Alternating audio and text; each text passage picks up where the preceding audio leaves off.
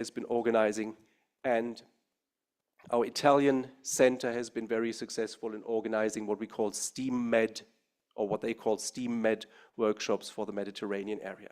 So trying to bring together people regionally, face to face. I mean, we are all of us who come to an event like this, it is always a decision, right? I mean, you are flying, you are putting CO2 out there.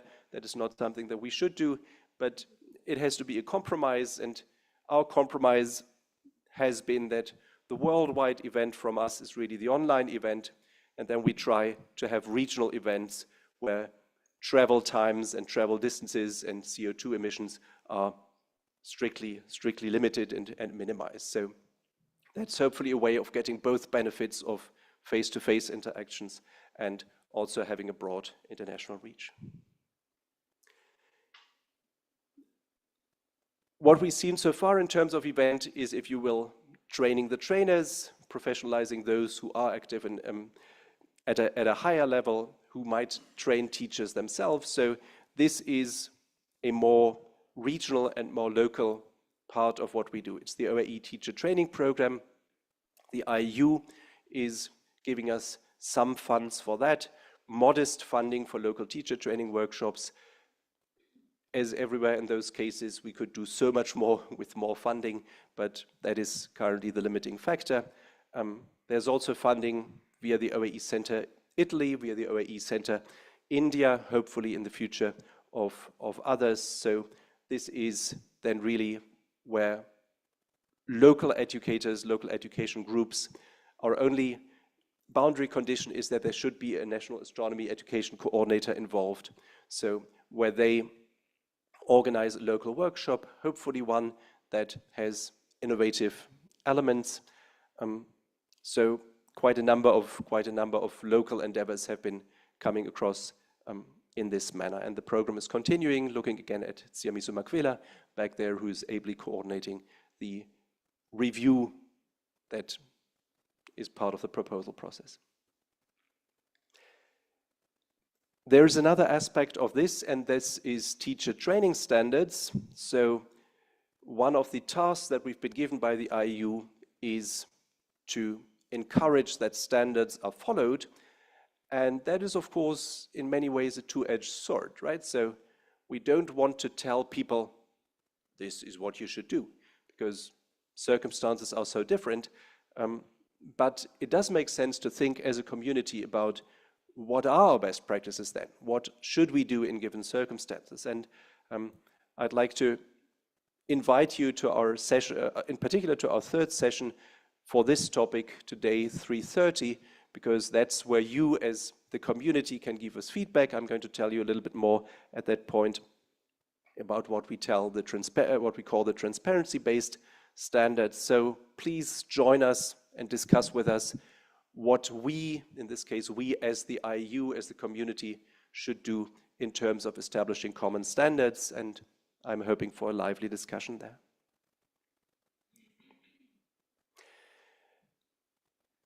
The next subfield within the OAE is astronomy education research, and that's been really nicely active in the last years in particular.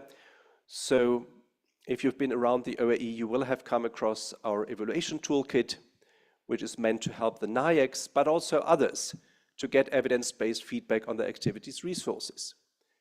And if you're like me, and I do not come from astronomy education research, I come from astronomy, astrophysics. And I know that from myself, I started out with not much more than enthusiasm and the basic grasp of what I wanted to bring across. But it's very clear that at some point, and I'm sure that a number of you have made the same, have the same experience, at some point you realize, well, it's nice to have a workshop and to talk to people and to see how teachers are enthusiastic about what you've shown them, but have they really understood what you wanted them to understand, for instance? And that, of course, is where this bit of astronomy education research, namely evaluation, comes in. And then once you've realized that it would be in line with your scientific mindset to ask for evidence what is happening, with your workshops, with your resources. That's where evaluation comes in. And if you have reached that point at some time, then I really encourage you to look at Sophie's toolkit, because it is really for practitioners. It is really meant to be applied. I've heard about a number of examples now where it's been used for evaluation. Check Sophie's Division C poster at the Division Days as well. Another bit of astronomy education research that we've been doing is astronomy around the world. We do have this amazing community of National Astronomy Education Coordinators, so we wanted to know from them, well, what is the role of astronomy in your communities? What is the role, what is the status? Is it a school subject? Is it part of school subjects? So in a way that is sort of laying the data-based foundation for getting more astronomy into the curricula, and that is to ask how much astronomy is already in the curriculum. And Saeed Salimpour, who was with us as a postdoc but is now with us as an associate, has been very active in that area. Looking at Michael Fitzgerald back there, your OECD study, of course, was the one that basically was before this and inspired the work that Saeed did afterwards. So I think this is a really important, establishing a baseline for what is the practice, what is the current status. I'd also like to acknowledge that the OAE Center India has been active in doing an astronomy baseline survey, and I believe you're going to learn something about this later on. Then there's concept inventories, which is basically the question of how do we even ask? What is a sensible way to ask and to measure understanding? Looking at CMISU again, check out CMISU's Division C poster on that later on. And we are currently, and you're all invited to keep your fingers crossed because we have funding applied for. We are currently trying to take this to the next level, basically by involving the NIACs and shaping the NIACs, at least those NIACs who are motivated to do this, into a network for comparative astronomy education research, where we can really pose questions in different settings and to the different countries. Looking at Sam Brown here, who's taking the lead with a pilot survey. So this is sort of what you can expect in the future. Hopefully, again, keep your fingers crossed for our funding. The basic resources set, this is what I said about making sure that there are excellent resources for everybody who wants to build up, say, in a basic astronomy course in their country. A lot of this is that there's a lot of material, but maybe not in your language. So we've been creating a multilingual glossary. There's a review and translation interface, because we do want to make our material peer-reviewed. So watch this space for resources that might also be useful to you. And our eventual goal is to consolidate the resources on particular topics as something that we're going to call OAE reviews. You're all familiar with astronomy research review articles, and we want to do something, create something different for astronomy education topics. Just letting those stand here. Eduardo is the one who coordinated our astrophotography contests, fundamental set of astronomy images education, everything that we do available under a Creative Commons license, so very important to make this openly accessible. Hopefully by the end of the year, there's going to be a set of translatable fundamental images, diagrams, covering all the basic astronomy topics. If you're looking at something for your next lecture, for your next class, then this might be a way to go. All right, I think that might be my last slide, because one thing that we've been lucky to do is we were able to consolidate a number of projects that had grown out of IAU activities. I hope that all of you are familiar with the AstroEDU peer-reviewed platform for publishing classroom activities in a systematic manner. And I also hope that all of you are familiar with the big ideas in astronomy. Both have grown long before the OAE was there out of Commission C1, but we've been able to consolidate them. So again, if you haven't seen this, check it out. And I believe that brings me to the end. Here are some handles, website, social media. We're not that active on Twitter anymore, but invite you to join us on Blue Sky, which is a very friendly platform for astronomy. And I thank you for your attention. And there is a possibility for questions, of course. Thank you, Marcus. We have time for questions. Yes, Elena. Oh, Nabil. Thank you very much for your great presentation. I'm from Ethiopia, and I have some experience with working with you, and it was awesome. You know, we won TTP training twice, and when we host the event, we engage both teachers and students. But as our network expands, we observe that we need so many materials. And when I came here,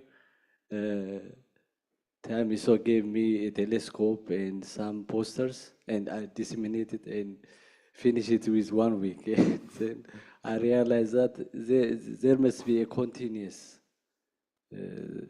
demand of materials, because our network is expanding, not even in capital, but in rural regions.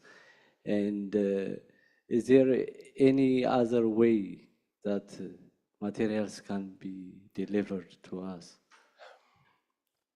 Excuse me. Yeah. Also, if someone comes transit through Addis Ababa, can they bring some materials? If they contact us, we will take it. You know, the delivery may be expensive, but when someone pass by, I think we can collaborate, and we can take any materials, because the students need any kind of material. They will be excited to have even a single poster or a single sticker. That may change their lives. And thank you very much. Thank you for that question. And I mean, thank you first of all for the example, because I think what you're describing is really what we are hoping. I mean, the part where you organize the TTP, where your community grows, where demand grows, that is, of course, what we are hoping to achieve. So thank you very much, and thank your team for doing this. And you can see from this very much it's a process that goes together, right? The central OAE office can only do so much, but in the end it's really down to people like you who organize the events locally, who grow the teacher network. What you're saying with the materials, of course, is a sore point, because it does come down to the funding issue. And that is really what is limiting all of our activities. The bright side is that the IAU is now making more of an effort to raise funding. They're going to hire a professional fundraiser. We have high hopes of that, also in view of expanding projects like TTP. We would also like to work with the local communities to see how and in what manner local funding might be sourced, and I quite see that there's going to be huge difference from region to region for those possibilities. What you said with funneling materials like poster and similar things to the various communities, that's a good point. So we're going to take a note of that, because as you see in the GA, there are many organizations that do have the materials. So I think it would make sense for us to contact some of these ESO, NASA directly, and try to see if we can organize something like distribution of posters, of stickers, all of which are going to be in English, but the images are images, right? So yeah, that's a very good point, and I'm going to take that up. Thank you, Marcus. Any other questions? Okay, I'm only going to take one more question, and then at the end of the session, if we have more questions, please, we can ask Marcus. Okay. Thank you so much for this opportunity. I just want to check. I'm one of the teacher trainers in astronomy here in South Africa, especially South Africa. We're moving around the whole province, but we still have a challenge. As much as astronomy is part of our curriculum, but it starts from grade 4 up to grade 9. So it's more of basic astronomy. So we want to up the level of the standard in training the teachers. So we've done a lot of survey. The teachers, they always say they need something which is hands-on for the kids to understand astronomy. So I just want to check with you guys if how can we get the material that will be more hands-on at a bit upping the level of our teachers. Yes, so two answers to that. The first one is that with our own fundamental resources collection, that is where we want to move. And one thing that we are starting is we are take a modern topic like galaxy evolution, something where there's really something happening, where there's really interesting physics happening. There is currently a gap between what is happening in terms of research articles, and research articles in the last years have really fundamentally changed things in a way that it should be reflected in textbooks, but isn't. So that is one gap that we're going to bridge. And my other recommendation is to check out a number of existing programs. You're just sitting a few chairs away from GTTP with Rosa Duran, and if you haven't done so, you should definitely talk to her after the session. There's also Rosa Rose with the NASA program. So there are a number of hands-on or eyes-on or brains-on activities out there, and depending on which language you're teaching in, and I know that South Africa has a number of them, English is of course available, and for other things we can talk about translations and be happy to host translations. So.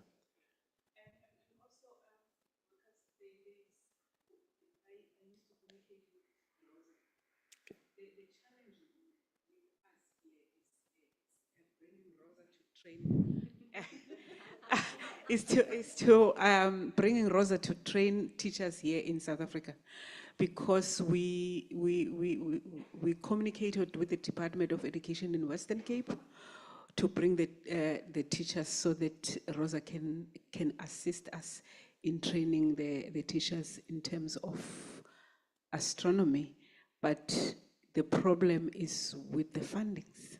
Yes, I think that is the problem that we all face. I said that we are sort of pinning our hopes on IAU fundraising. That also has a slight downside, and that is that the IAU itself is sort of had to downsize, in particular for this next 3-year period. That is something that all the offices have felt in one way or the other. So we really have to see how that develops, but we are going to try to find more ways, and our preferred framework, of course, is the TTP, to really get funding to where it's needed. But it's very clear that we are not, say, the Gates Foundation. So this is our weak point. Funding is our weak point. I think the community at this point is our strong point, but I fully agree with you that both elements are important. And as I'm about to kick Marcus off the stage. yes. Thank you so much, Marcus, for that talk. Please keep the conversation going. I almost forgot that there are people online. People online, if you do have questions, please do put them up on Slack, and we'll try to get to them also at the end of the session. The next speaker that we have has already been mentioned. Yes, we have the President of the Executive Council of Nuclear, Dr. Rosa Duran, and she will be giving an invited talk on the 7 pillars of community development, which is something that is very important at the OAE. So you have to teach me how to work.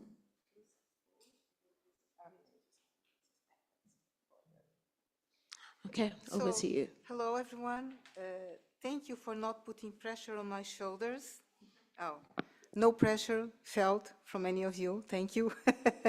So yeah, I think what Marcos presented here was a very good X-ray on what's going on in the world of astronomy education. And I have to say that since we started our association in Portugal and got global, in 2009, a lot changed. And the sole fact that we heard Marcos talking about the pain of growth shows that we are growing, and this is really very good. And I also see here in this audience a lot of people that are doing a great job in bringing astronomy education to their corner in the world. So I think in this last 20 years since I started doing what I'm doing, a lot changed, which is always good.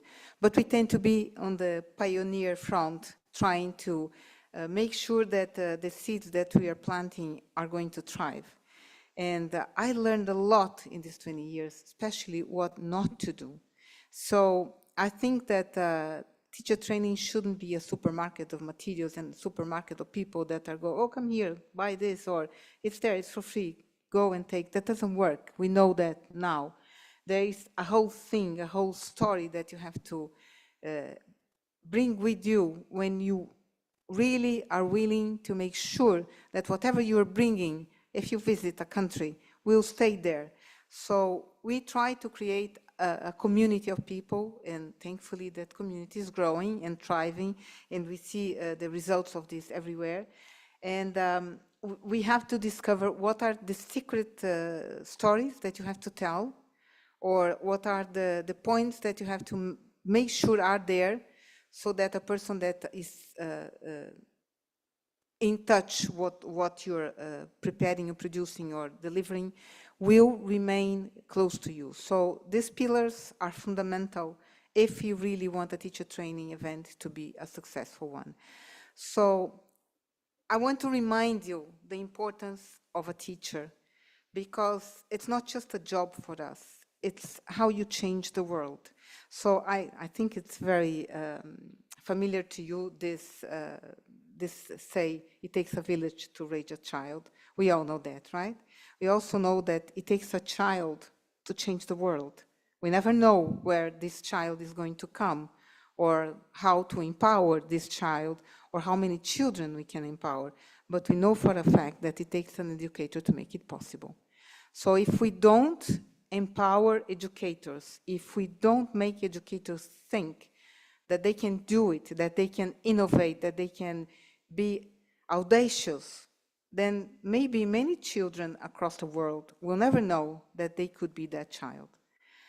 So what does it take to empower an educator? I don't have time to do this Mentimeter with you. I've been doing this quite some time, and I'm not going to ask you because I know you are a converted audience here. But this is a question that you have to ask for policymakers. You have to ask to families.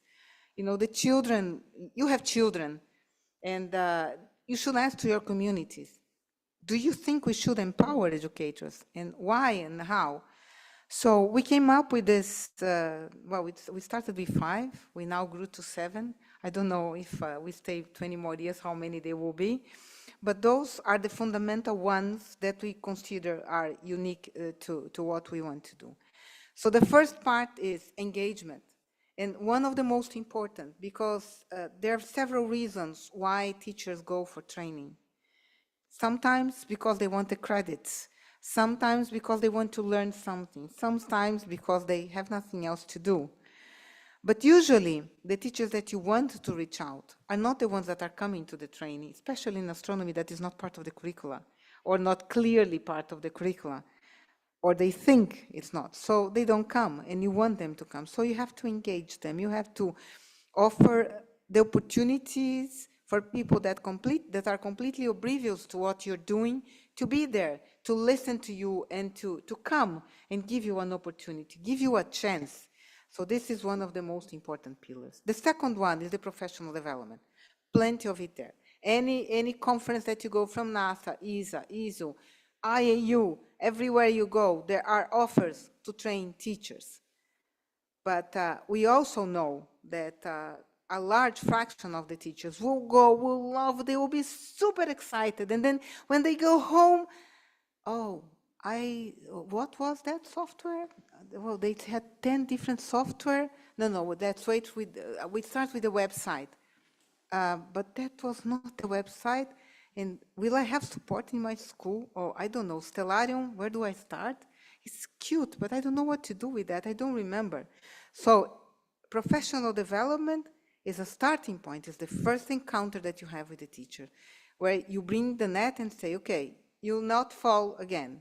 You are not alone. So if you want to continue with us, we will be here for you. And that's the story that I'm telling today about teachers that felt in our trap, never to be free again from us. So they have to feel that they are not alone, because usually there are one pioneer in their school trying to make a difference, and no one else is hearing, or the school heads are saying, oh, you really want to do that? I mean, you want to create a Mars corner in school? What for? Who cares about Mars? And you really want to explore black holes? What for? If you discover one, what will happen? So why is this important to sustainability or whatever? So they have to feel accompanied, so that all these crazy ideas will make sense, will be part of the curriculum, will be part of the evolution of the competence profile of their students. So that is where support comes. And support means you train them once. Sometimes, and often it happened to me, I meet people once in my life, face to face. I love meeting people third time, fourth time, fifth time, but it also makes me feel sad that I don't have first encounters with many people, and I would love to have many more. So you meet them once, and you want them to know that you are there for them. And I think that COVID, with all the bad things that it brought, also brought a very good thing.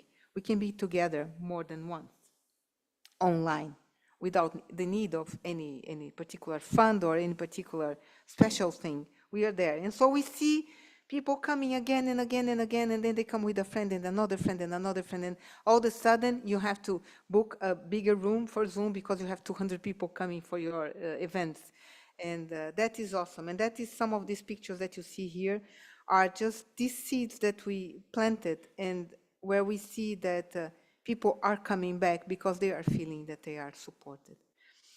You have to recognize the effort, because a teacher that is on the front edge, pioneering whatever you are telling them to do, and I know that each and every one of you in this room are trying to bring teachers to do things that are completely outside of their comfort zone. They are doing without a net, without support, without knowing exactly what they are doing. They're just being brave. So you should recognize, and recognition is not just a certificate. Put them in social media, let the world know what they are doing. Make the others that didn't come very envy of the ones that did come, especially when you're offering full support and people don't apply for that. So make them envy and say, oh, I could have been that one if I would have filled that, that proposal. Also, community involvement. Because, they go back, they go to school, and after 1 year, they convince the headmasters that they can do that, and then they convince one or two colleagues, and then finally they convince the students, but then the parents will come and say, what are you doing? What the heck? Why should I care about, launching a spacecraft or observing a galaxy and learning about galaxy evolution? I go to the supermarket, that doesn't make any difference to me.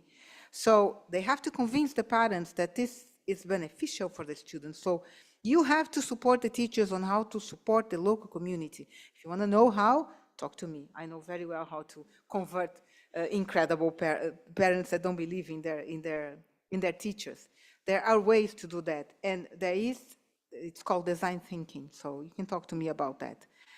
And it's also dissemination. Make sure that the school is telling the community the projects where their teachers are involved, the things that they are doing, that they are working with IAU, with COSPAR, with NASA, with ESA, with ISO, that their students are being exposed to cutting-edge research and sometimes having their hands-on research. So dissemination is also important. And of course, Marcus already said that, evaluation. Talk to Sophie. She's the best evaluator ever. I love the way she does things. It's super cool.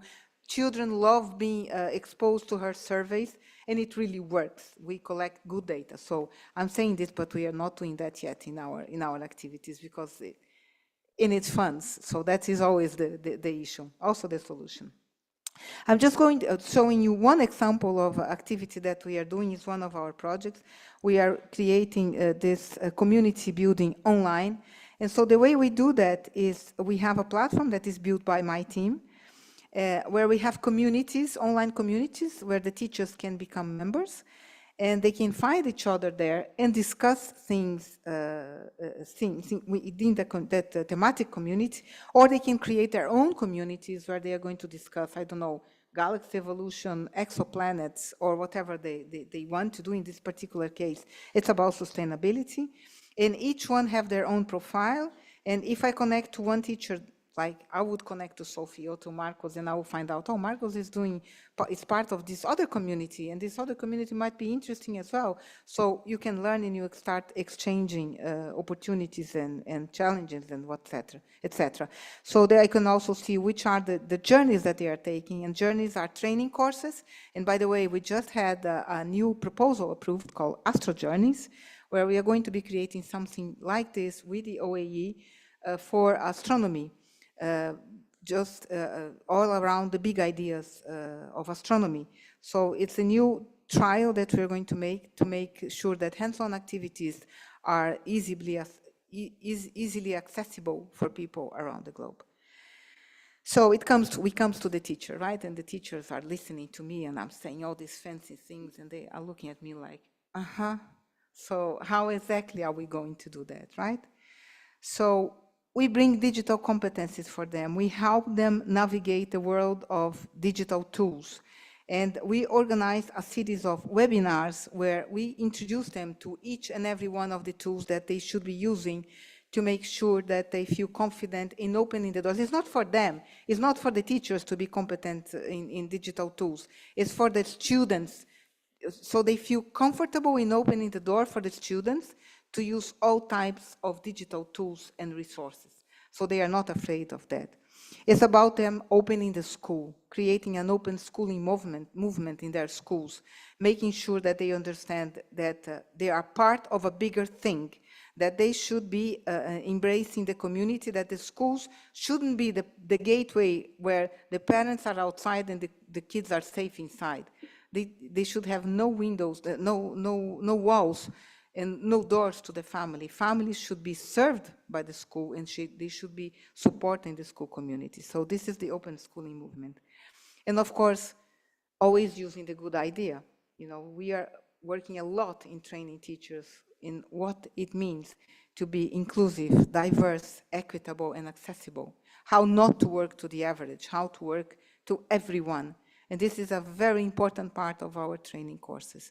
So we are investing a lot in learning a lot about that, because this is also something that we are not experts, but all of a sudden we have to know how to do that.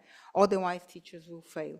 So it's not about giving the same opportunity to all, it's much more than that. And so we have a lot of journeys that we have already prepared, and there are more that are coming your way. And just going quickly because I'm spending too much, I'm talking too much. So we are organizing these webinars, and we will be organizing thematics webinars within the Astro Journeys as well. We are going to support schools across the world to establish partnerships among their schools, across countries, across languages, so that new projects will emerge, and that is already happening. And I will show you some pictures of community events where teachers from different countries are participating, and then they are establishing collaborations with teachers from other countries. We have examples in this room of people that are doing that. So you can ask them how difficult or easy it was. We organize Tea with Bits with our events where we invite teachers could come with a coffee or a tea and just be there with other colleagues discussing. Sometimes there are specific topics, sometimes it's just an open channel for teachers to come and discuss whatever they want, seek for counsels or share best practices or discuss the new opportunities that emerge, whatever. So we have lots of social media channels where we are incentivizing teachers to take part.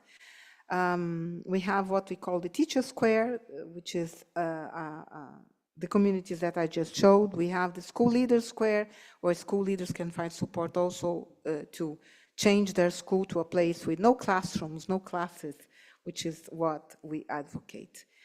We do online and face-to-face training, of course. We have several international events, and many of those we have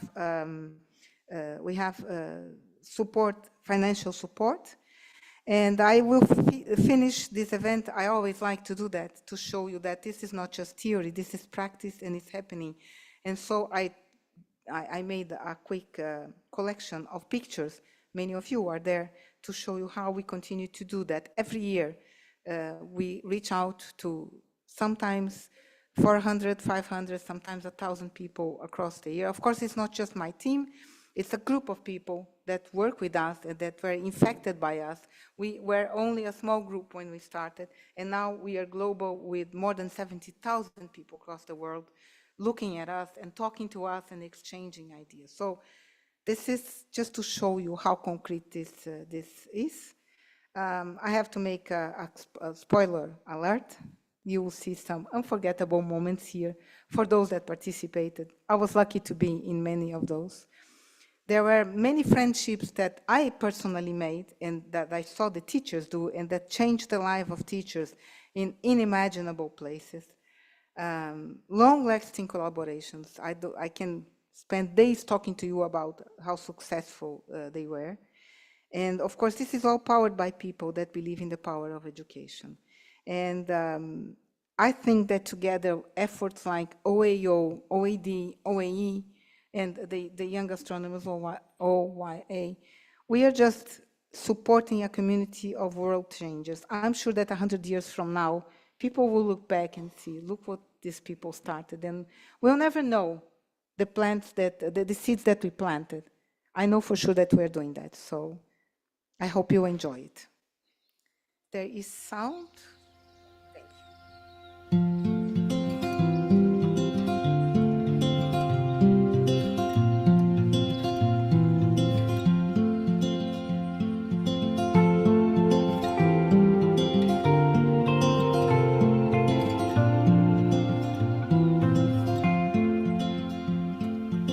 Sunlight fell, it reminded me that life can be so gracious sometimes.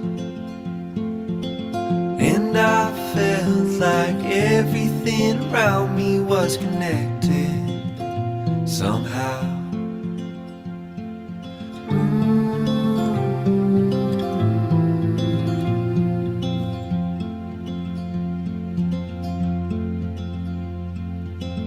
At night I hear the rhythm of the ocean as it breaks on the shore.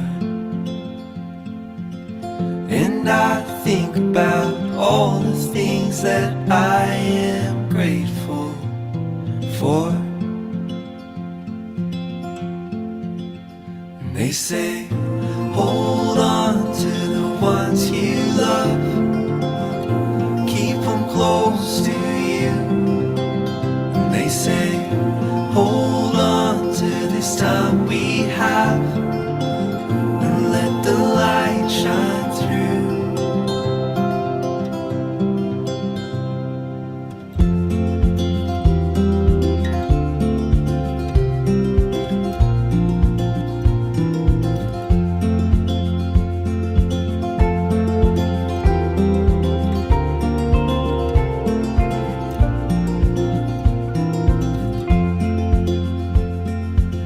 Sometimes I get a little bit emotional when I see love unfold.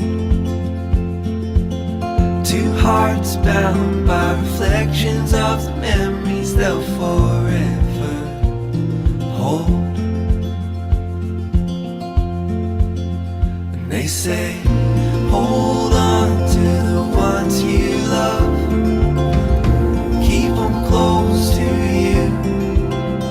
They say, hold on to this time we have, and let the light shine through.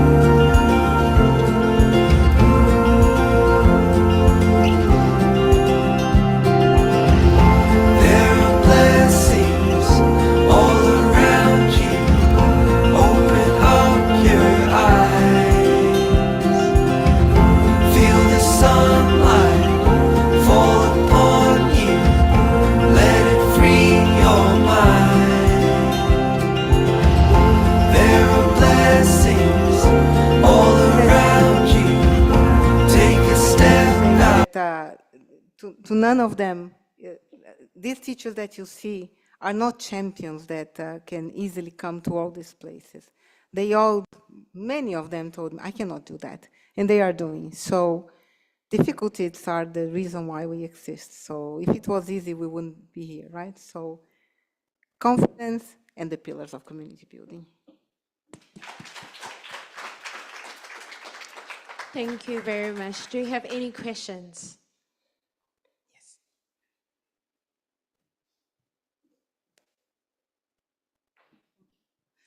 Thank you for the presentation. My question is, do you have some metrics on the type of schools these teachers come from?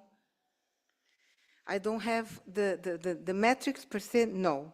I don't have that statistics, but we know in all these years we train teachers from kindergarten to university professors, less university professors, more kindergarten, but it's across all grade levels and all subject domains. We had teachers from all subject domains. I can tick the boxes literally from all.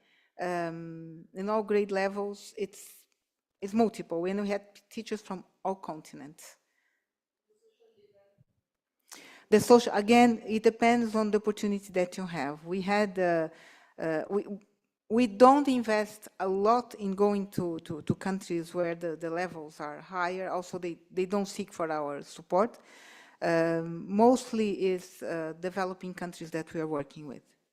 Not only, we have lots of communities in Europe that are seeking for our support as well. Do you have another question in the room?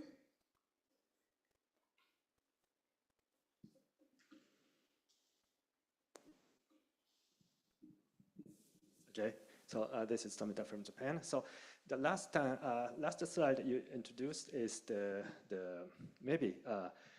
teacher training session in Korea, South Korea. Maybe there were some staff who can translate the English-speaking session to the local teachers. So when I introduce this kind of great teacher training to local teachers in Japan, so almost none of the teachers can interested in this kind of activity because of the language barrier. So maybe I think that some teachers can translate and bridge the English content to local teachers. So I want to know how many teachers, not one or two, but 10 teachers who can bridge the contents to the local teachers. So I would like to know the size of the mediator and the translator. And okay, thank you for that. That's a very important question. I was vaccinated on that in China. My first teacher training event outside Europe. I went to China with Hong Feng Guo, and we trained 60 teachers with one student translating me. From then on, and it worked very well. And I trained teachers in France, I trained teachers in Benin, I trained teachers in France, in Germany, in Japan, with the help of Tomita. You need one person just doing the simultaneous translation. The thing that you have to allocate is more time, and so that you can speak slowly and the person can translate. And sometimes they put an extra person to make sure that the translation is recognized. And in all cases where I had that, all cases, and it was more than 100 already, what happens is that after some time, the language, the body language starts to be recognized and understood, and you start connecting to the audiences. In France, I had a unique example. It was a challenge to me. They said, you cannot do that. I said, well, I can. And after 1 hour, the teachers were speaking to me in French, and I was speaking to them in English, and we were communicating. And people are telling me, how do you do that? So it's just, there's always a way to do that. In Korea, it was a very sad story because they had 100 applicants, and I wanted the 100 of them in the room, but they selected only the ones that spoke English. But my preference is not that. I prefer to have, and also if you mix, which we did in Korea, and that was awesome, was that we put the people from foreigners in the mixed, and English speaking also support. I know, I go. Thank you very much to you, Rosa, again. Okay. So next we have a speaker from OAE Center Italy, and she'll be speaking about bridging cultures through STEM and the MIRTO STEM-led initiative for primary school education in the Mediterranean by Center Italy. Thank you, Siamiso. How this work? Okay, I can do it. Hello, thank you, Siamiso. My name is Alessandra Zanazzi, and I work at the Italian National Institute for Astrophysics and the Office of Astronomy for Education Center in Italy. And this project I want to tell you about is a co-design project involving the NAECs of the Mediterranean region. And I will skip very quickly through the description of the OEA, which already Marcus did, and the Italian office that's made by a lot of people, wisely managed by Stefano Sandrelli. And we participated in the project of the Office of Astronomy for Education at an international level. But what I wanted to tell you about today is a project that we did focusing on the intersection of our main area of interest. When we signed our Memorandum of Understanding, we decided to focus on three main areas of interest. AstroEdu, the platform that Livia will tell you about later in the afternoon, and then the Mediterranean and children under 12 education. Children education because we have been for a long time experiences and researching education for children in particular, but meaning child-centered education, innovative practices that start from the students. Actually, and so we wanted to continue sharing the expertise we gained in that field. But then we realized that that what it matters to us is more the methodology than the age group. So in the next Memorandum of Understanding, we are going to shift the focus from the age center from the age group to the methodology applied in the education we want to propose and foster. And then the Mediterranean is quite obvious because Italy, I have to say farther. Okay, sorry. Because Italy is right in the middle of the Mediterranean, so this is obvious, but also because we think that the Mediterranean being the crossroads, I mean the meeting point of three different continents, many languages, many people, many different people, different approaches, different cultures, could be a really good place for dialogue, for fostering a dialogue, for mutual knowledge exchanges and for building together. So the project is also stems from the idea that we need to promote scientific citizenship. And if we do that, starting from a very young age, we feel that the younger the better. But to involve young students, to engage young students, you have to engage teachers, you have to engage schools. And this is why we are talking to the NAECs, the National Astronomy Education Coordinators. And also, Marcus told us about the resources that are present out there. There are huge, rich repositories and places where you can find very good resources. And this is good to know for the teachers. But also, they need, sometimes we had, in our experience, we realized that teachers not only need to find the resources, but also need to build the use of these resources. They need to build their practices, their educational practices, contextualizing them in the local context, in the local situation. They have to adapt to the national curricula. They have to adapt to the school, to the local situation they have. And sometimes this is very difficult. So that's what we wanted to do, also help the NAECs to build education as a community activity process, local and context sensitive. So what we did was we started this project involving the NAIC around the Mediterranean and meeting them online with the MIRTO, which is for the acronym from Mediterranean Informal Roundtable Online. So we got to know each other. We made a call for the NAICs in the Mediterranean, and this call was quite, we had quite a good answer because 16 countries participated, and we have online meetings, 4 online meetings.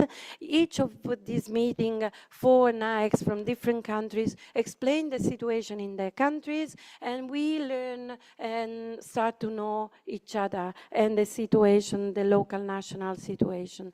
And then after that, we built on that knowledge, on that exchanges, and we started with the proper co-design in the STEMmed project.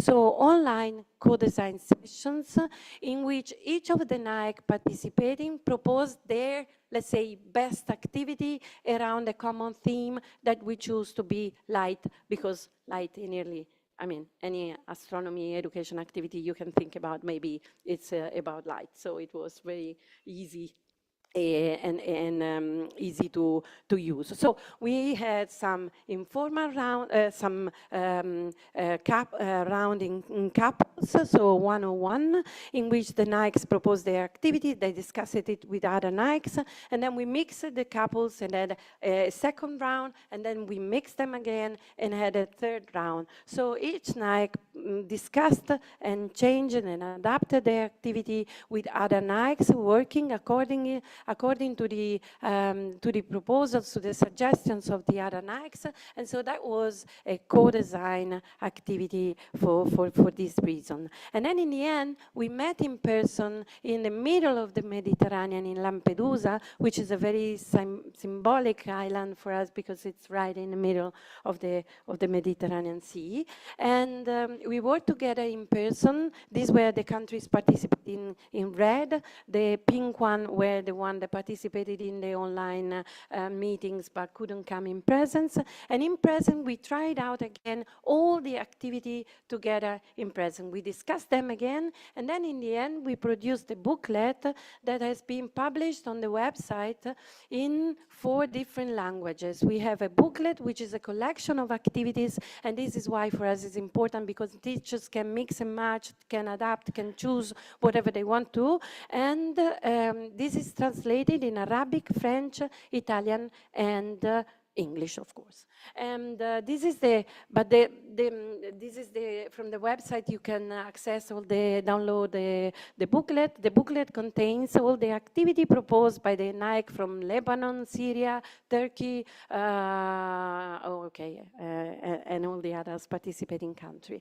But what is important for us is not only the output, the booklet, the activities, but more the process, which is symbolized by this spiral figure you see here. So the process from the very beginning to all the steps and the online meetings and everything. If you scan the QR code, you go to the website that tells you more in deep of what we did. And especially there is a video I suggest you to watch.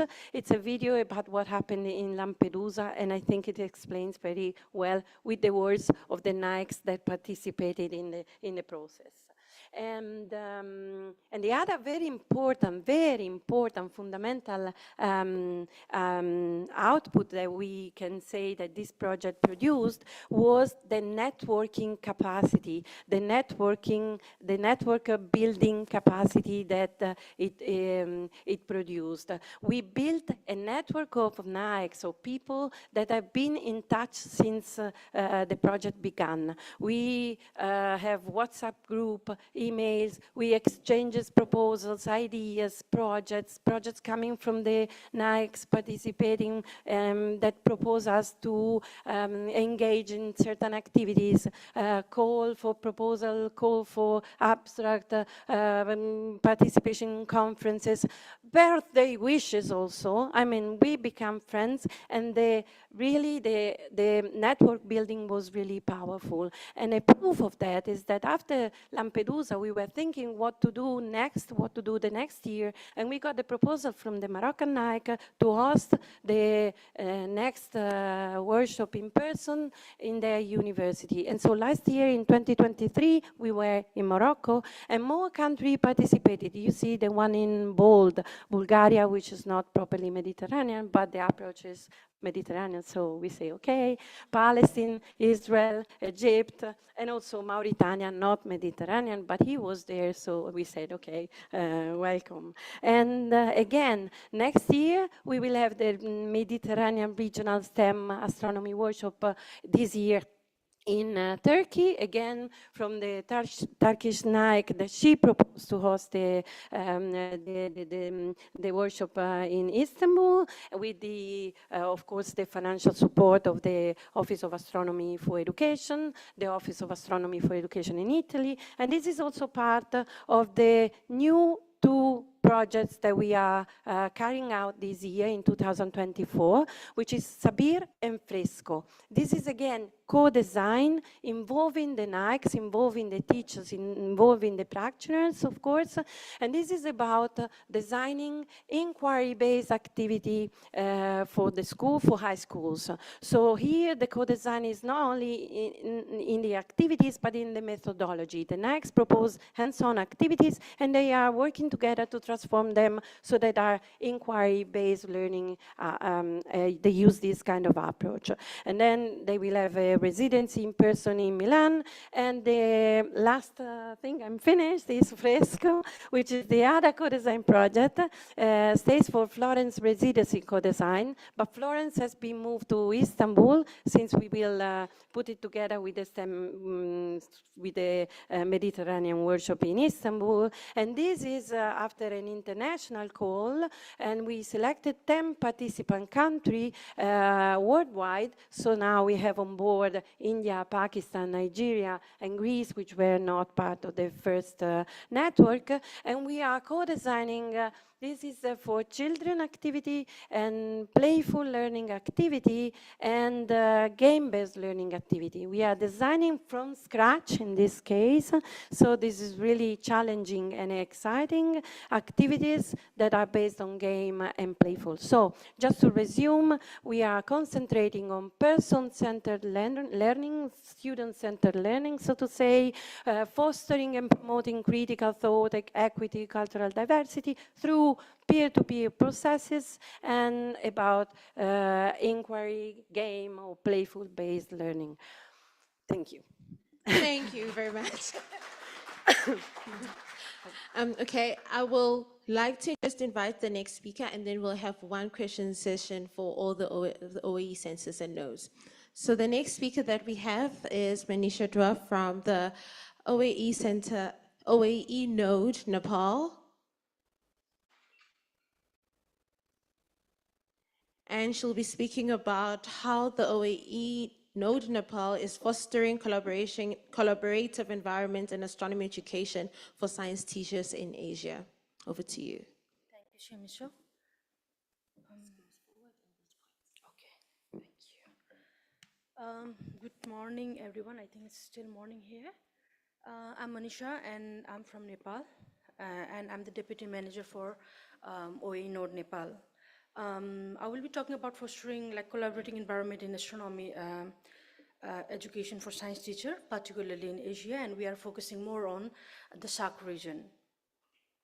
Talking about Nepal, OAE Nepal Node, we call NOAE.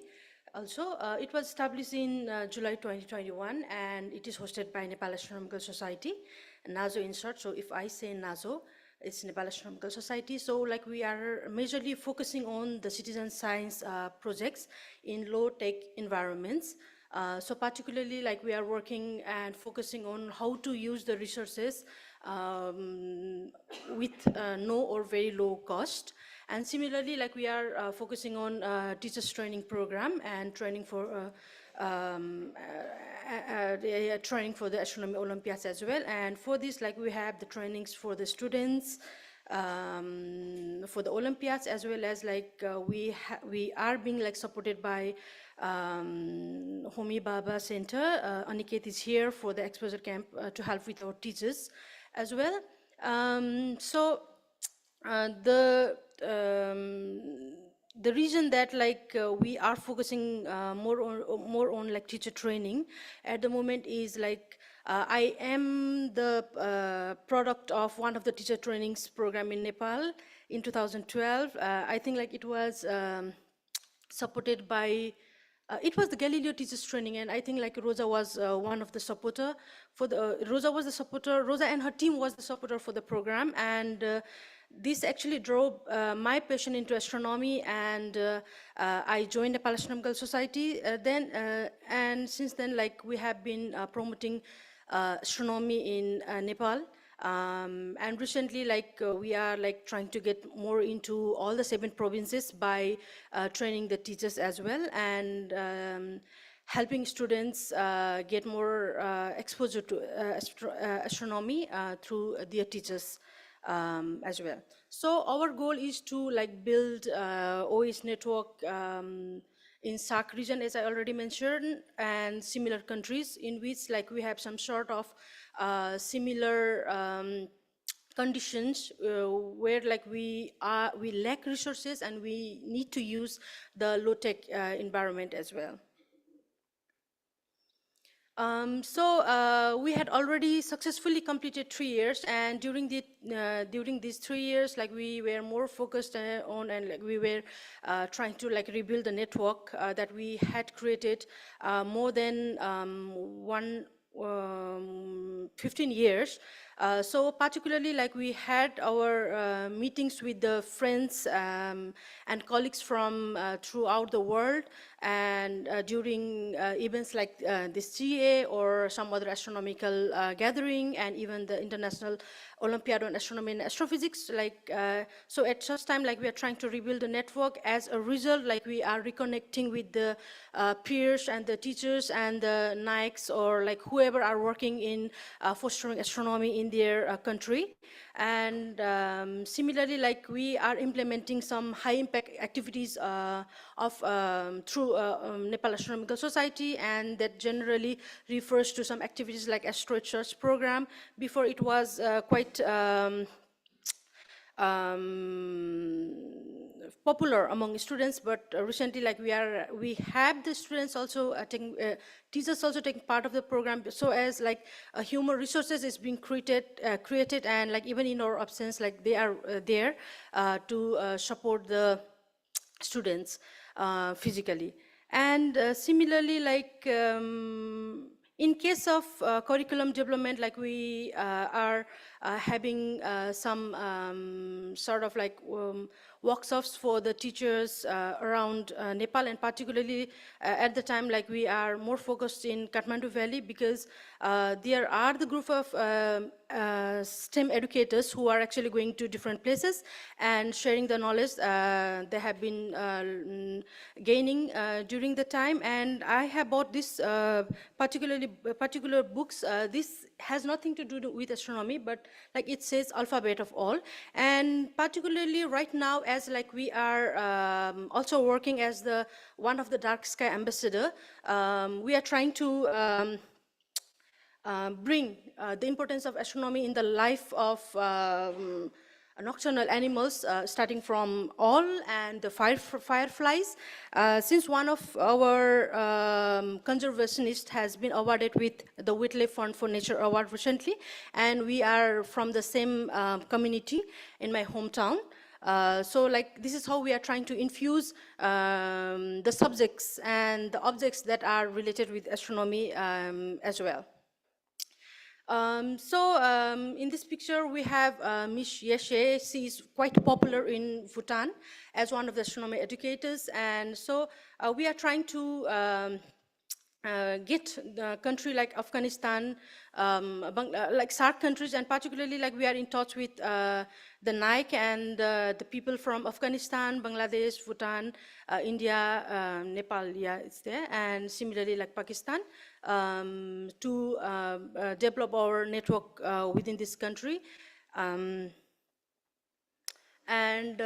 Talking about like how we are involved with OAE headquarters is like, even though like we funding is kind of a difficult thing for us, but like we are trying to support us with our time to the OAE headquarters, and like we are contributing to the OAE. We are trying to contribute as much as possible to the OAE headquarter activities, and so far like we have provided support in IAU workshops. I was actually even learning from that as well, so I think like that experience will be helpful for me to conduct the IAU SHAW workshop that is going to happen in December. And like this is a call for the teachers and NAICS, if they are here, we can talk after this program. And we are also like trying to give our input and contribution in astronomic glossary preparation as well. And yeah, I'm also the part of one of the OAE astrophotography contest as well. And like we have a very strong collaboration with OAE Center India. Aniket is here, and with their, like we are getting a lot of support from them. And in case of this IAU SAW workshop for astronomy for education, while preparing the proposal, like we are discussing with the Indian Center, and the progress is going on. And the workshop is scheduled for December 2024, second to third week. So if you have anything to talk about that, like I will be here throughout the GA. Similarly, like I would like to highlight a bit on the partnership with OAE Center in China. In December 2023, like they had this program, the regional school for International School for Regional Young Astronomer, and like along with me, like we have 3 more participants who are pursuing their bachelor's degree in physics. And the reason these students were there is in order to build the human resources. Since all of these students, like they are teaching in high school in the country, we are trying to create the human resources. So we are also involved getting support from the OAE Center China and their team. We had our collaboration through OAE. We had met a lot of stickers, but we were not able to share with everyone there. Okay, so like we introduced OAE Node Nepal to our participants of IAUS 375 that was held in Kathmandu. And we even organized a teachers workshop. We had Marcus Botcher and Yuri, like who went to some of the schools, and like they interacted with students as well as teachers. And yeah, like there was a OAE teachers training program, like TTP in 2022, which was quite successful, and like we will be having one in 2024 as well. Yeah. So this is our approach, like, you know, the challenges that we face is like we had this language barrier, not just among the participants from throughout the region, but even in Nepal. It is quite difficult sometimes to take our idea to the teachers. So these are some of the challenges faces, which include like varying level of astronomical infrastructures as well, and logistic hurdles is always there. But the opportunities that identified was like we were able to like have the cultural exchange and shared resources, and the impact was yeah, we have this increased interest of astronomy among young students and the educator, and like we are growing our network. And these are the conclusion and the future direction of NOAE. And thank you. I'm in time. Thank you so much. Please remember to keep your questions till the end of the session for Manisha. Thank you so much. Thank you, Shamisha. The next speaker that we have is online. Hi, Emmanuel. Hello, can you hear me? Do you hear me? Emmanuel online? Yeah, I'm here. We cannot hear you. Scheiße. You cannot hear me? We can hear you online. You hear me online only. What can I do? Okay, can I go to the next topic and then we'll come back to you, Manuel? Okay. We can play the talk by OAE Center China.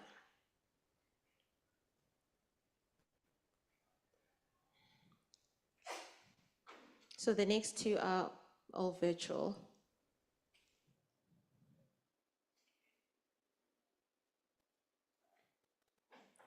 Hello everyone, I'm Zhang Haopeng. The topic of my talk is to introduce the OAEs in China and its affiliated organization, Beijing Planetarium. Astronomical education enhances the future of humanity is the slogan that Professor Li Jian always mentions, and it's also our motivation and hope for astronomical education. Let me start by introducing our team. Our director is Dr. Qi Rui, and the deputy directors are Dr. Zhu Jin and Professor Li Jian. Our coordinators are Ms. Cui Jie and myself. The planetarium has always been the center of astronomy education in China. Hello everyone, I'm Zhang Haopeng. The topic of my talk is to introduce the OAEs in China and its affiliated organization, Beijing Planetarium. Astronomical education enhances the future of humanity is the slogan that Professor Li Jian always mentions, and it's also our motivation and hope for astronomical education. Let me start by introducing our team. Our director is Dr. Qi Rui, and the deputy directors are Dr. Zhu Jin and Professor Li Jian. Our coordinators are Ms. Cui Jie and myself. The planetarium has always been the center of astronomy education in China. In recent years, planetariums are growing rapidly in China. The Beijing Planetarium, our host institution, holds a special place in the history of astronomy education. It was established in 1957 and was the first planetarium in China. Beijing Planetarium regularly organizes outreaches, astronomy Olympiad, exhibitions, science talks, astronomy camps, public observations, and so on. It has two dome theaters, a 3D and a 4D theater, and an observatory.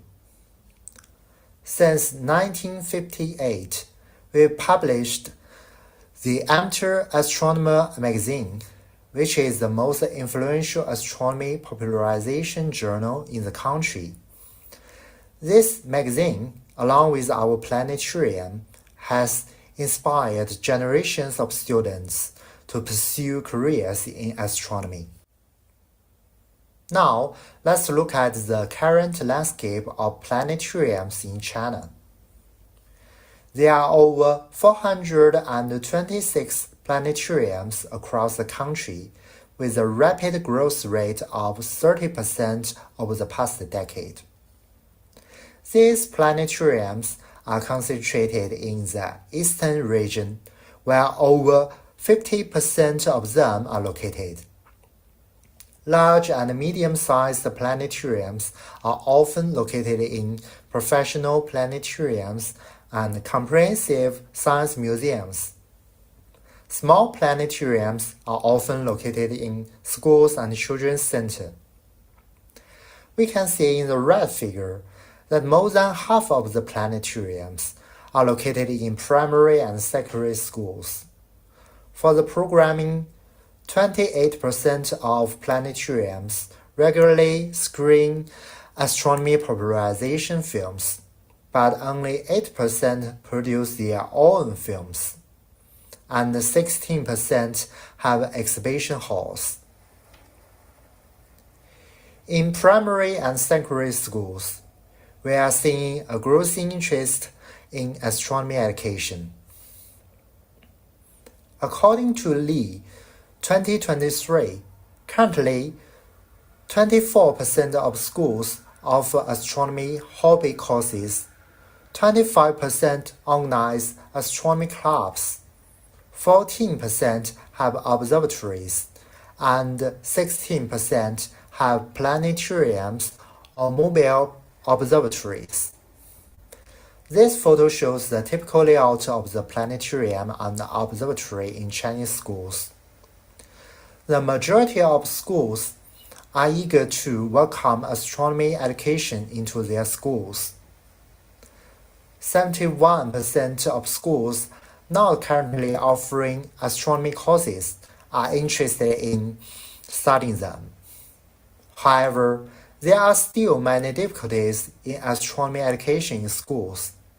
The most significant is shortage of resources, including high-quality teacher training, suitable teaching materials, course venues and equipment, and quality teaching staff. Museums and schools without walls play a crucial role in education. Many schools and teachers are interested in collaborating with museums. In fact, 76% of schools welcome astronomical museums' involvement in after-school services, and 96% are willing to participate in teacher training organized by astronomical museums. For the preferred forms of collaboration, schools desire astronomical museums providing on-site activities at schools, organizing students' visits to museums, organizing teacher training or science competitions. And the key issues for schools in collaboration includes funding support, museums' capacity, communication channels, and lack of teachers. In the next section, I will introduce activities of OAE Center China. In this year, we organized 2024 Astronomy Teacher Workshop in Beijing, focusing on sharing experiences and solving common challenges in astronomy education. In the last month, we organized nationwide teacher training in Rugao, aimed at improving teaching skills. These events attracted nearly 140 participants. In addition, COAE organized 2 frontier reports on astronomy, 1 mobile planetarium event, and 3 public science lectures in 2024. We started the second curriculum development project in early March to develop at least 10 astronomy and physics serious science popularization experiments for upper primary and secondary school students. For OAE networking, we formed a translation team of 10 volunteers. In terms of news spreading, we utilized our own media platform, official website and WeChat official account of Beijing Planetarium to disseminate OAE news. It is worth noting that COAE supported the organization of the CNAO, the Chinese National Astronomy Olympiad. CNAO started in 2003.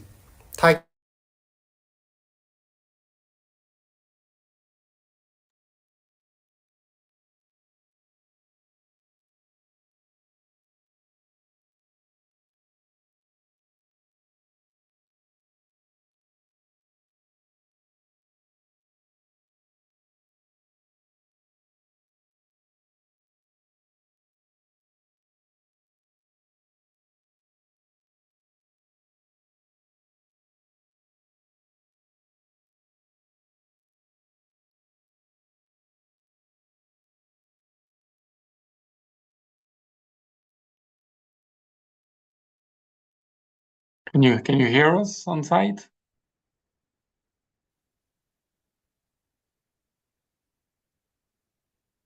I think the audio from Zoom does not work on site.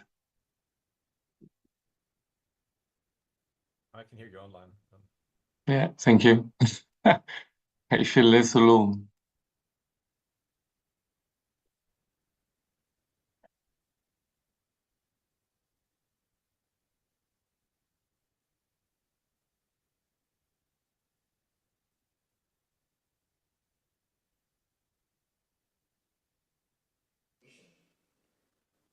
Thank you so much. And the Deputy Director of OAE Center China is here with us. So if you have any questions, you can talk to him. Can I just check if Emmanuel is with us? I'm with you, but it seems late. you don't hear me. Emmanuel, Yeah, I'm here. But say something. there is a problem with the Zoom connection. We cannot hear Emmanuel. Yeah, too bad. The people online can hear him, but Yes. we cannot hear him. I can talk to the people online, but it will be less useful. Yep, colleagues at the back are working on it. Thanks, Neil. Hi, Neil. Neil is joining us as well.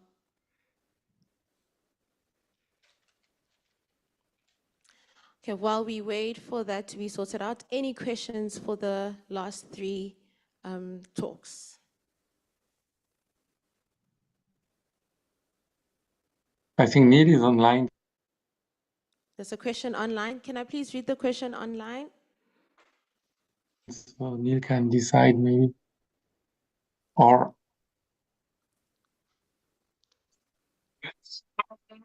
yes. What do we do? Oh, that is Emmanuel. We can hear Emmanuel. You hear me? Welcome, Emmanuel. We Thank can hear you. you. I'm glad Over that you to hear you. me. Okay. Shall I start? Yes, please start. So I share my screen maybe? Yes, What do you please. think? Okay. Okay, thanks. So I hope you can see I did a PDF, so it's easier to share. Yes, we can see your screen and we can see you as well, so it's really great. Okay, wonderful. Thank you very much, and thank you for welcoming me, even if I'm online. So I will just make a short presentation about the activities of the Office of Astronomy for Education, the France node. And this node is dedicated to the French-speaking countries. So we decided to have a focus not on geographical regions, but more on the language-centered community. So it's a community of the Francophone-speaking countries. So besides the main website of OAE, we created a website for our node that is hosted by the University of Cergy, CY Cergy Paris University. And I would like to really thank OAE for the global help and the networking.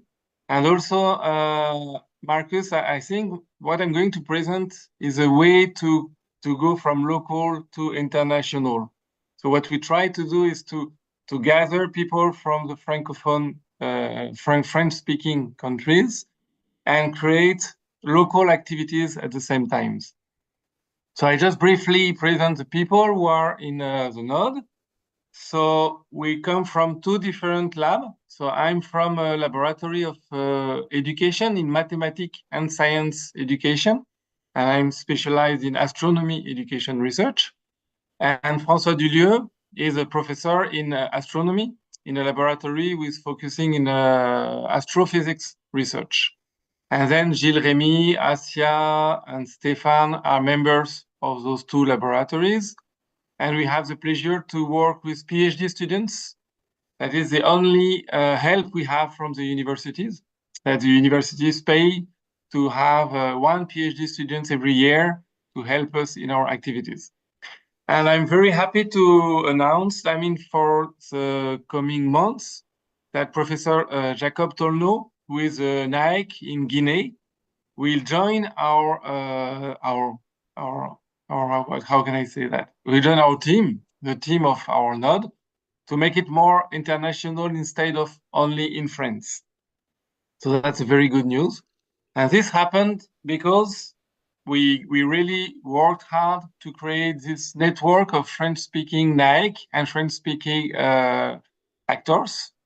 So our first goal is to identify resources and actors who speak French, and then to help translation from OAE resources to French resources and back French to OAE. So I did this small map where you see every countries where we do have a real connection with one or more NAEC in those countries. So it's a good start, I think. And to do that, our main activity is international conference that we do 1 year every 2 years. So the first one was in 2021. It was online, of course. And in bring, like, as you can see here, 2,059 people from 17 countries, and mostly teachers and researchers, with a few trainers and mediators. And our goal at that moment was to make like an image of what is done in astronomy education in the Francophone space. So we have different topics.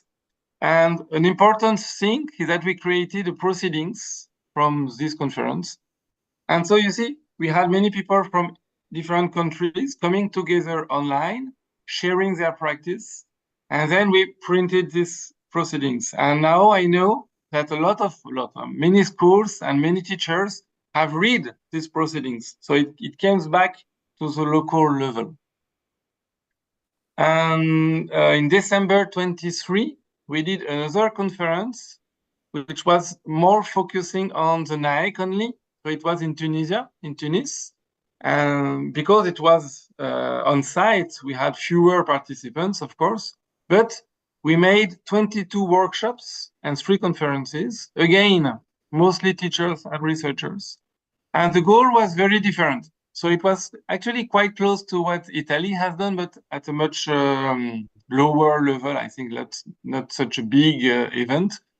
But the goal was to create those workshops based on what we found in the first conference, on what was described from the first conference. And the next step, hopefully, is to put those 22 workshops, or some of them, in AstroEdu in French. So that's our next goal, is to create the French AstroEdu resources. So some of those workshops will become one activity in AstroEdu in French, and maybe then we can translate them into English.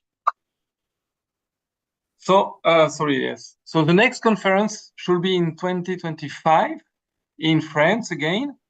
And we hope to focus on informal education. That's one thing we might think about. We talk a lot about teachers.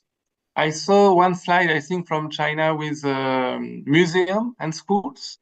So we also want to focus next year on the informal education and museum and mediators and so on. So this one should be hosted by a planetarium in France, a famous Épinal planetarium, to create a shift towards informal education. So those are our main activities in networking, so those 2 conferences and the proceedings after the conferences. And we also do local events, which is to reach the schools around Cergy. So here you see it's a really local stuff. And we make every year, we do an astronomy day at Cergy with about 200 pupils and 5 schools that are very much involved.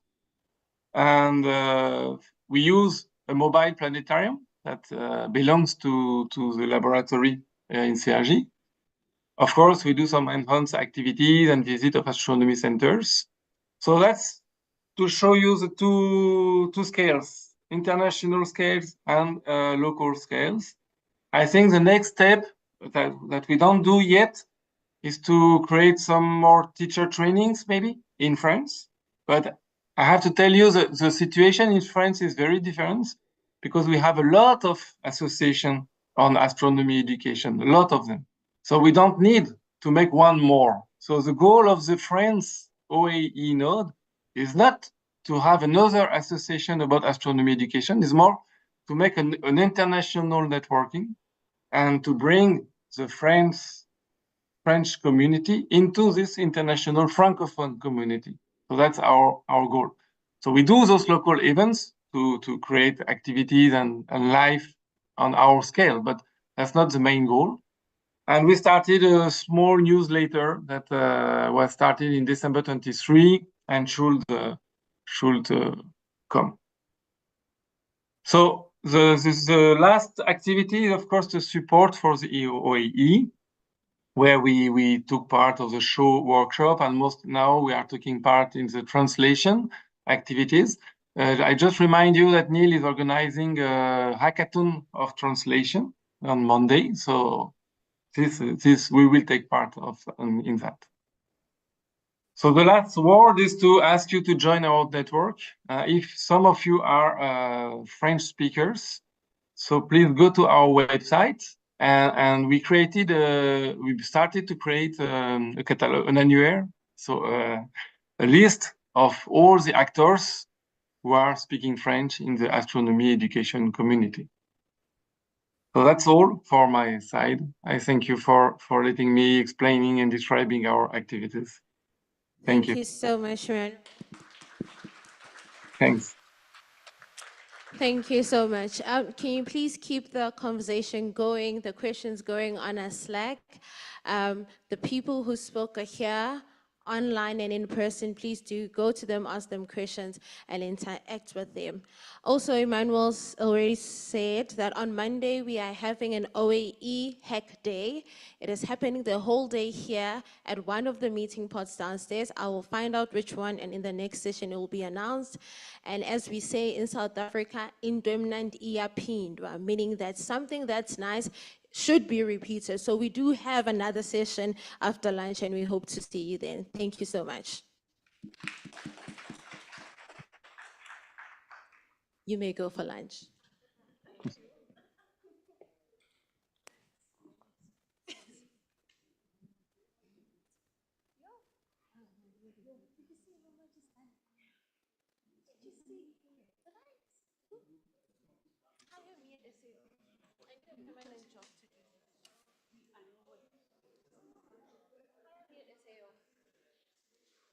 So, Mr. Tom Rice, are you impressed with what you see at the OAE? It's fantastic. Wow, what an amazing session. So when are you giving us money?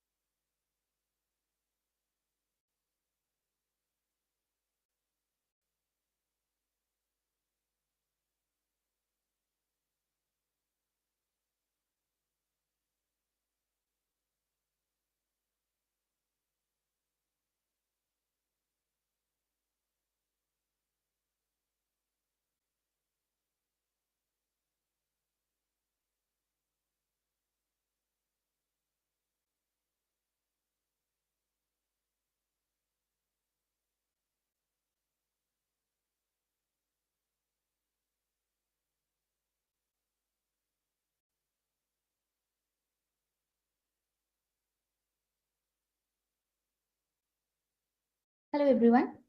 My name is Movia Maji. I am postdoctoral scholar in OAE Center, India, and I'm working in the Institute of IUCA. And today I'll talk about the status of astronomy education in India, a baseline survey. Astronomy education in schools, class 8. We have a sample of 2,038 students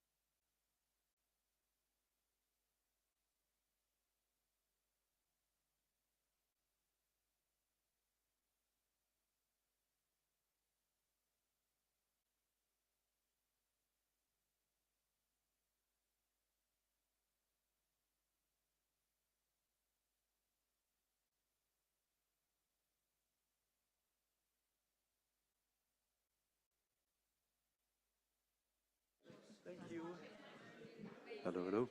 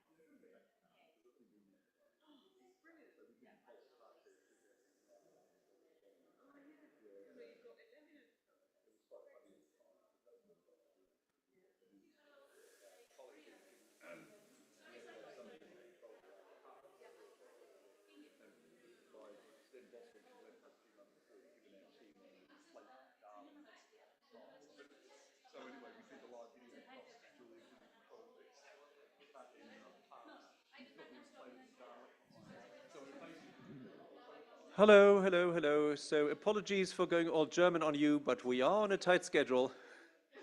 And so if you could please find your seat, put your seat in an upright position.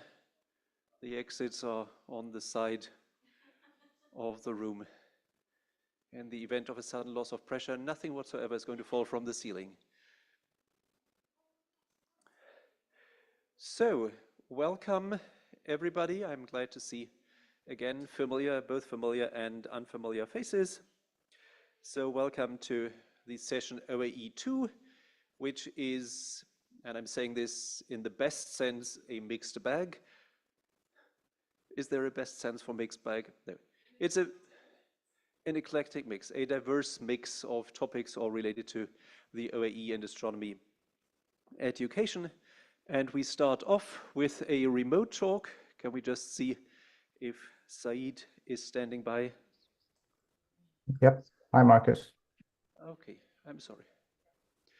Yes, and okay, so Said is standing by. So welcome to all of you. Welcome also to a very special guest. We have the Romanian consul here attending, I believe. So very welcome to this session and enjoy. And Said, take it away for a talk on astronomy and curricula. Thank you, Marcus. Hi, everyone. Can you see my screen? We can see you. I'm going to assume that's your a screen. yes. Fantastic. Okay, great. Thanks for allowing me this opportunity to give this talk remotely. I'd like to begin firstly by acknowledging the traditional owners of the land from where I'm presenting, the Jaja Wurrung and the Wadawurrung people, and pay my respects to their elders past, present, and emerging, and also recognize their strong connection to country, sea, and sky. So, astronomy and curriculum. This talk really is an expansion of work that has been done, and it really sets the stage of where the astronomy education community is planning to go with its efforts, whether it's with practices or with research. So, I can't hear anyone, so this is going to sound weird, but I'd like you to take a few seconds and think about what does Star Trek and Pirates of the Caribbean have in common, and what do they have to do with curricula? So I'll give you like 5 seconds. 5, 4, 3, 2, 1. Okay, so think about it. The Prime Directive, which is from Star Trek, and the Pirate Code. Now, hopefully I'll be able to take you on a journey from the Prime Directive to the Pirates Code in a way that highlights the nature of curriculum. Okay, some ground rules. Astronomy education, the way we have conceptualized it, as in me and my colleagues in our research, is that it is this connected framework where culture and heritage are at its core, and so is teaching and learning, and they're all connected. And you have these different aspects of it, which is development, outreach, teacher training, and curriculum. Now, curriculum is conceptualized in a very, very broad sense, because whether you're doing teacher training or outreach or development, you set up some guidelines. This is where Pirates of the Caribbean comes through, right? If you're doing it in school, you're bound by the prime directive, the curriculum. So today's talk, the focus is, of course, going to be on curriculum and how that really shapes what is done in astronomy education. When we think about teaching and learning, this always puts a smile on my face. We talk about teaching someone to do something, and whether they learned it or not is the question that we're trying to figure out as educators. So curriculum has received a lot of criticism. It always does. It's a socio-political statement. And in doing so, it kind of brings in the public and how the public interacts with curricula, how educators interact with the curricula, how policymakers interact with the curricula, and how it all really works within this complex ecosystem of teaching and learning. You can never please everyone with the curriculum. That's a ground rule. Don't try to do that. The notion of putting astronomy in the curriculum or having astronomy in curricula and the purpose of astronomy in curricula is nothing new. I mean, John Percy in the early part of the 21st century, 2005, was talking about teaching astronomy and why it's important. And at the IAU General Assembly, there was actually a special session on teaching and learning back in the early 2000s, and also in 2012, I believe it was. So it's nothing new. And what me and my colleagues did in 2020, it actually started in early 2018 somewhere, we decided to do a review of curricula in the OECD and included China and South Africa as two countries that were really progressing very rapidly in the field of astronomy and space sciences. A lot of efforts were being done. And so what we found is that overall, astronomy in curricula, there are particular focuses, celestial motion being the major focus. Stars, planetary sciences, cosmology, there's bits, but overall, we found that there is astronomy in curricula around the world. In terms of mentioning astronomers, I mean, only 2 women astronomers were mentioned.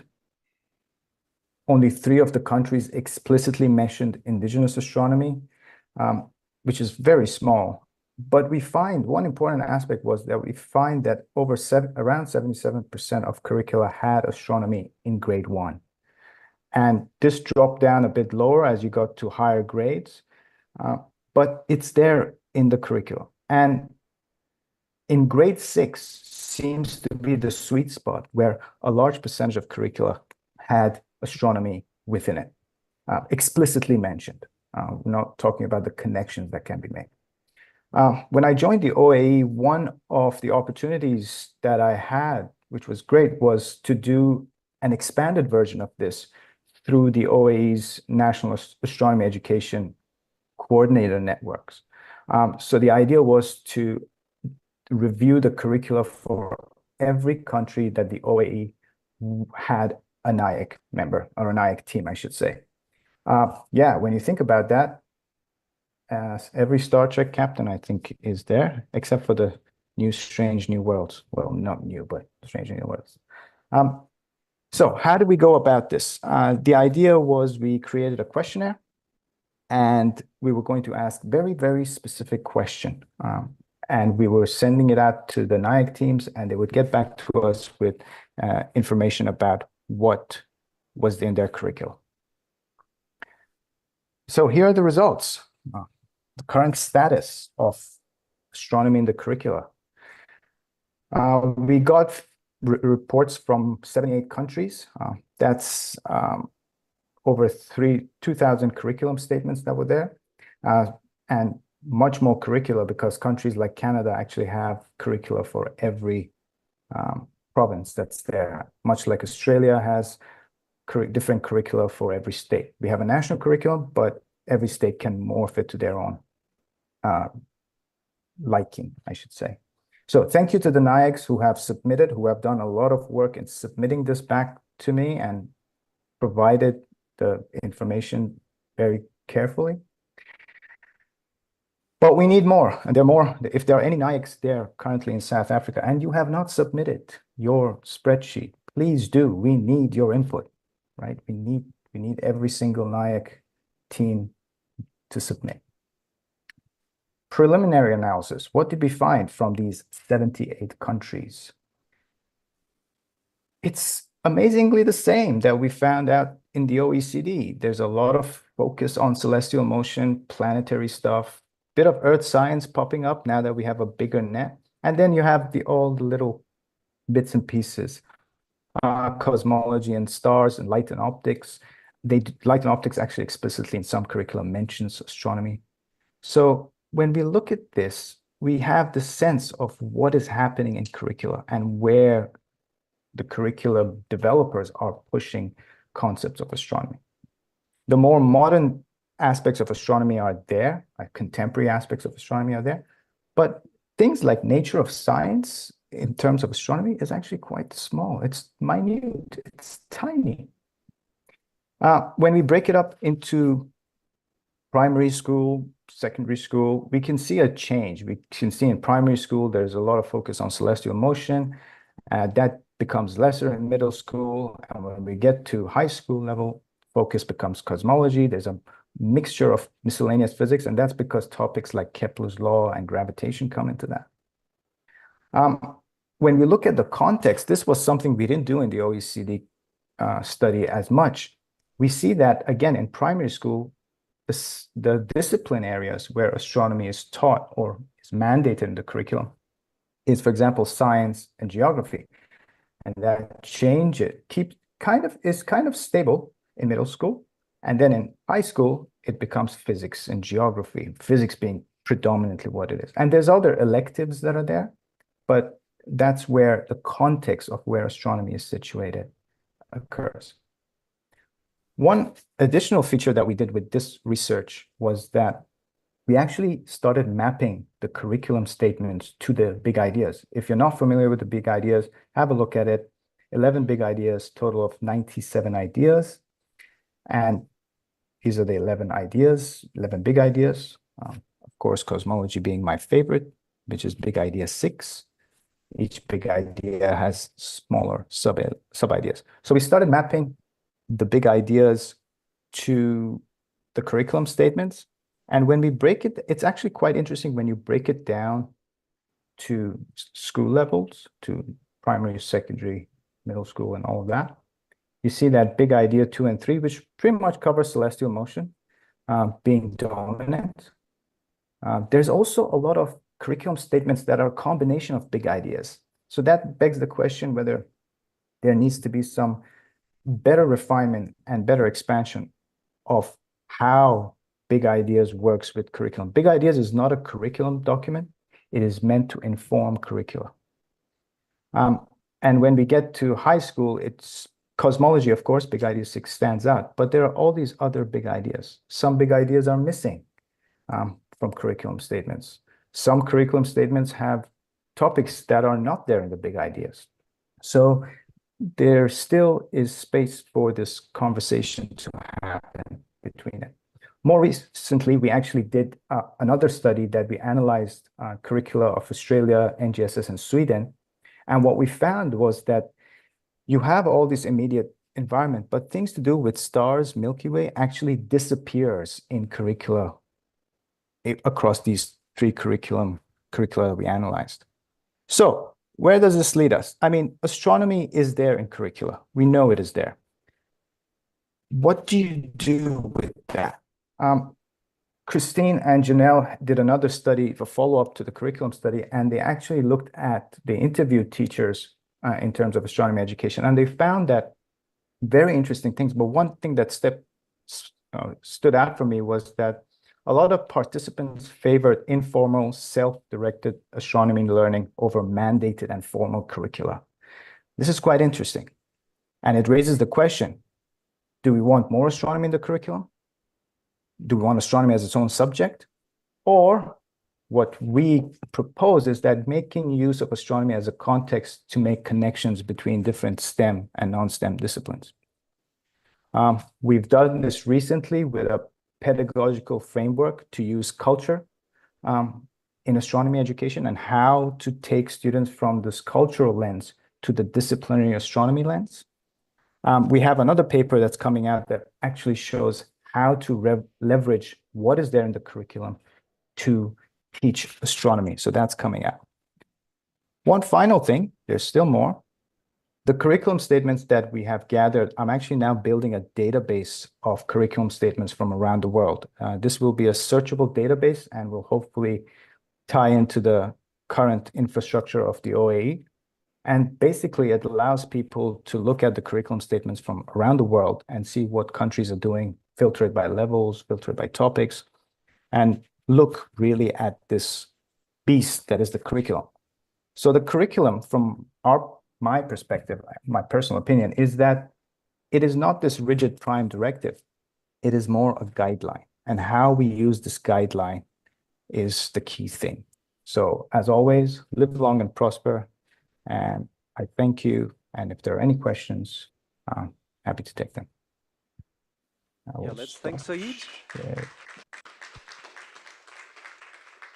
We do have some time for questions. Can I see raised hands for? That's either a good or a bad sign. Oh, there in the back.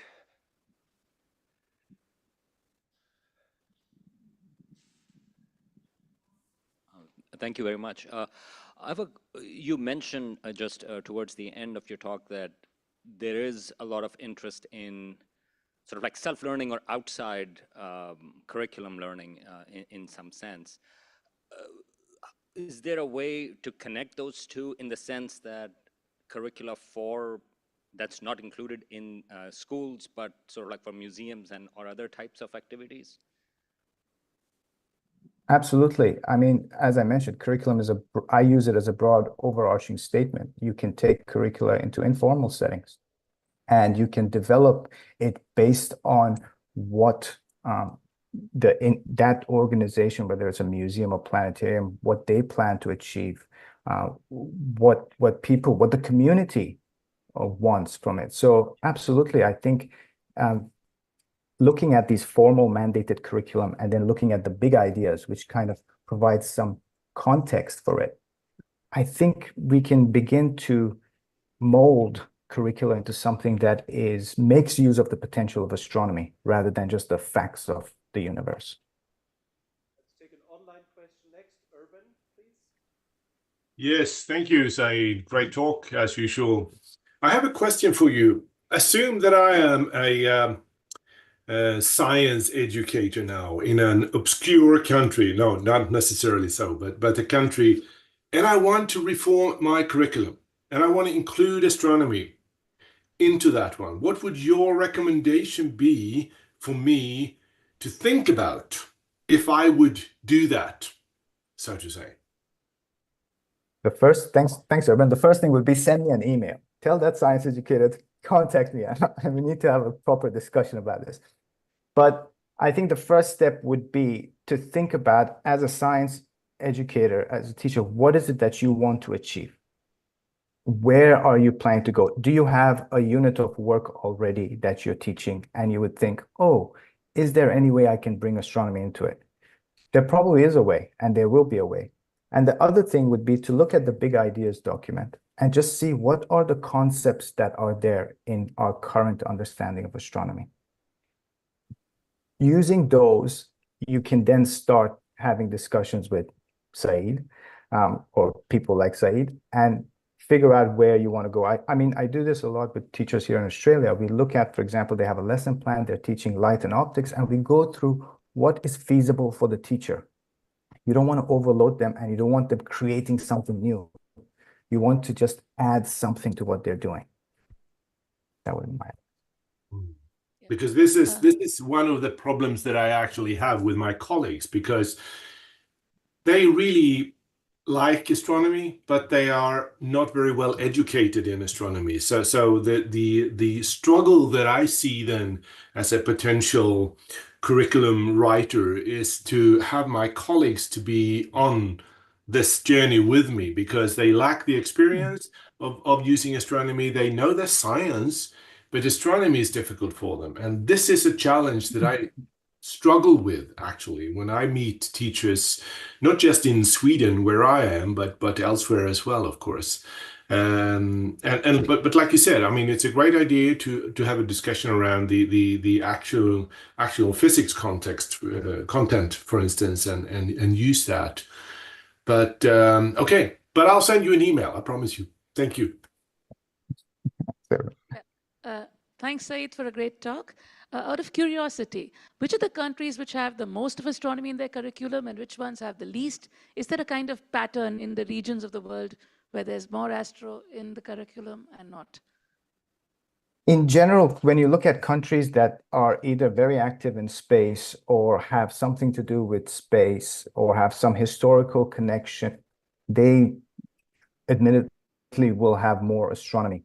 But it varies, because once you read curricula statements, in some ways they look very similar. People kind of borrow curriculum idea statements from other countries and use it.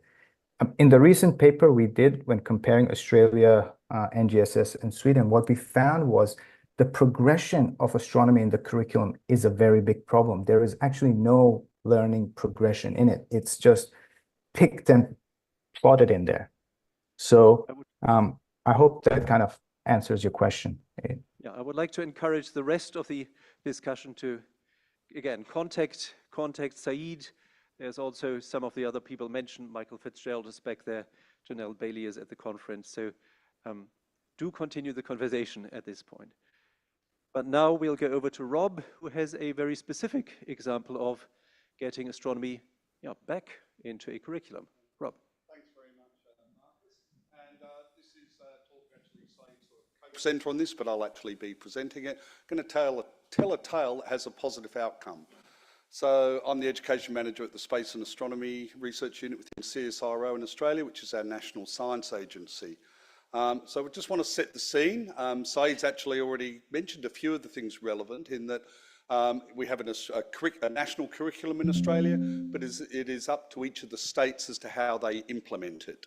I'm based in New South Wales. New South Wales is the most populous state by student numbers, about 1.25 million students. And we have a New South Wales Education Standards Authority who develops that curriculum. Then it's up to schools and things like education departments as to how it is actually then delivered. So you can see where New South Wales is.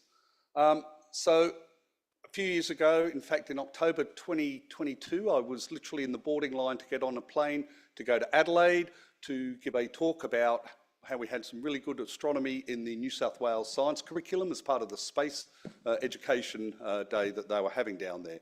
Teacher pinged me on Messenger, said, Rob, you need to look at something. They've released a new draft science syllabus. Got on the plane, we had Wi-Fi, downloaded it. So by the time I was about to give my talk was redundant because they'd effectively in that draft syllabus removed pretty much all the astronomy in the 7 to 10 syllabus.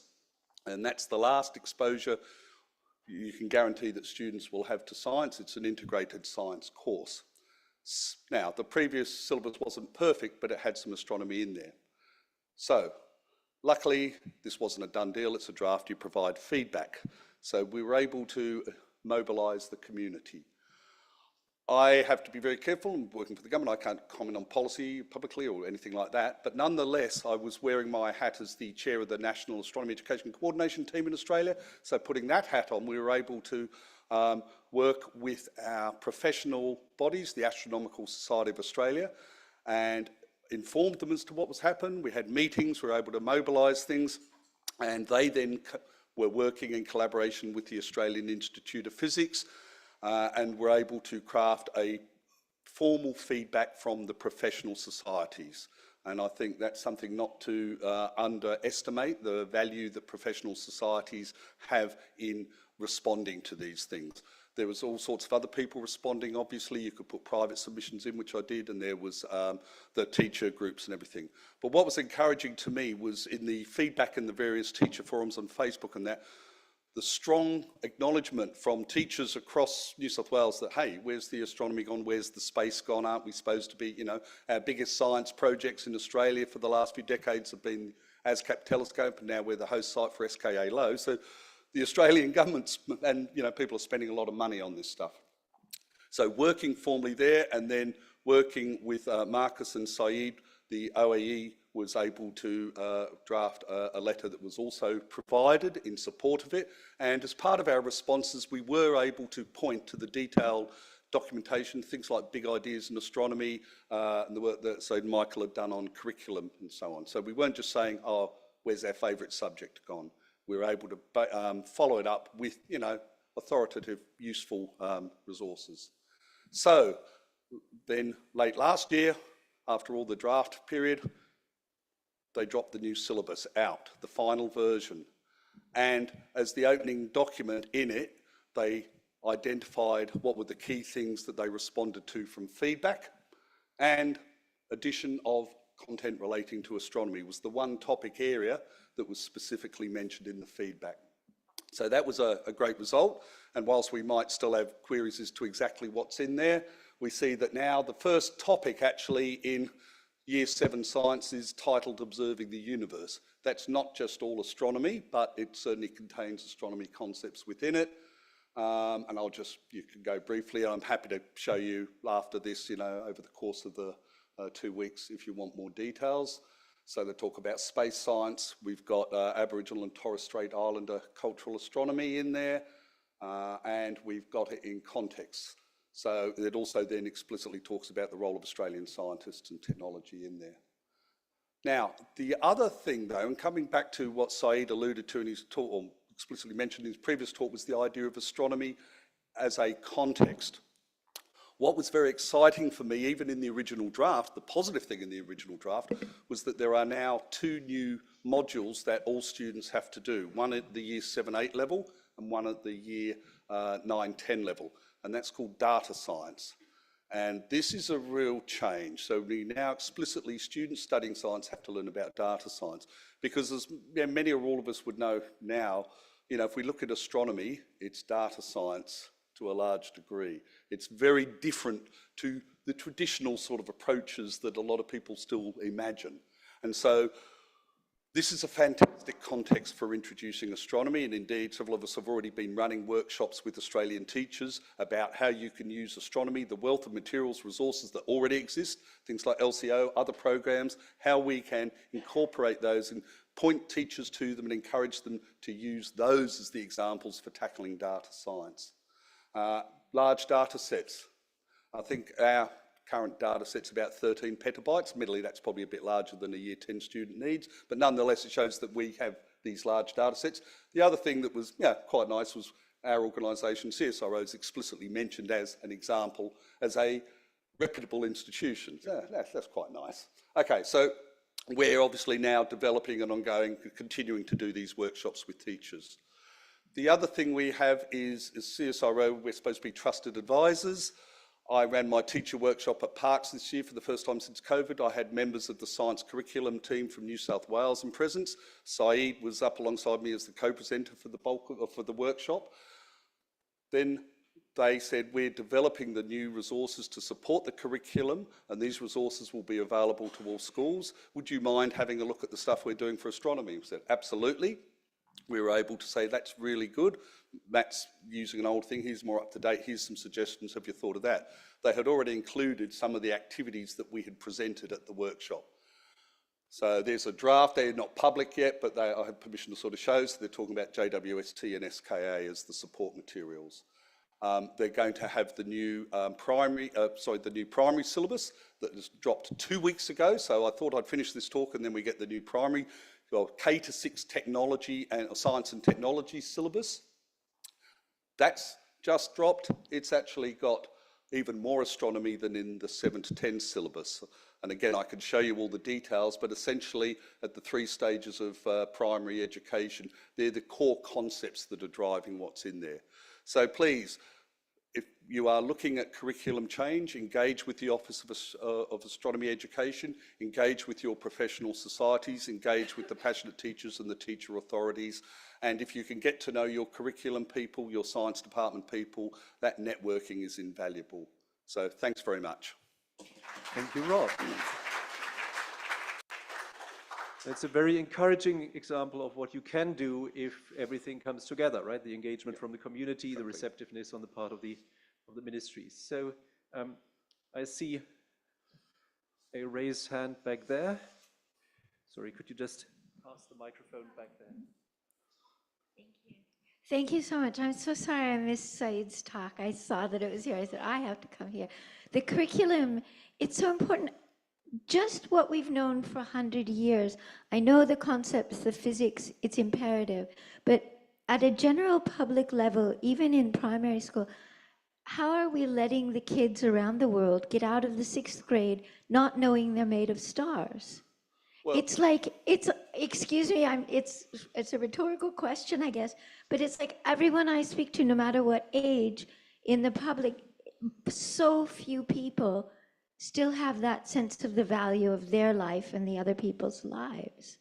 And I'm just thinking, as curriculum people, as teachers, that should be like something we get into the primary schools somehow.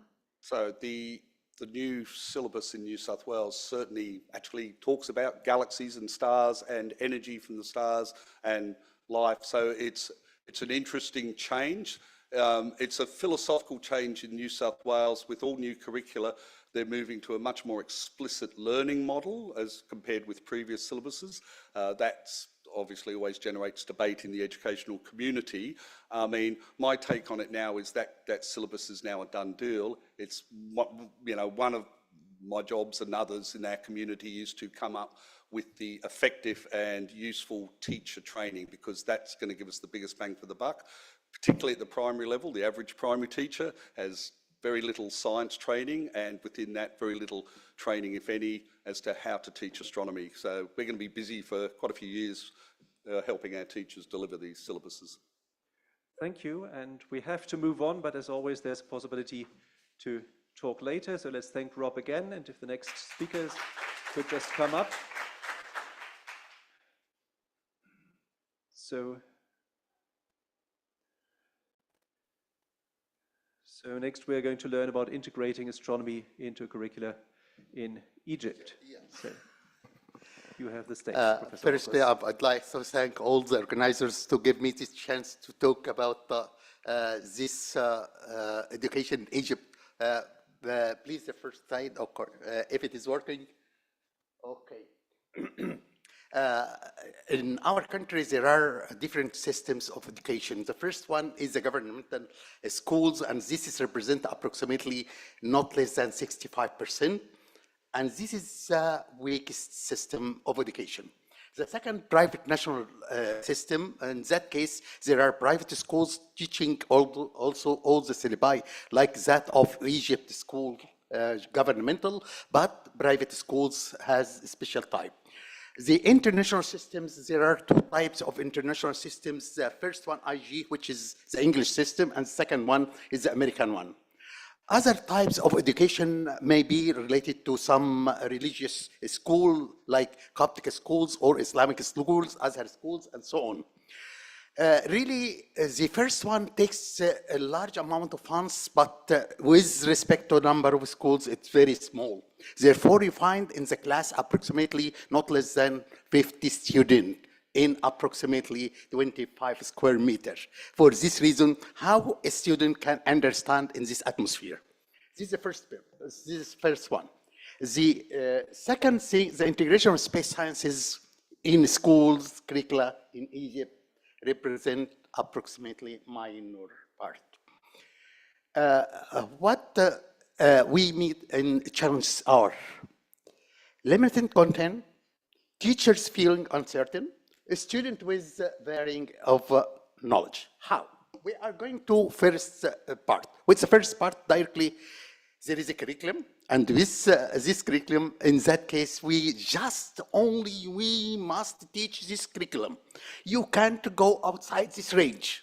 Therefore, the teacher is happy because he became like a recorder. Yes, exactly. Repeating everything, every class, and that is all. For this reason, this is the first problem. Therefore, the syllabi must change.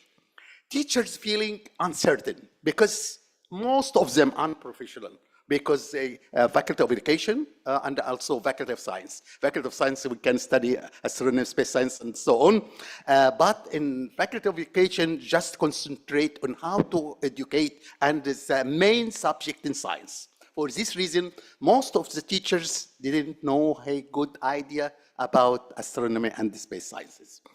A student with varying level of knowledges and interests. Really, I noticed something which is completely different. When I went to some schools, I'm visiting these schools to just know, I found some student asking me about something like black holes, neutron star, and so on. Therefore, the students are higher than the teachers in level. This is a problem. How can we solve the problem? Really, there are a lot of now agencies try to do National Committee of Astronomy and Space Science, National Institute of Astronomy, which is NIRIAG, the Faculty of Science, Azhar University, a lot of things. What we did, we collect firstly all the curriculum of ages for different stages. The primary stage, which is from 6 to 12, and the second one, preparatory stage, which is 12 to 15, and the third one, which is 16 to 20. Really, this is pre-university stage. We note that all the things content in curriculum is just touch. Like, what is the meaning of solar system? The content of the solar system. By the way, the son of my daughter, nowadays 5 years old, in preschool, he in a day coming to me, Geddo. Geddo in Arabic means grandfather. Okay. Do you know that there is a sun and there are a system of planets?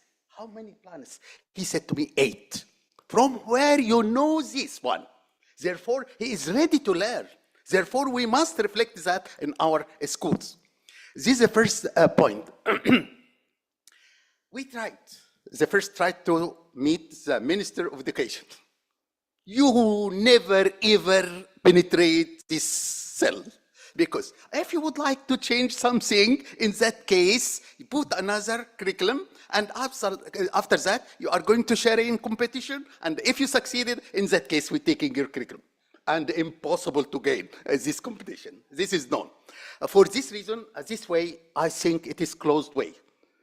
On the other side, in a meeting in Bridge Council, I tried to understand what is the meaning of this course there.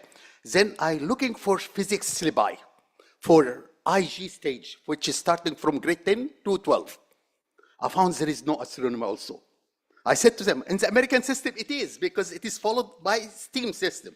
Okay, what do you want? Okay, we try to add a small part in curricula of IG and grade 10 and grade 12. Okay, what you want? Put a small course. We can. I thought that it is just a talk, to finish it. Okay, but I made it. Now looking for IG courses, 12 and 10, you will find a chapter about astronomy. Starting from the beginning, and in the grade 12, starting from the beginning of the universe and how start developing until black holes and so on. Therefore, they obey the system. Therefore, the student now all oriented towards this English system because they find themselves in it.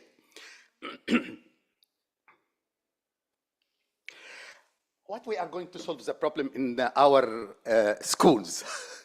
Really, in our center, and I would like to thank really OEE because they helped us or open in front of us many doors to do.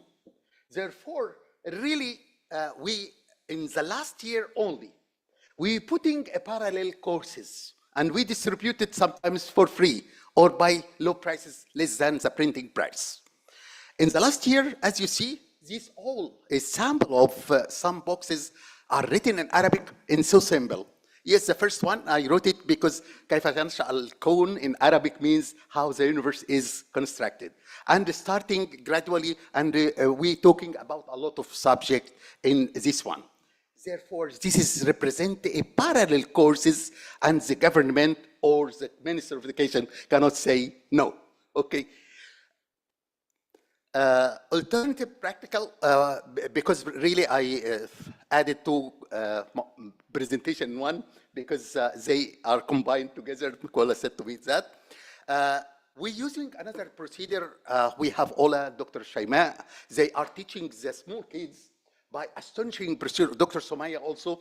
They doing something like games, and we call it play and learn. Some of them, of these games, puzzles like that. And after that, you learn how we putting some programs on computer. Sometimes we didn't find this easy. Therefore, we meeting Zoom meetings, and we helped by other scientists from Romania, for example, and from our group here. Therefore, we can learn the student outside the class. Sometimes you can't bring the student to you and teachers. The best way is that you must go to them. And we do that, really, myself and other, I think, Ola Dr. Charima made this thing. We went to the schools, and we do our experiments. This one of international schools now habited. Every year making a week called This Week, Book Week. And in that case, invited for 2 lectures at least during this week. By this way, we carrying the information to the place, not waiting them to come to us. The quarterly meeting, every time when I attend, I didn't find a word because in that case, I just writing notes to obey. The collaboration, this is advice really also from Joan and Marcus, that how can we collect a group, Arabic group? And in that case, we had the chance to make it Arabic session, and really it has a good feedback. Also giving us a chance to show original, and we're hoping that it will be done in its time perfectly. At the end, improved astronomy and cosmology education can empower students to better understand science, think critically, and even inspire them to purpose career and scientists in the future. Because really, if we growing this idea in their minds, I'm sure it will be good scientists or good engineer. Thank you for your attention. I hope that I giving you a form about Egypt. Okay. Thank you for that talk.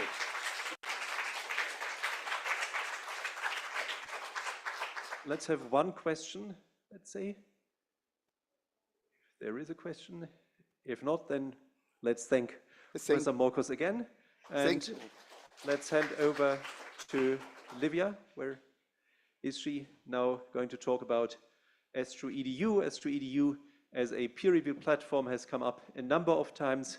Livia, the stage is yours. Sorry, I will call it AstroEDU the Italian way, because I'm Italian, so sorry for that. That's fine, we are diverse.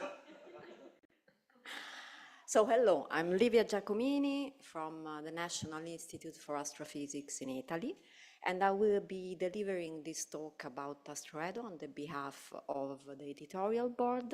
You can see them behind me, I can see them in front of me, Edward, Gwen, Silvia, and Giulio, who are not here at the moment. Sorry, maybe I should have asked how to go. Oh, the green plane okay, thing goes forward and the laser goes point. Okay. Ah, the big one, okay. The big green plane. The big green. Big green triangle. So I'm the only one not... Okay, sorry. Sorry. So this is the big green thing.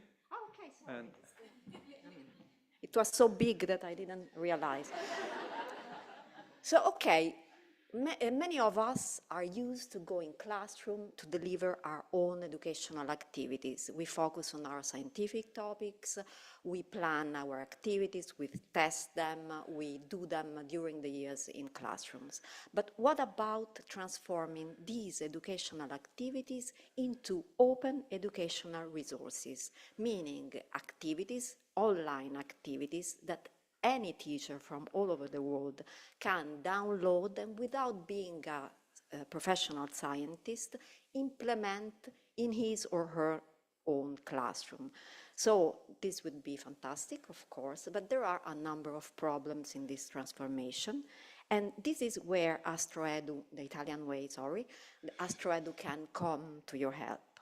So Astroedu is the online platform by OAE under the umbrella of IAU for teachers, students, parents, researchers, people like us doing public outreach together with schools, where you can submit and you can find educational resources that have been peer-reviewed, both by a scientist and by an educational expert. So each activity published on Astroedu, just like any article in a research, any research article gets a DOI, a digital object identifier, and has been peer-reviewed twice before being published on Astroedu. So the history of Astroedu comes from a long way. It started in 2014 with Edward and Pedro Russo. It has lived through many stages, but today you can find more than 150 activities in 3 different languages are published in Astroedu. And we have 3 different versions online, local versions, the English one, which is the international one, the Italian and the Spanish editions. And this morning we learned that we will very soon have a French edition, so I'm very happy we're going to 4. So let me show you the smiles that are behind this activity. These are all the people working behind the 3 editions, and I hope that this slide will become more and more crowded in the next month. I'm very optimistic on this. What kind of activities do we publish in Astroedu? Let me give you an overlook. Let me start saying that we decided in September 2023, almost a year ago, that we would go for 1 activity per month. We are keeping this rate, so every second Monday of the month you can find a new activity on Astroedu, and it will be publicized through all our social channels, so please subscribe if you haven't yet. These activities are very different one from the other. I will try to give an overview, showing you some examples of the last activities that we published. Many of them come from initiatives, workshops, schools that are organized by the OAE centers and nodes, like the one that I'm showing at the moment, that comes from the Lampedusa workshop that Alessandra talked about this morning. So you can find it online. You can see that it has a specific format, but I will not give you more details about the activities. You can go online and have a look if you want. Some of them are very easy activities dedicated to young children, like the last one we published, which is about building cubic planets made out of paper and playing with these cubic planets to learn about the solar system. Some of them are for older students, like the one that you can find online, going to the OAE booth downstairs, grabbing a pair of spectroscopic glasses that you will find there. Thank you, Marcus. Thank you very much. And on the glasses, there is a QR code that brings you to this activity, and you can learn how to use these glasses to find the hidden rainbows in nature. There are also activities coming from emerging countries. I'm very proud of this activity that has been published in the last month coming from Ghana that teaches about the Earth climate using a simple balloon. So very different activities. And if you want to have an overlook, a global vision of the activities that we have published during the years, we could say that going back to the topics discussion we had just a few moments ago, that it's not only about astronomy, of course, it's about topics that you can find in school curricula all over the world. So you can find topics like mathematics, more general topics like chemistry or physics, but also topics that are very interesting for young generations, just like space exploration or ecology, which is a topic that is very interesting for young generations. There is a very nice distribution through age ranges, so you can see that we go from 4 to young adults, but even to adults. So of course the 4 to 6 activities are a bit less than the others, but we plan to have activities for our youngest children as well. And if you want to have a general feeling of the activities that we prefer to publish, these are the most used words to describe, used by authors to describe this activity. And you can see in red in the middle of the word cloud, the words that answers to the questions that you posed this morning. Now, where can I find hands-on activity? Please try to look in AstroEdu, because we have a number. This is one of the most asked type of activity. So we have experiments, we have art, creativity, fun, games. So these are the words that authors use to describe our activity. So please have a look. Let's have a look at the future of AstroEdu, and let's see what we are doing for the next month, next years, and how all of you can contribute to this platform. First of all, let me say that we are testing artificial intelligence as everybody else seems to be doing at the moment in the world. So we needed to do it. So we have 2 tools in preparation. We have a semi-automatic translator that we are testing with the Spanish edition that we would like to use to implement new versions of AstroEdu as easily as possible. And we also have in testing an assistant to make interactive searches easier for teachers who come to AstroEdu and are looking for a specific activity. So we plan to present these 2 tools as soon as possible and to make them available even for other tools. Also, let me say that a very big change is the fact that AstroEdu is becoming a new working group. So all centers and nodes who want to contribute by helping us translate or making proposal or anyhow, please step up and propose, contact us, and we can find a way to collaborate, of course. Just as the French, I don't see the French, it was online, it was just online, but the French node has been put in our list. So, but please do come to us. And even if you do not belong to a node or to a center and you are a volunteer, please know that you can, that we invite you to use the resources that you can find in AstroEdu. You can submit, of course, the resources that you have developed on your own, or you can become a reviewer, you can become part of that review process that you can see in the drawing up there. So to end my presentation, I will just show you the QR code where you can sign up and propose to collaborate with AstroEdu. Thank you. Thank you, Livia. And one small technical remark, because of the context we are in, that working group is an OAE working group. You know that there are separate IAU working groups, but that is something else. But thank you, Marcus. This is how we structure within the OAE. One question, if anybody wants to ask one, there in the back. Aniket, hold on.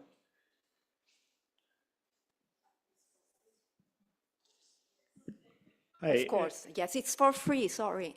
Everything is for free. Yeah, not a question, but a comment. Sorry. Yes, please. Just a comment. I tried submitting activity to AstroEdu, and then I saw the form for submission was too long and too complex. Send me an email. Let's check the process. we can work at it. But of course, resources have a specific format, so we need to have a lot of information to make teachers able to do the activity by themselves. So I know that there are many fields you need to fill in, but we can help you to do it. So please come back, send an email. Okay, so let's thank Livia again, and if our Romanian colleagues could come to the stage, please. All right, the next talk is going to be about astronomy close to the classroom in Romania. And welcome, the both of you, and you have the stage. Yes, both of us. Hello, my name is Felicia Călmuc, and today I am making this presentation not only on my behalf, but also of the behalf of this beautiful lady with a beautiful dress.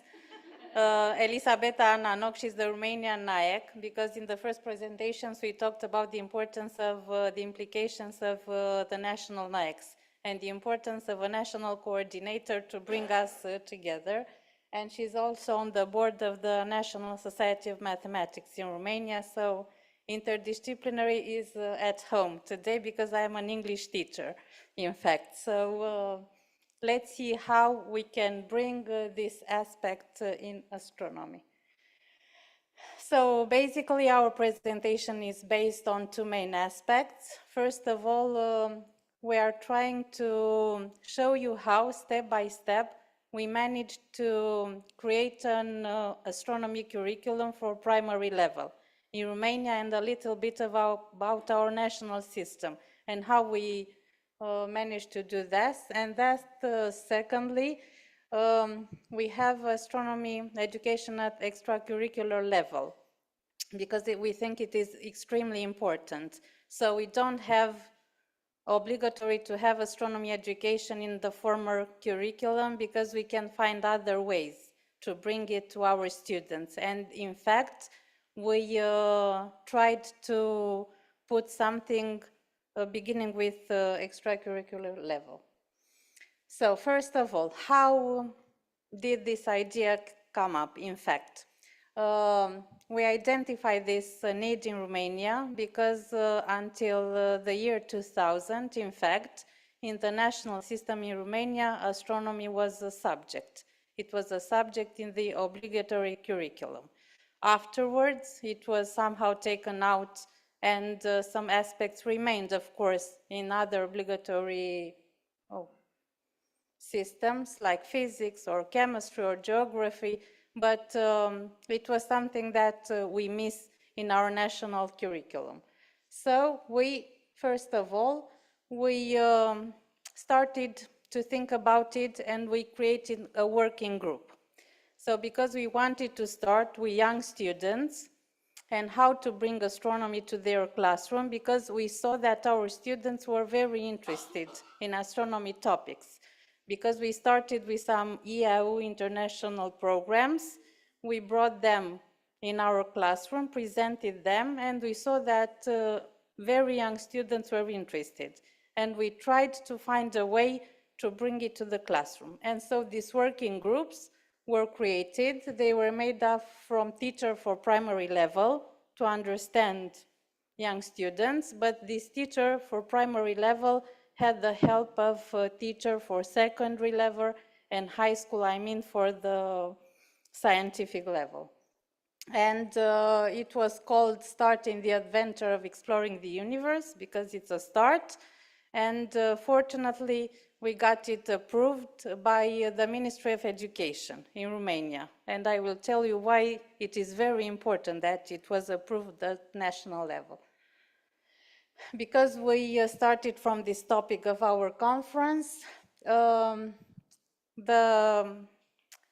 most successful idea was the fact this curriculum can be implemented in any school in Romania at the moment.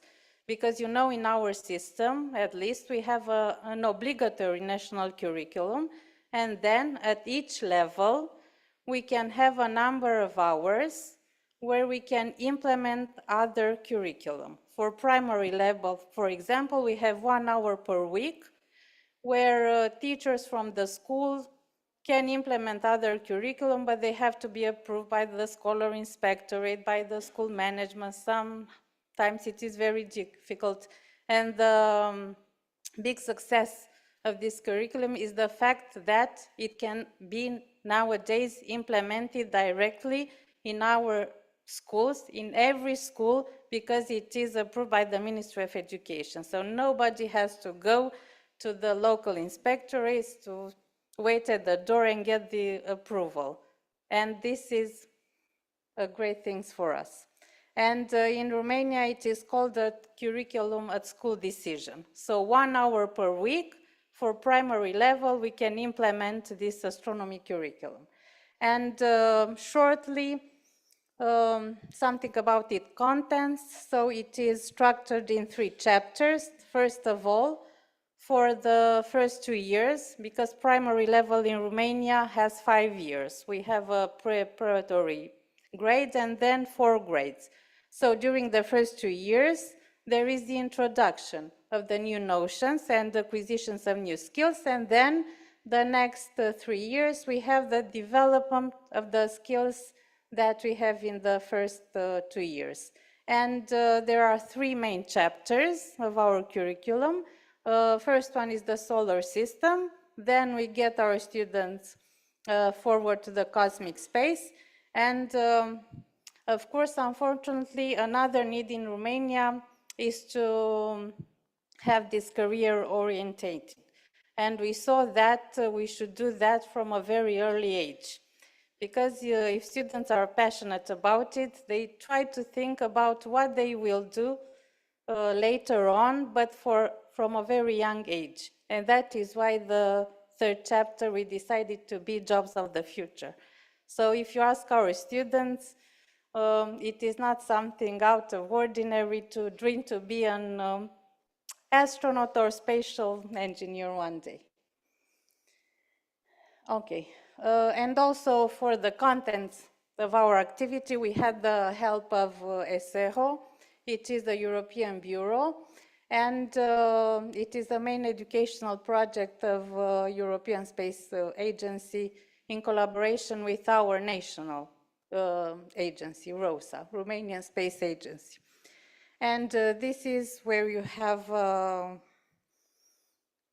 summer school organized together with ESERO, where that group of teachers who worked at the curriculum gathered together to have a final form of the curriculum and decide how it should be.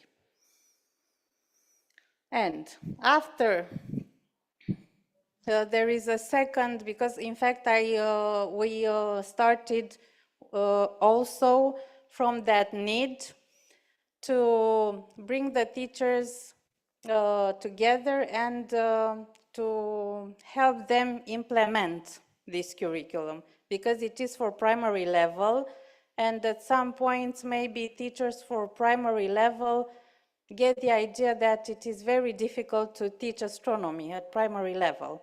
And it was an important fact to show them that in fact it's not difficult at all. So, and if I personally, as an English teacher, could learn something, I understood, and we all understood, that these teaching programs for teachers are very important. So, we created some teaching programs in each region of Romania, together with the school inspectorates. And we also had this teacher pilot in 2020, also for this curriculum. And we also want to tell you that we created a network at national level, and now at the moment we are preparing the curriculum for the secondary level in Romania after we got it approved. So we will continue it. And also a few things about educational astronomy at extracurricular level, because in Romania we think these extracurricular activities are very important. Of course, there are many OAE and IAU projects. We had also a great partnership with the University of Applied Sciences in Norway. If you get the chance to see this global science opera, I think it can be very useful. And we want to tell you that these past years, we had counted, and more than 1,800 students were involved in such activities, especially women and girls in astronomy, and Astronomy Day in schools. And these are images from all our contests. And also we had to implement an educational astronomy center, because in Romania we have a strong team of students who participate to international Olympics. And there is this center where students who participated in the last years can come and teach the new students who go to Olympics and learn from each other, together also with the University of Suceava. These are the schools in Romania. You can see that all over Romania there is educational system. And of course I'm an English teacher, and I will finish with Oscar Wilde. We are all in the gutter, but some of us are looking at the stars. Thank you for everything.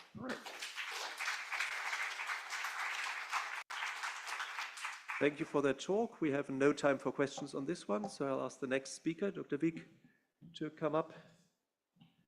Where is she? There. And to present an example from the practical side with an introductory lectures on stars. So, big green button is forward, your clock is down there, you have the stage. Good afternoon. So today I will be talking about an introductory lecture series that was offered to the public on stars in association with Rajivan, who is from the Breakthrough Science Society, a society that promotes a scientific temper. So you see the poster that was made, and this was a certificate course and was free and was offered to people so that we could do this. So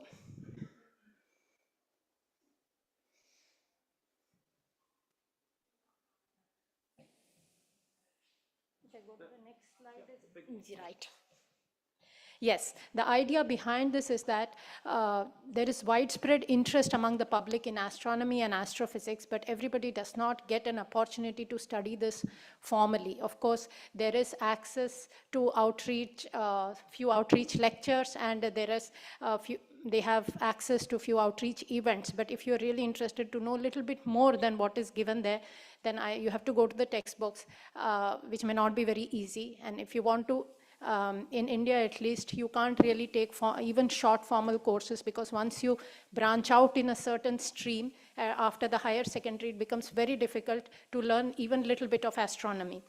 So this was the idea behind it, and we had been discussing with, I had been discussing with Rajivan about offering this kind of short lecture series to the public in general at the planetarium in a in-person mode, and that is because I have been teaching astronomy at various levels, undergraduate, postgraduate, and even to teachers, and I had been giving outreach lectures. Now, I had become a part of the Public Education and Outreach Committee, and I had become a part of the NIAC India, and I thought that this is a good time to do it, and I took a plunge towards that.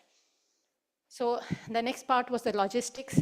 COVID-19 brought about familiarity with many online modes of teaching like Zoom and Classroom, Whiteboard Room, and even new methods of evaluation like Moodle. So of course, I'm a researcher at my university and I have a lot of things to do. So the Breakthrough Science Society decided to help me with the logistics. They agreed to provide the logistical support of the Zoom and help in the evaluation. And the plan, since the normal Zoom license can accept only 100 people, it was decided that we will have 90 students in the classroom to whom these lectures can be offered. And we prepared a poster which was advertised through various means like WhatsApp, social media. The idea was that we will take it 90 people, and we thought maybe a few hundred will come, but we got an overwhelming response of more than 4,000 applications. So as you can see, majority of them were students, but we had participants who are applying from all possible walks of life, including policemen, lawyers, and you can see a lot of interesting people, organ transplant coordinator, and even a magician. So this was the widespread interest that we found, and it was really very, very impressive for us. Now, coming to the geographical distribution, this is what we found, that across India, this is how we have various states in India. You see that star there.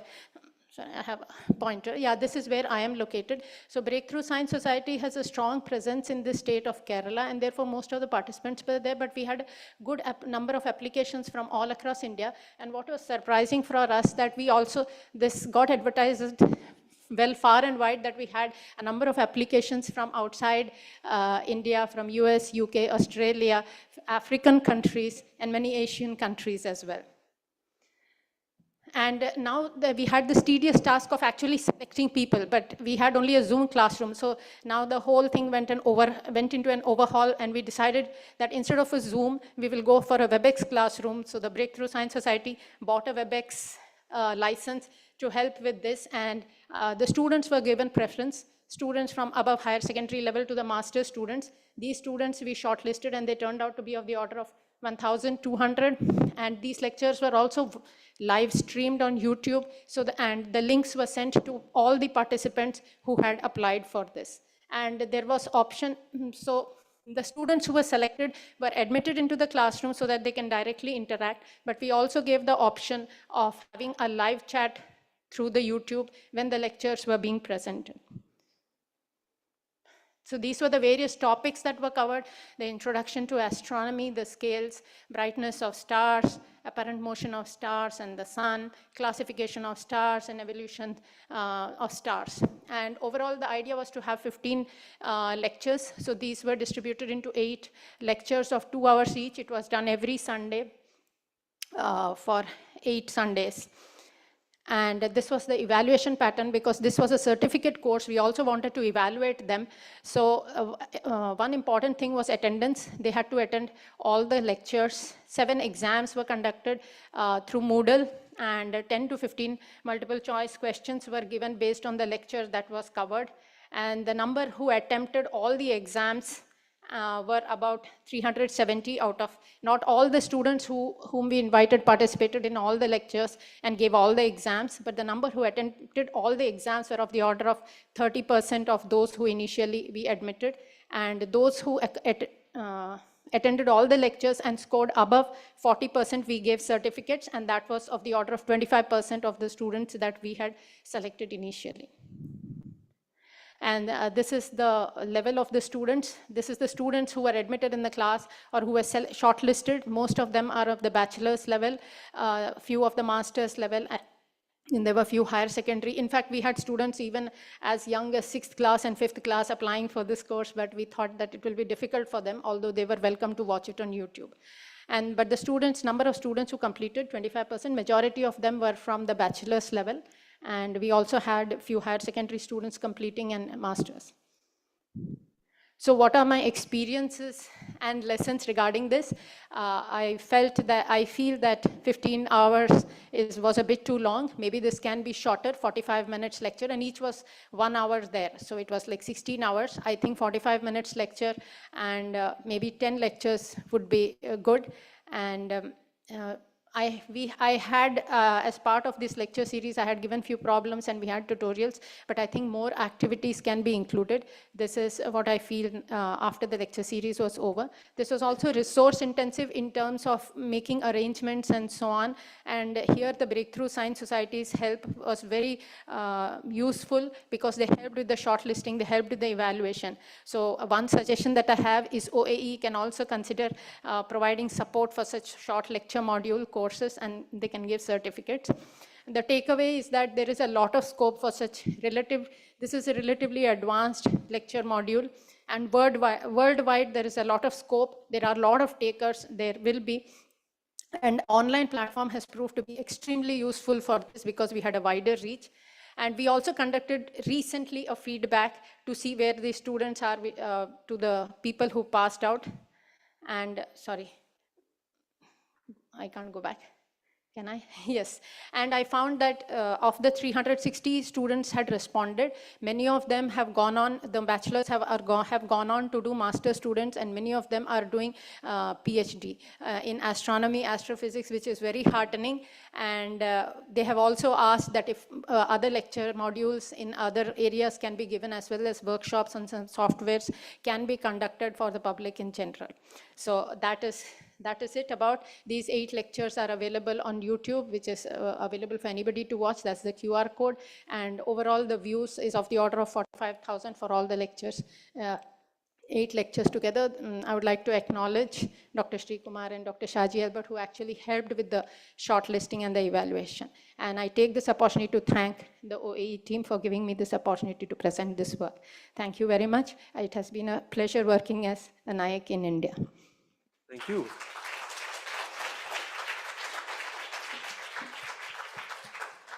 One question.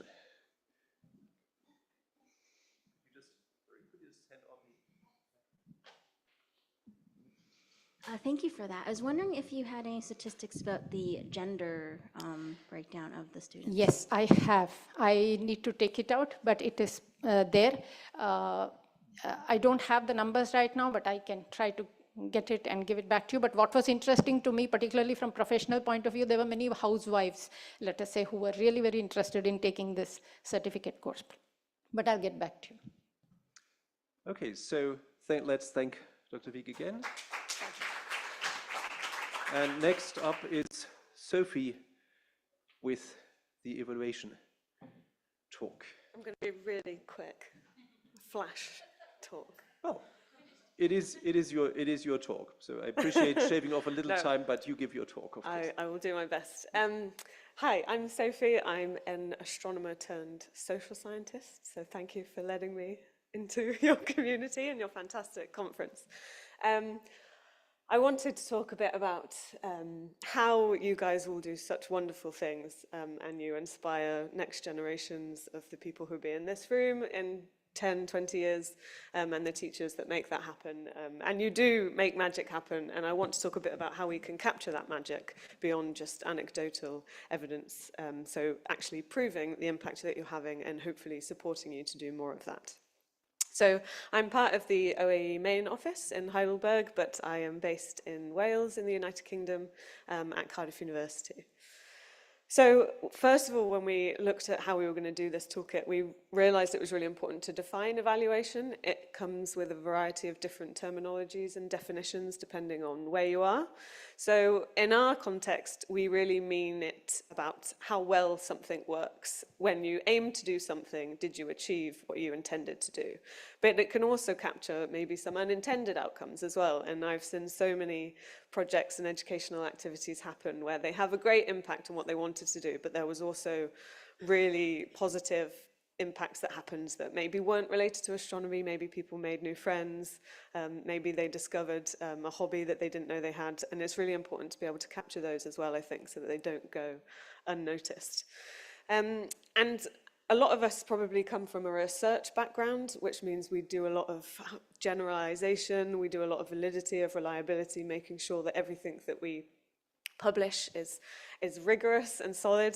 Obviously that is very important, but evaluation is more about providing transferable findings rather than generalizable ones. So it accounts a bit more for the context of what you're doing. We make clear the circumstances. We know that we come from an array of different countries and cultures and classrooms, and what may work really well in one classroom may not work so well in another. So it's really important to set out how it worked and why it worked, not just, this is a fantastic resource that will work everywhere. So it's being realistic. And so we decided to create a bit of a framework and a toolkit for capturing the evaluation and what your activities are doing. So we talk a bit about, it's kind of a step-by-step guide. We talk about what evaluation is, how to set a decent objective. I know that sounds really obvious, but I've seen so many projects that appear to have done really badly, and it's purely because they've just set a really irrelevant objective or something that's really difficult to achieve. Like, we are going to promote the uptake of astronomy courses in Wales, and then we do like 10 classroom interventions. We're not going to have that kind of level of impact. So obviously it looks like it wasn't successful, but it may have been really impactful for those students. So making sure we set the right objectives. I also talk a bit about a theory of change. So this is kind of how we set out the stages of your project, different methods of collecting data. As astronomers, we love quantitative data. We hate qualitative, but that really gives you some of the detail and the context stuff. Also, who can provide the data to you. So there can be a variety of people you might want to capture that from. Also, when to do it in the context of when you're delivering activities. And then we provide kind of a suite of instruments that you can use. I'm going to skip that one. But yeah, so just to talk a bit about logic models and theories of change. So this is essentially an illustration or setting out all the things that you put into your program that's on this left side, and then everything that you hope to come out of your program and what you intend to do. It seems like a really obvious thing, and you probably think, well, I know all this, but actually it can be really helpful in figuring out exactly how you're going to get from A to B, and also making sure that you're clear to whoever else is involved in your project. If somebody else wants to adopt what you did, they can use this kind of structure. And what you'll see here is this thing called causal mechanisms, which is a really strange term, but it basically is the connection between what you put in and what you put out. So many times I'll see, yeah, we ran a teacher training program and now we have teachers delivering astronomy in their classroom, which is of course brilliant, but we very rarely see what exactly happened in that teacher training program that caused them to do that. You may run a whole week event with teachers, use so much resource, so much time, but if it could have just been one half-an-hour lesson or something that you did with them that really had that impact. So making sure we capture that detail and those nuances makes us a bit more clearer on how we can refine our practices in the future. And then I think a really key thing to think about is who can provide evaluation data. So most commonly we see people will collect feedback to the people they've directly engaged with, their direct audience.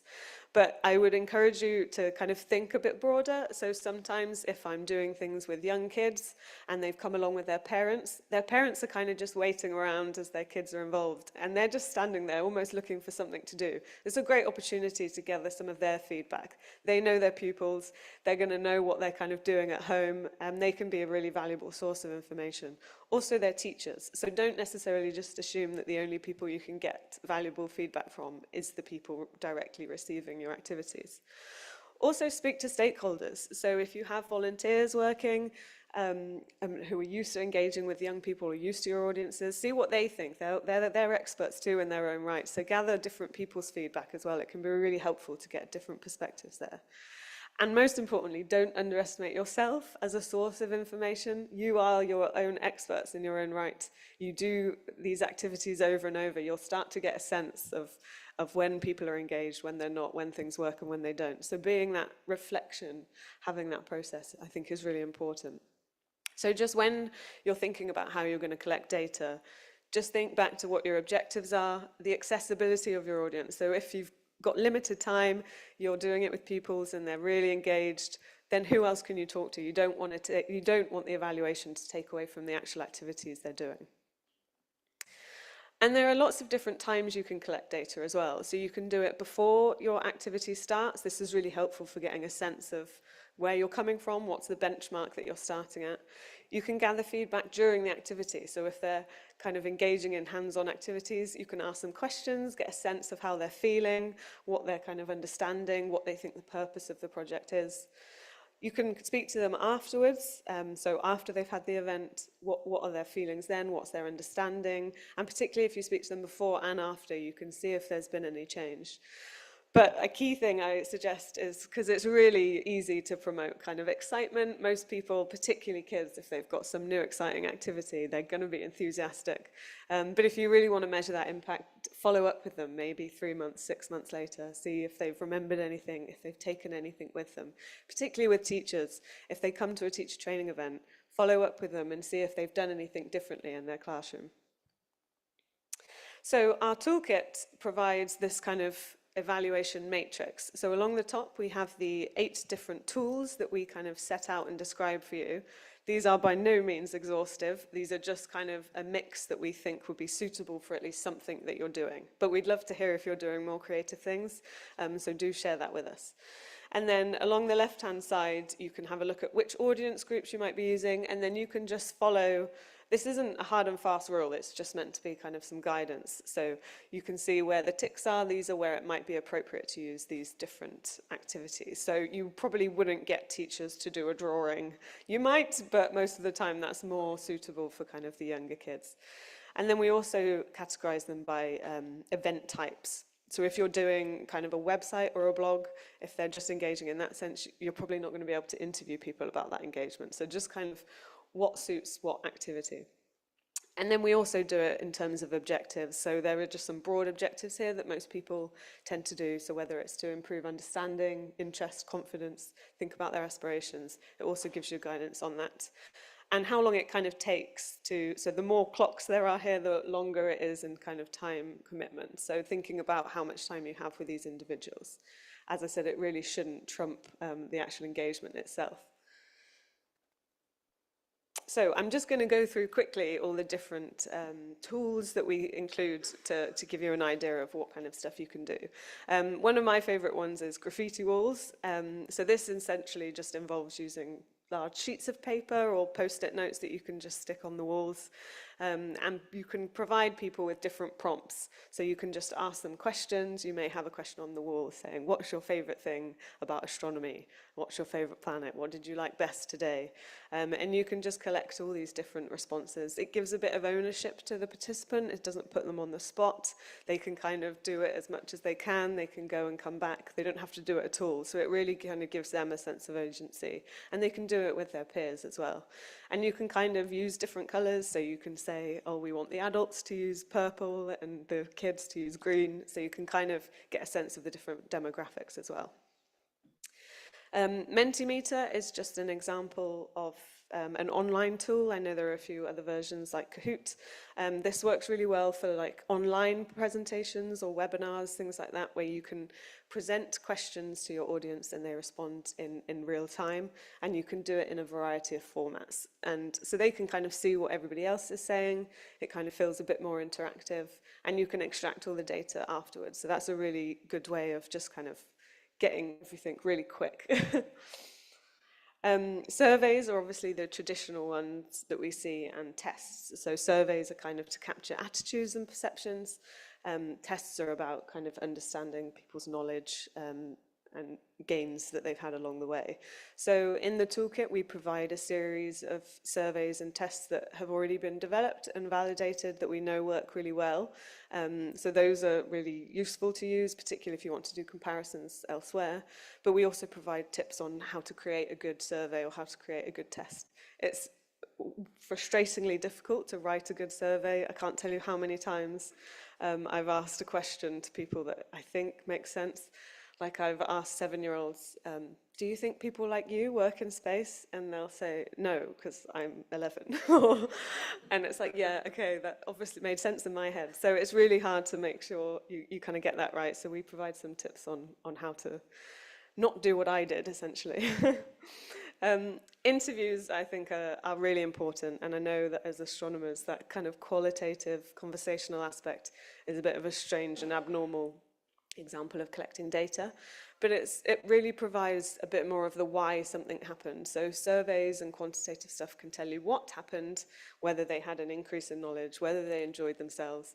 But until you actually speak to the people, you can't really get a sense of why, what worked well, what didn't work, how they felt about it along the way. And it just gives them a bit more ownership as well. In a survey, they can only answer the questions that are there, and they can only provide the responses that you allow them to give. In interviews, they can share what they want to share. There may be something that you didn't think to ask, so it gives them a bit of opportunity. But, oh, sorry, can I go back? With this one as well, particularly if you're working with young people, my favorite way to do it, because I appreciate it can be quite daunting for young kids to be asked loads of questions. I often do it via peer interviews, so I have the kids ask each other the questions. So you can give them questions to ask each other, but they can also ask each other the questions. They can design the questions, and that is actually really interesting and really important data, because it gives you a sense of what they think is important to ask. So I really strongly recommend doing that. And you can make it fun. I've done it as like a podcast or like a video interview, so they don't feel like they're being tested. They feel like it's an engaging activity. And we really encourage multimedia data collection. Surveys are so boring, and we see so much survey fatigue, and people know they're being tested. And I'm sure I've had some feedback that's negative, not because of their experience, but because they just hate doing a survey. So get creative. Drawings are a really great example of collecting some really rich data.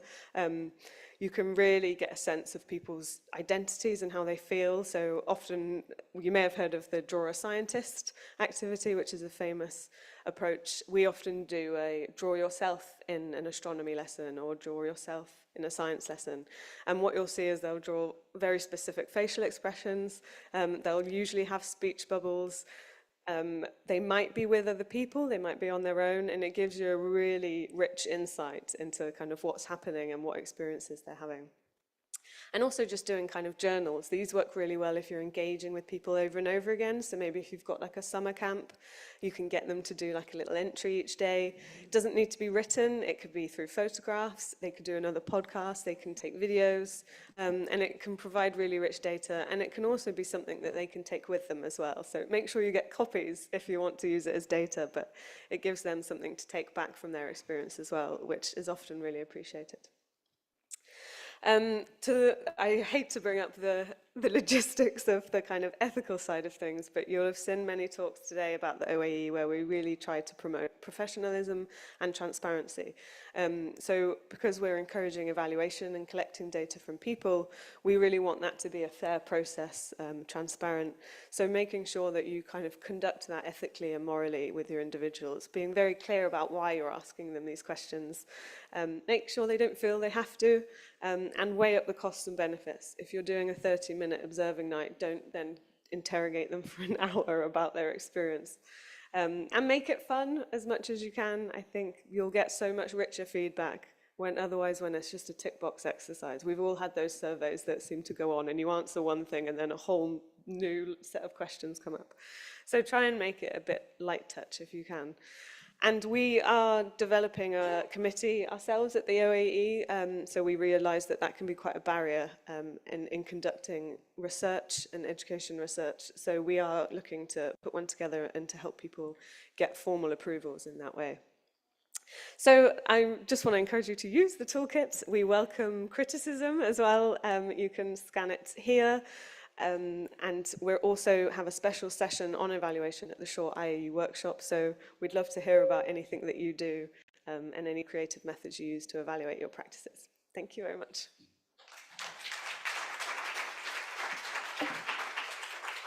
Thank you for your talk, and I would suggest that questions afterwards or catch Sophie at the division days at her poster. So for the last talk, that is something that we have on video, although Dr. Maggi is also online. Can we please play the talk on the fundamental baseline survey from OAE Center, India? Can I present the talk online?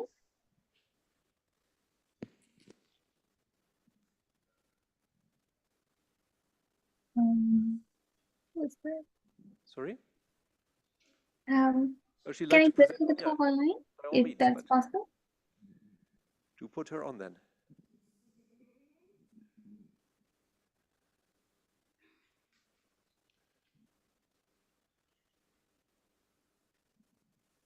The stage is yours. We can see you, and we'll soon find out whether we can hear you. Can you hear me? Yes. Okay. Okay, can you see the title slide? Yes. Okay, great. Hello everyone, my name is Mopia Maji. I work in the Way Center, India, and I'm based in IAU GA Institute. So today I'll talk to you about status of astronomy education in India, a baseline survey. I'll be as brief as possible. We all know that astronomy education can be very effective in improving especially science education in school systems. But unfortunately in India, the potential of this astronomy education has been quite underserved. So as a part of OAE India, our overarching goal is to improve astronomy education in schools. So if you think about it, we can kind of divide this into 3 steps. First, we need to evaluate what the current status is. And then based on that evaluation, we need to identify areas where we can improve things. And then we act on those ideas and build better curricula and improve teacher skills, etc. So the baseline survey belongs to this first step. So we wanted to do a large-scale survey with students of class 9 who are typically 14 to 15-year-old students in our country. So we chose class 9 because most of the time in our country, all the astronomy chapters are done by class 8. So the survey itself is a 16-question instrument. So we probe 5 themes in there. The astronomy that is currently in their curricula, and their general astronomy knowledge, their cultural beliefs related to astronomy, their exposure to astronomical resources, and their further interest in the subject.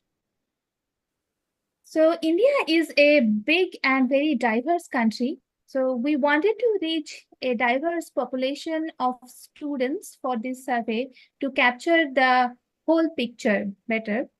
So we reached a lot of people in our network, and fortunately we got a lot of collaborators and volunteers. And with their help, we were able to conduct this survey in 11 states in our country.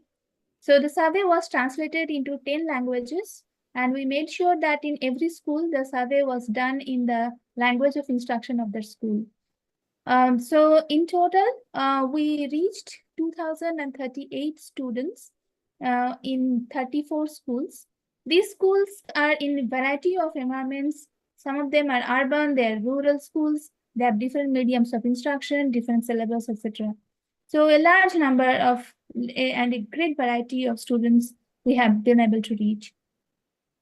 So when we were doing the survey, we also came across this situation that some schools have a lot of resources. And by resources, we mean, say, libraries, laboratories, science models, and even availability of science teachers. But then a lot of schools don't have that much resources at all. So we wanted to reflect this in our results also. So we divided the schools into 2 categories: resource-rich schools and resource-poor schools. We also gathered some demographic data. So we have female students and male students. So we have about 1,052 female students, 55% of the sample. And we have about 877 male students, about 45% of the sample. Oh, and resource-wise, we have about 1,200 students from resource-rich schools and 830 students from resource-poor schools. So this is overall our survey sample. So here I would show you some highlights of our results. So I will show you a few of the questions only. So the 3 questions I will show you here are about their general astronomy knowledge. So the first question about this we asked is about size. We asked them to arrange these 4 objects from smallest to largest: Jupiter, Moon, Earth, and Sun. And we found that overall, only 65% of students can answer this question correctly. So if we look at the top 4 choices for students, we kind of find that students know the Moon, Earth, and Sun, which order they should come, but the placement of Jupiter in this order, they're not very sure about. If we look a bit further into the data, we find that among male students, 73% of people answered this question correctly. But among female students, 60% of them answered it correctly. If we look at the resource-wise data, so 85% of students from resource-rich schools answers this correctly compared to 50% of students from their resource-poor counterpart. So these differences between the genders and the resource groups, these are statistically significant. So the next question was about distance. Arrange these 4 objects, Sun, Moon, stars, and Neptune, from nearest to farthest from the Earth. So what we found is that overall, only about 35% of students can answer this question correctly.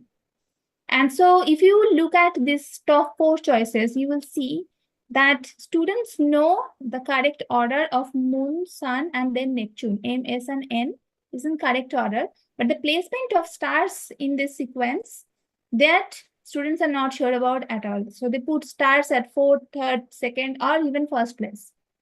So this shows that the enormous distances to stars compared to the size of the solar system, is something that the students have not grasped very well.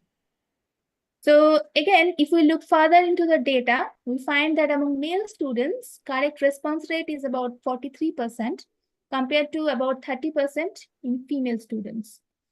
In resource groups, 50% of students from resource-rich schools answers this correctly compared to only 23% from students from resource-poor schools. So this is also statistically significant difference.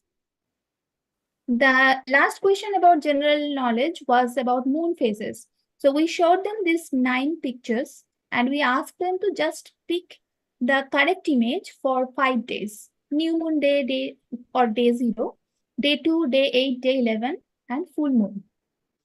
So what we found is this. So if you see that for new moon day and full moon day, about 80 to 90% students know what the moon should look like.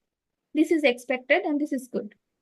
But for the other 3 days, day 2, 8, and 11, we find that only about 25% or 33, 34% students can answer this correctly. And if we look at the data overall, we find that overall, only about 6.7%, like less than 7% of students can identify all these 5 phases correctly. There are no big difference between the genders here. Resource-rich school students perform a little better than their counterpart, but overall the performances are quite poor for this question. And this is only an observational question, nothing about the actual science behind the moon phases or anything. So the last thing I wanted to show you is about access to astronomical resources. We asked students if they have ever looked through a telescope. And about 26% of students say yes.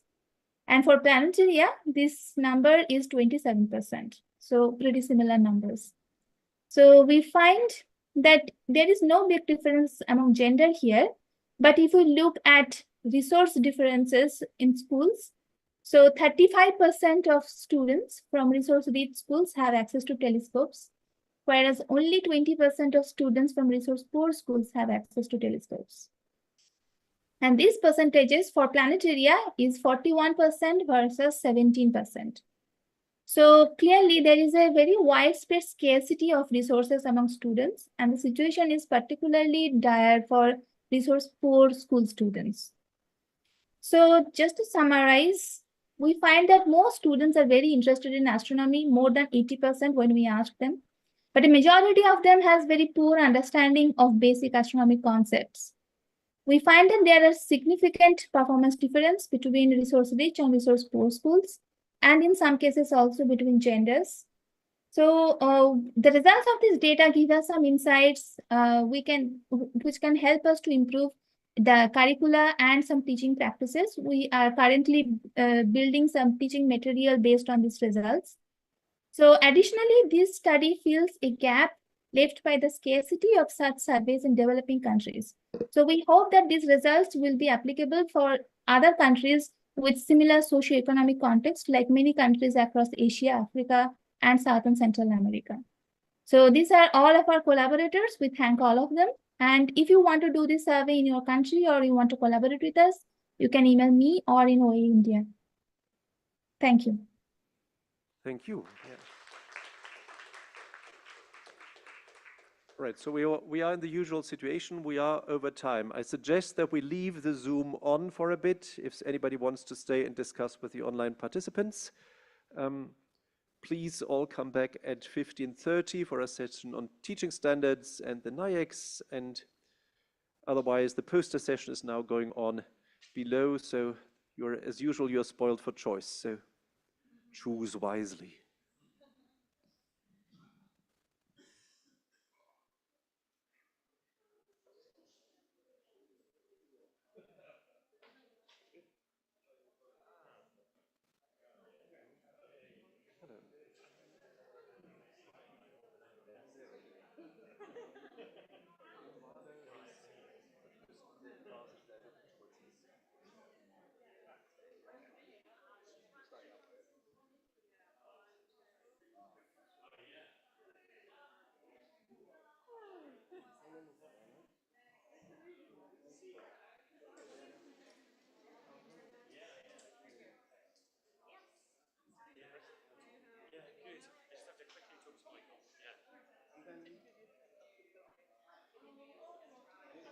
We've spoken online. Hi. It's nice to meet you. I saw you at the match. Thank you. Thank you. Yeah, I'm excited to see all the work that the OAE is doing. Unfortunately, I didn't make it to the morning sessions, but I'll be here for the end. Yeah, I know. Yeah, congratulations on all of that. Awesome. Wanted to meet Sophie. We have like a number of do's and don'ts.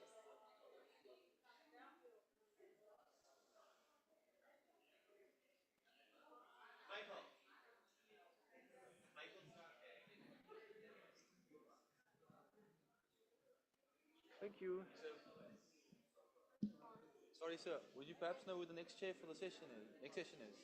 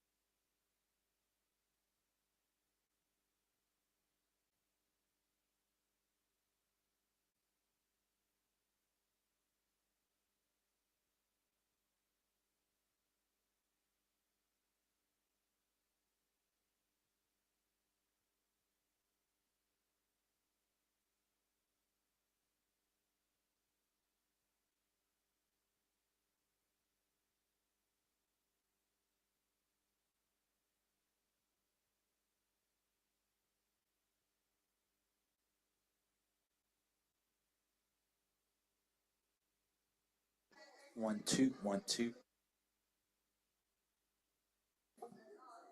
This seems to work as well.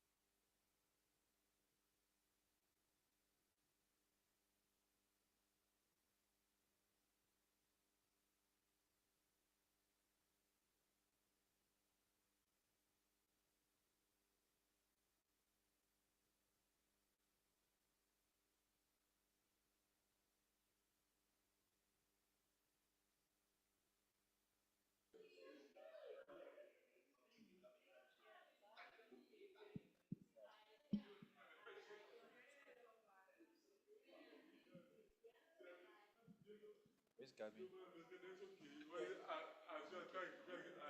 change the PPZ to the panel.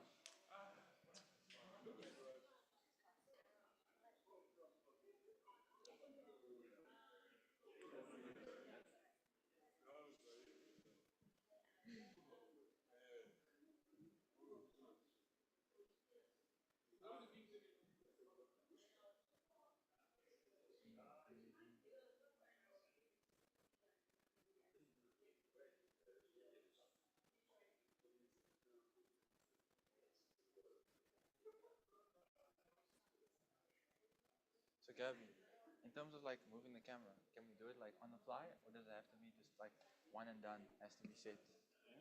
Like, can we move the camera up and down, like during the session?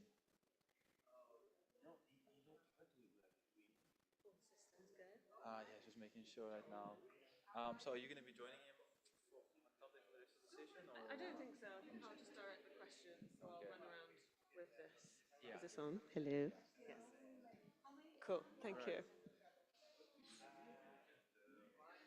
Thanks for making this so easy as well. I really appreciate your help.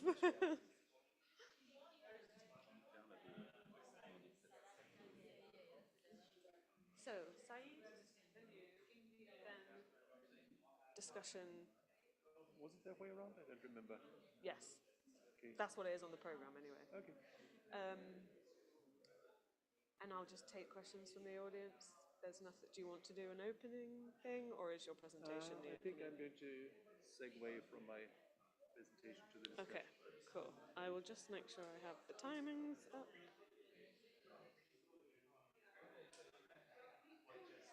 Are you happy? I mean, it's 3:30. So it's 3:30 now. So do you want me to start, or do you want to wait till the room? Okay.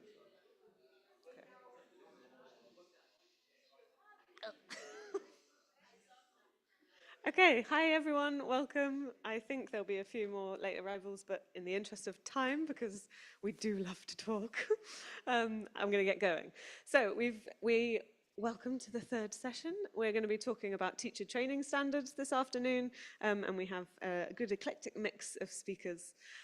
First of all, we're going to hear from some familiar faces and voices. We're going to go set our ways to Australia first, and we're going to hear from Saeed, who is going to talk about a survey he has done with teachers about different teacher training standards across the globe, and then that's going to lead into Marcus's talk on transparency teacher training standards that we've put together based on the feedback from teachers, and then we're going to have a bit of a panel discussion, so please do prepare some questions while you hear from these incredible speakers, and then we'll hear from some different examples of teacher training programs across the world. So I'm hoping I can hand over to Saeed. Thank you, Sophie. Hi, everyone. I'm back again. Can everyone see my screen?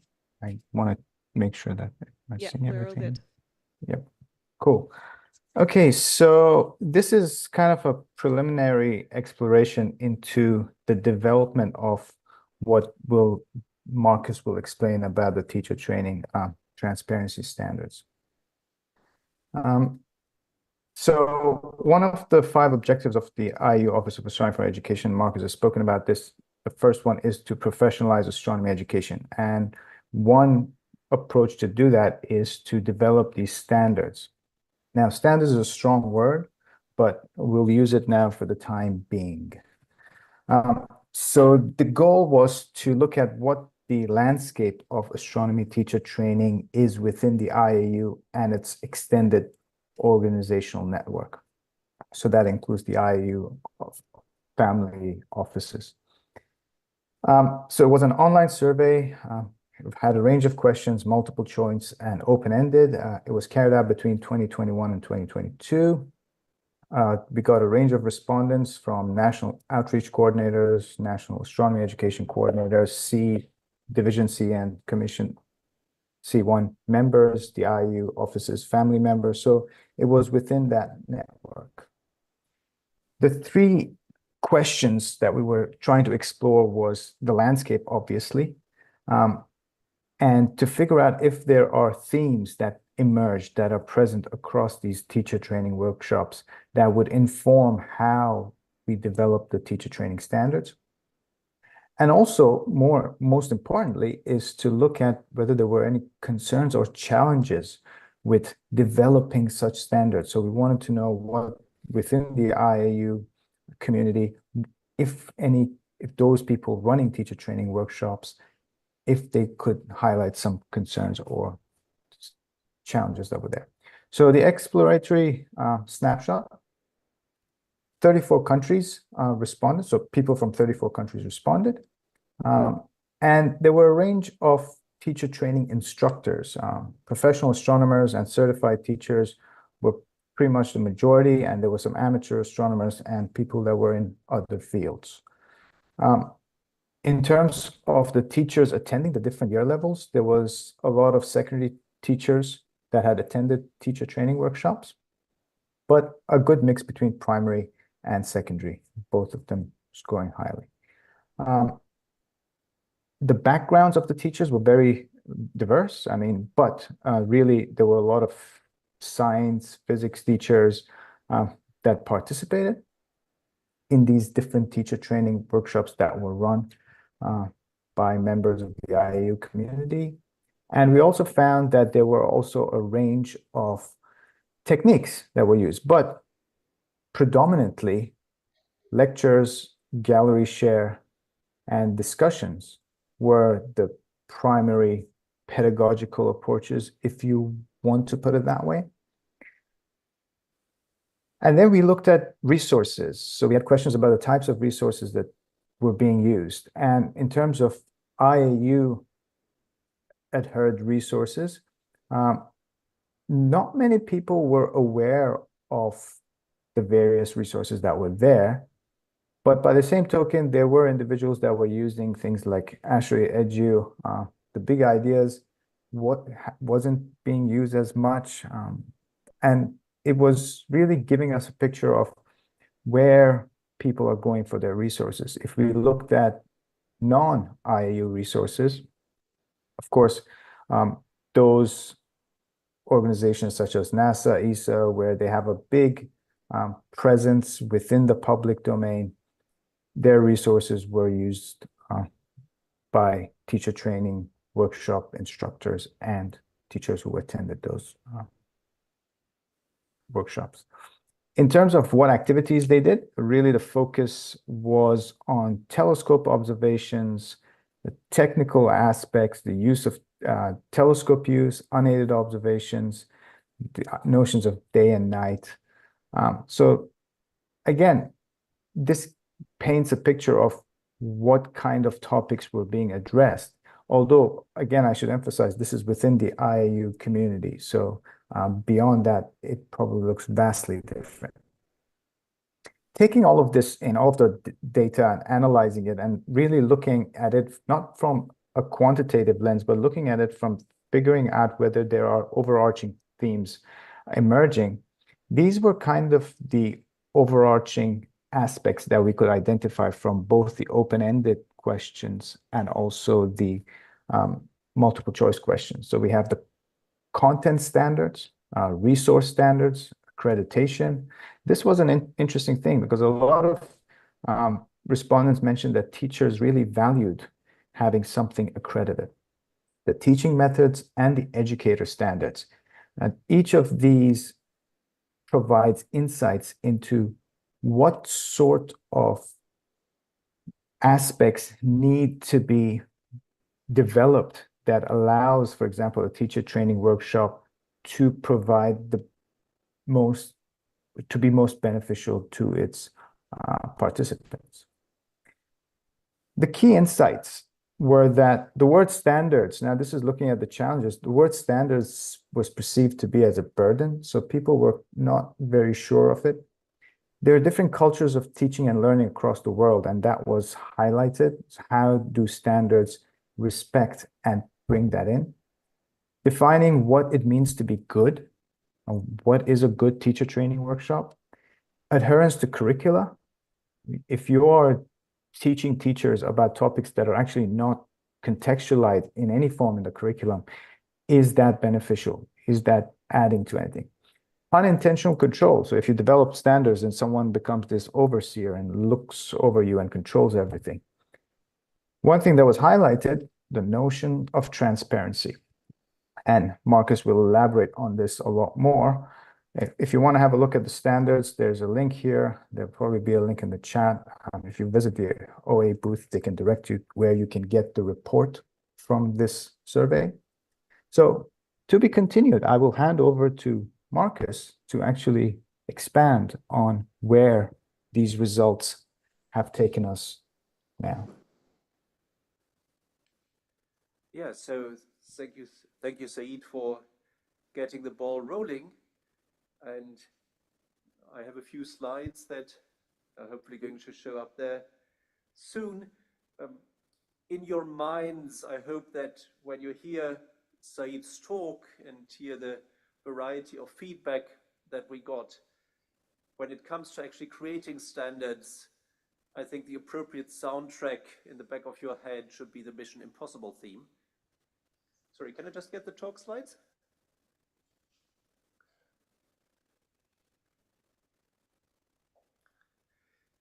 Because you can see the various themes that were there in the responses from the practitioners, because it's very clear that standards is sort of a two-edged sword.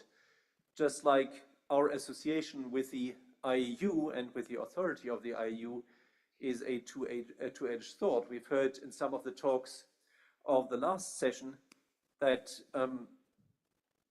some of the centers greatly benefited, say in the conversations with their own ministries, they greatly benefited from the, sorry? Uploaded them yesterday, more than 24 hours. Okay, I'm speaking to both mic. No, I'm speaking to that mic now. Okay, so the question is, how do we bring all of this together?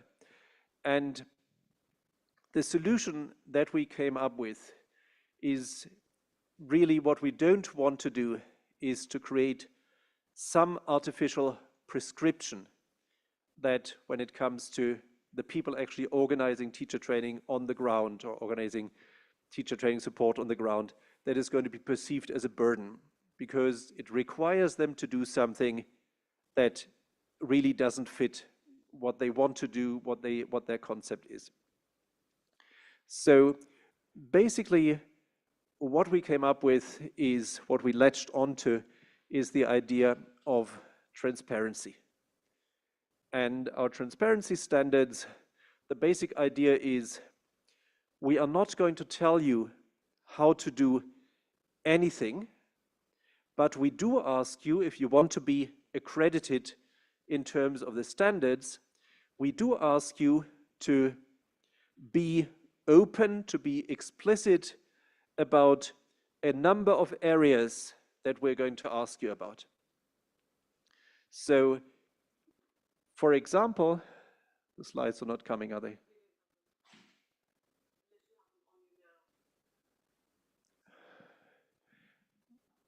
I do have them on the computer, obviously, but they're not on the online. They're not on the portal.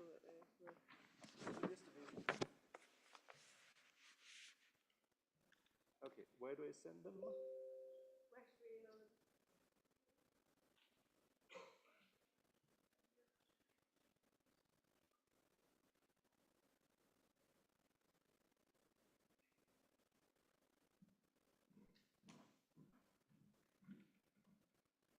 Hold on.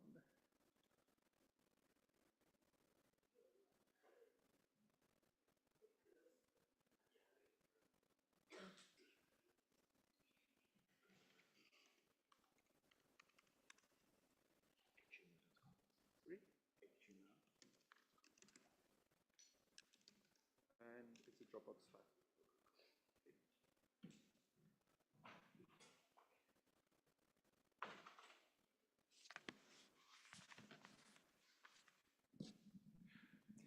So to pick a specific example, we came up with a list of areas that we believe everybody who is thinking about creating a teacher training workshop should think about. And let's take as one example, let's take something universal like inclusivity. Being inclusive in a teacher training workshop is central unless you want to exclude people. The way that you are inclusive, which kind of special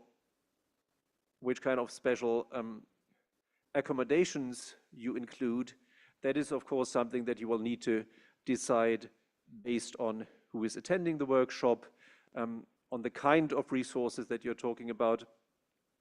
So the example for the transparency standard would be, we do not tell you in order to be inclusive, do this, this, and this, but we ask you to tell us in the accreditation process, here is the area of inclusiveness. There follows a brief summary of what it is. There follow links to best practice examples, so that's to encourage you as somebody just about to design a teacher training workshop to think about how others have solved this problem. And then we ask you to write a brief statement about how inclusivity is implemented in your particular training workshop. And it works the same for a number of other areas. It starts with, please make explicit, what is it that you're trying to teach? What are the contents, what are the skills that those attending your workshop are meant to take away? It goes on about teaching methods. Oh, I have slides. So let's see how far we've progressed. Do we have the big green thing? Well, or else, Siamisu. Okay. Okay, so that's just the summary, the links that you've seen before. This is the mission that we started with. The OAE will encourage standards to be followed for teacher training activities. So this is really a task that the IAU has given to the OAE. And this is what I was just talking about, the question of how to take into account the diversity of resources, boundary conditions, starting points. And I've basically talked you through this already. Our solution is that in order to comply with our standards, you should document, and that means you will also need to think about a variety of aspects of your teacher training. And here's the areas that we have addressed: learning outcomes, so what should participants know afterwards? Content accuracy, very important, so how do you ensure that whatever your learners are learning is really state of the art, is really up to current standards? Be explicit about the resources that you use in the workshop. Be explicit about the teaching methods used in the workshop itself. Is it just going to be a lecture with somebody up in front talking to a larger crowd, or is it going to include hands-on? Is it going to include interactivity? And then we come to the question of, so which aspects of the way that you've designed your workshop ensures that teachers will be able to transfer this to their classroom? And we know We've probably all seen examples where this doesn't work, right? Where somebody just designs a workshop around the topics that they find interesting in astronomy, but that's completely different from saying, okay, in the end, I want the teachers to use this in the classroom. So have I, as the organizer, for instance, looked at the curriculum? Have I talked to teachers and asked them, well, which topics could you include in, say, your physics classes? Or in countries where there's astronomy class, which topics would be most helpful for your teaching there? Then the question of equity and diversity, how is the teacher training workshop encouraging underrepresented groups, and which underrepresented groups those are? That can vary widely from setting to setting. In some areas, it might also be geographically underrepresented groups. So if you're doing a workshop where only the teachers in the capital really have ready access, then that is certainly something different than covering access in your own country. And we've heard this a little bit in one of the questions earlier on here in South Africa about really traveling around and reaching schools where they are. I've touched a little bit on inclusiveness, accessibility. There's also the questions, are there any other certifications, any other standards that you adhere to? How are you going to evaluate your workshop? So this goes back to Sophie's talk earlier. How, as an organizer, are you going to learn what worked? And the last bit is, what is your strategy for follow-up after the workshop? Are you just going to sort of release the teachers into their natural habitat? Or are you going to contact them? Are you going to make sure that they have the support that you need? And for all of these areas, I believe that everybody here in the audience, either spontaneously because they have thought about it, or if they think about it, you can think about ways how this would work well, and you can think about ways of how this is going to fail. And our aim, if our standard really is centered on asking you to document what are your thoughts, what are your strategies, what are your plans for this specific teacher training workshop on all of these aspects, our hope is that, first of all, even asking people to explicitly think about it and then write something down is hopefully going to have an impact on the way that they plan. Because hopefully people will be embarrassed to just put down, I didn't think about it and I have not planned anything about it, right? So, and our plan is that if at the same time we do present them with best practice examples from a variety of settings, this is how this has been done in, this is how it has been done in Nigeria, for instance, or this is how it had been done in Australia. So if there's examples from different settings, then hopefully they will find an example that they can adapt to their own situation. So the hope is that while the official role of this is we ask you to document, we hope that the unofficial way is also that it's going to encourage those who are applying to think about it and then adapt it to their context. And that is how we have sort of the built-in flexibility in there. And even if you do not, so the plan is to make the answers accessible, to make the answers public. So for each of the questions, you can see what have other people answered. We might even rank the answered and say, okay, these are what we consider best practices. So the hope is that if you apply for this kind of certification, that you are then encouraged to follow what is going to emerge as best practices, but you do have the freedom to adapt this to your own setting. The documentation, yeah, so basically how to get accredited according to these standards, fill out a form online. In the documentation, you are automatically given best practice examples. We hope to force you, well, we don't hope to force you to do anything, but to strongly encourage you to think about the aspects that we think are important to think about. And the answers are kept in a central repository. That is sort of twofold. If a workshop claims that they are certified according to the OAE teacher training transparency standards, then they provide a link to their documentation. So hopefully any teacher who is interested in this particular workshop will find quite directly where all the the answers to these questions are.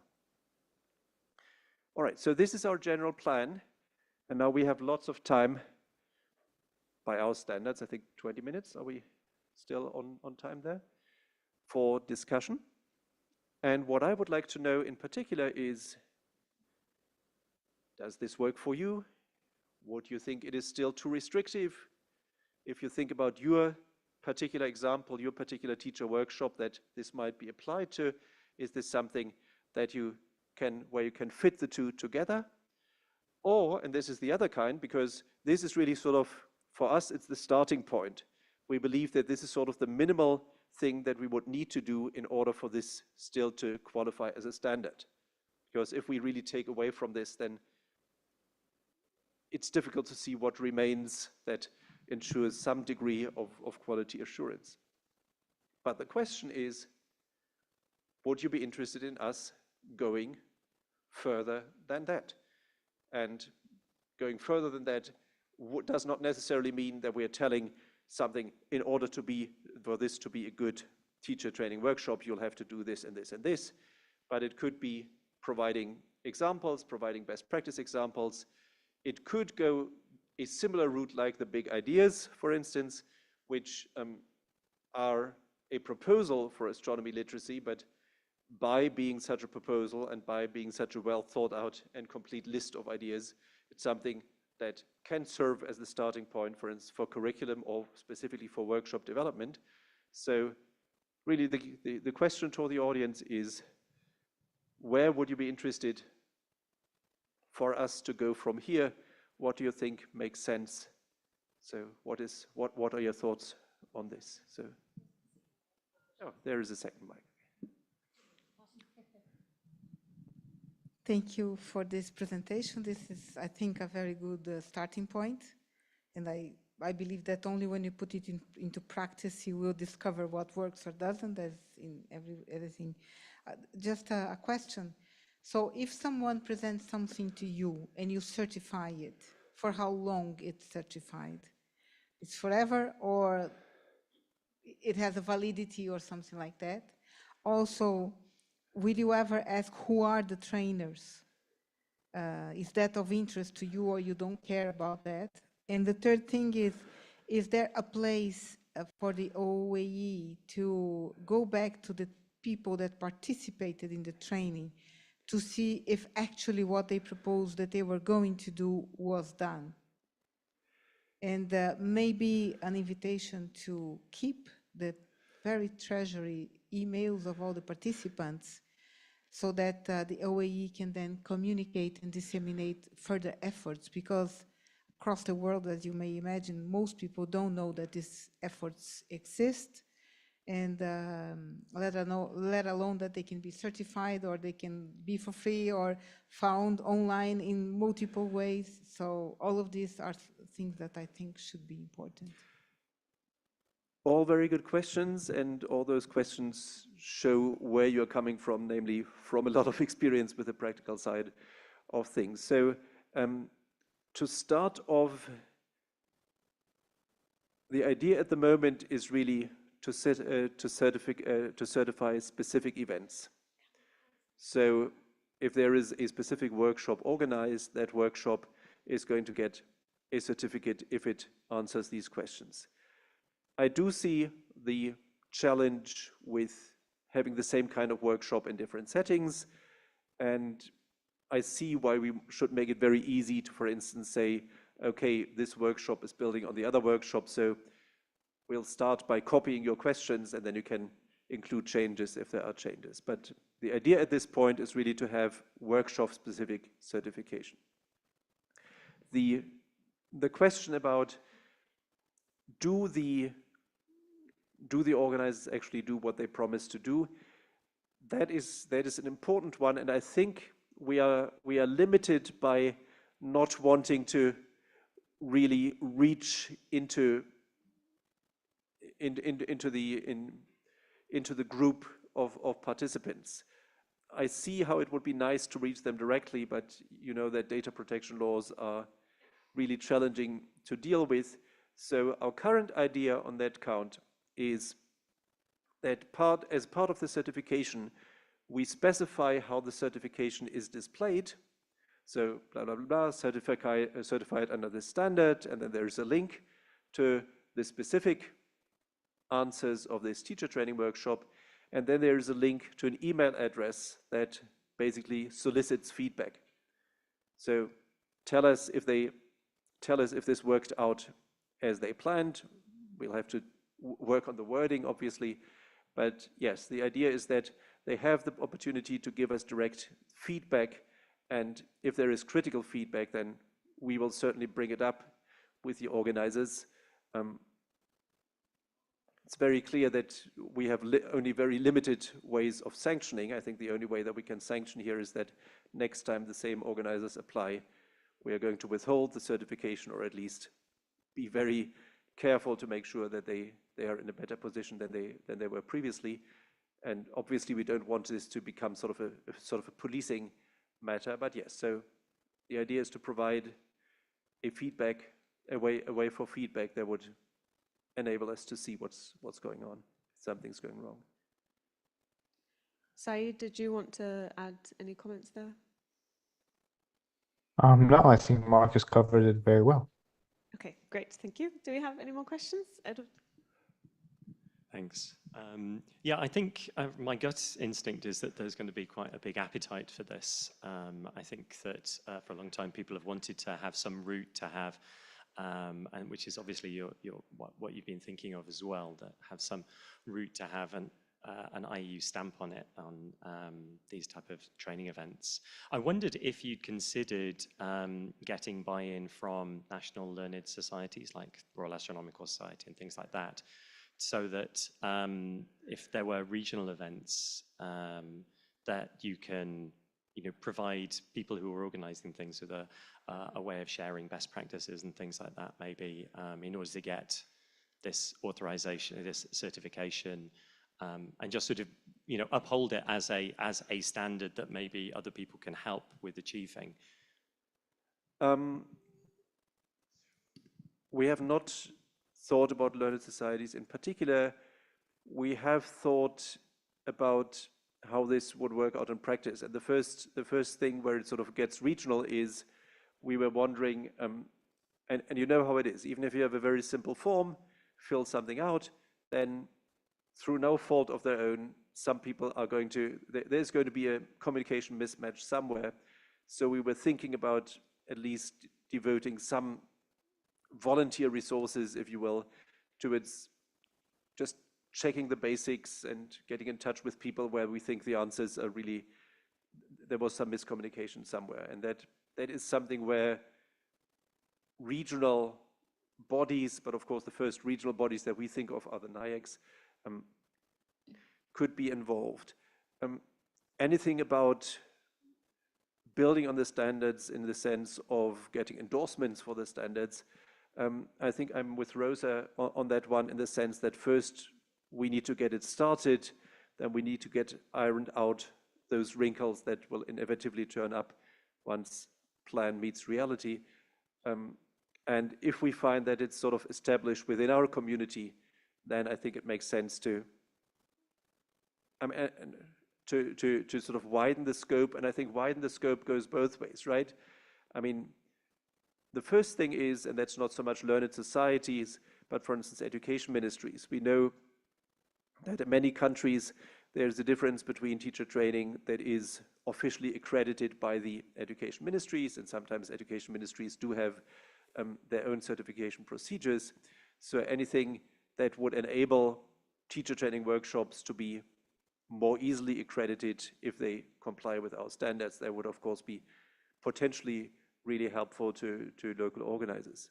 And the second direction is the other way around, where we say, will you encourage your regional training centers, training providers to follow those standards, for instance? So, but I think that's in the future. After we're going to enter a beta testing phase, hopefully soon. But this is something to think about for after the beta testing, obviously. Great, thanks. Any other questions? Yeah, Selena. Hi. There was some really interesting things I really like, which I haven't seen, like keeping a bit transparent. But I'm also in a very kind of two minds here. One, I do like, because we have seen even in the past, there are a lot of teachers who like having a badge, some kind of, certification, and this has been, requested so many times. And, but on the other hand, I'm a bit uneasy about global standards, and because it's not really realistically, you can't have one standard for everybody. Equity is really important because not somebody from Sri Lanka can reach the same level as somebody from Germany when you're running the teacher training. But within just IAU, there's been teacher training for like 20 years, right? And we had GTP, NASE, and even Commission 46 was running like so many. I was wondering, like, all these about 20 years of teacher training, what has OAE actually learned from that? Are there any specific learnings that you got from within IAU? I think that's actually a question for Said, because, I mean, I don't think he said it explicitly, but when we selected the panel of people that we would ask about for our survey, of course, we included all the usual suspects from IAU projects, those active in Commission C1. So I think they were widely represented, and what the feedback that they gave us is subsumed into the wider results that Said represented. But I'll let you have the say on that. Yep, that's correct, Marcus. I mean, the respondents had worked with GTTP or NASE, and from that we actually got a snapshot of what was happening. And the concerns that those people raised were the concerns that are obvious, right? They don't want it to be too restrictive. And one thing to note is that there is teacher training, astronomy teacher training, but teacher training has been going on for much longer, ever since education has been around. So I think in some ways we're looking at those teacher training workshops, but also we are also focusing on the different standards that different countries develop for teacher training and building on that. And once again, that will probably come to the fore when it is implemented. And initially, when we did the survey, I think one word that, and it's there in the initial report, was it's not, I saw it more like a framework rather than standards. That was in my mind. And when I was analyzing the data, that was what was coming out from the data to me. What I could perceive was it was a framework, just like any framework, or you can think about it like the Pirates Code. They're guidelines. That's my 2 cents. If I can just add one thing for that, because Edward, you mentioned badges for teachers, and I do see the interest that is there in this particular concept, which is obviously something that goes, if we were to do it directly, would go much further than what we're talking about here. So I think what we can sort of give with these standards, the outcome would be something like putting an IAU stamp with small print that tells you why this particular IAU stamp is where it is on a training course. And I see why it would also make sense that this would coincide with the permission to then include this IAU stamp, of course, also on the certificates that the teachers get. So that's a little bit the badge aspect. There is a whole other can of worms that, but in a positive way, they're nice worms, they're useful worms. Getting hung up with my metaphors here. That is sort of what I associate with when you say badges for teachers. And that is the question, not for teacher training workshops, but whether there is any practical way for us to I mean, it's sort of something that is less formal than a degree than a university would confer. It's something that has more content and more power than getting a certificate with the IAU logo on it. The question is there anything in between that would allow us to directly certify individuals saying, yes, you have, for instance, a certain working knowledge in this area at a school level? And that is something that would be a really big step, but I think there is interest from it. We've heard it from the NIACs themselves. I mean, that might actually be a first step to provide. We are trying to provide services and training to NIACs, so that might be a first way of trying out this way of certifying knowledge.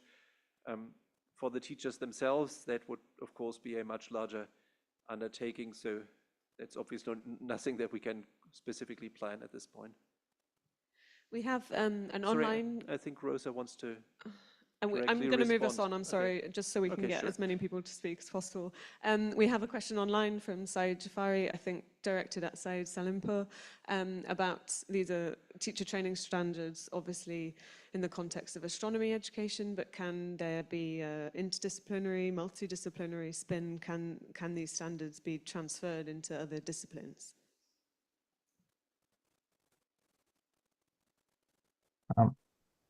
I think if the standards are broad enough and they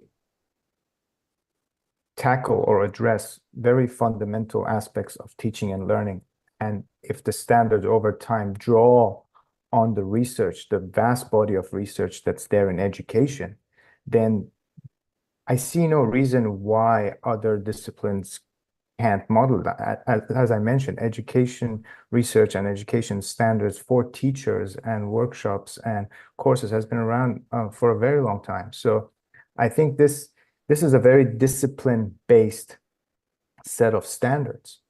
But when we look at the essence of it in terms of teaching methods, in terms of the people doing the teaching, in terms of the notions of equity and diversity, if those become fundamental, which they are fundamental, you could potentially mold them to other disciplines. I actually have a question for Evine, if she's amenable to it. Because Evine, you're one of the main driving forces / co-authors behind the strategic plan, obviously, where the whole question of the OAE will encourage standards to be followed comes from. So I'm quite aware that even when you work in such a key position on such a document, you won't have all the different aspects at the top of your head, but if you have sort of a comment that would tell us a little bit more about what the IAU intended with this exhortation to the OAE to encourage the following of standards, I think that would be a really good additional input at this point. Yes, so my apologies, I came in just now, so I haven't heard the presentations or anything like that on this particular topic, but I think when we were writing the strategic plan, this was actually one of our big questions as to how one could do this. And so I don't think we have an answer to this, but we were hoping that the community, especially through the OE, but I'm seeing here also Rosa Duran, who may want to add to this, could come up with a recommendation indeed how to do it, but knowing very well from the very beginning that this was not an easy question and topic to address. So maybe let me just hand this first to Rosa, because she wanted to say something. Not trying to dodge the question, but I would like to hear her comments on it. Thank you, thank you. No, I just wanted to make see the practicality of things. I think that a training or a professional development for educators with a stamp, an endorsement of the OAE is a very valuable thing for any course. And I can easily see, for instance, in many countries where teachers have to receive professional development to progress in the career, that stamp would be a first and a very important step. for the local authorities to accredit such a course. It's what I presented this morning as certification. And, but then it would be for the national people running it to take advantage of that and then provide the badges, for instance, the digital badges, which is something that the European Commission is advocating for, endorsing competences, not content knowledge, but competence profile. But that would be per individual training course. It would be impossible for the OAE to do that. But the basis would be okay, we endorse this course, and this would be going to the level of politicians. What you mentioned is a very good way to start going to politicians and say, you have this great work, so endorse it and embrace it. Thank you, Rosa. I realise we have lots more questions, particularly this gentleman over here, but in the interest of time, I am going to stop questions there, but please do speak to this gentleman afterwards. We're going to move to some talks now from some of our NIACs and people around the world who have been doing fantastic teacher training programs. First up, we have Sarah Abotsi-Masters, who is actually online. I believe we have slides, but she's presenting from online, who is going to be talking about hands-on astronomy workshops to empower science educators in Ghana. Hello, hi, can you hear me? Yep, we can hear you. Okay, great, thank you. Let me just share my slides.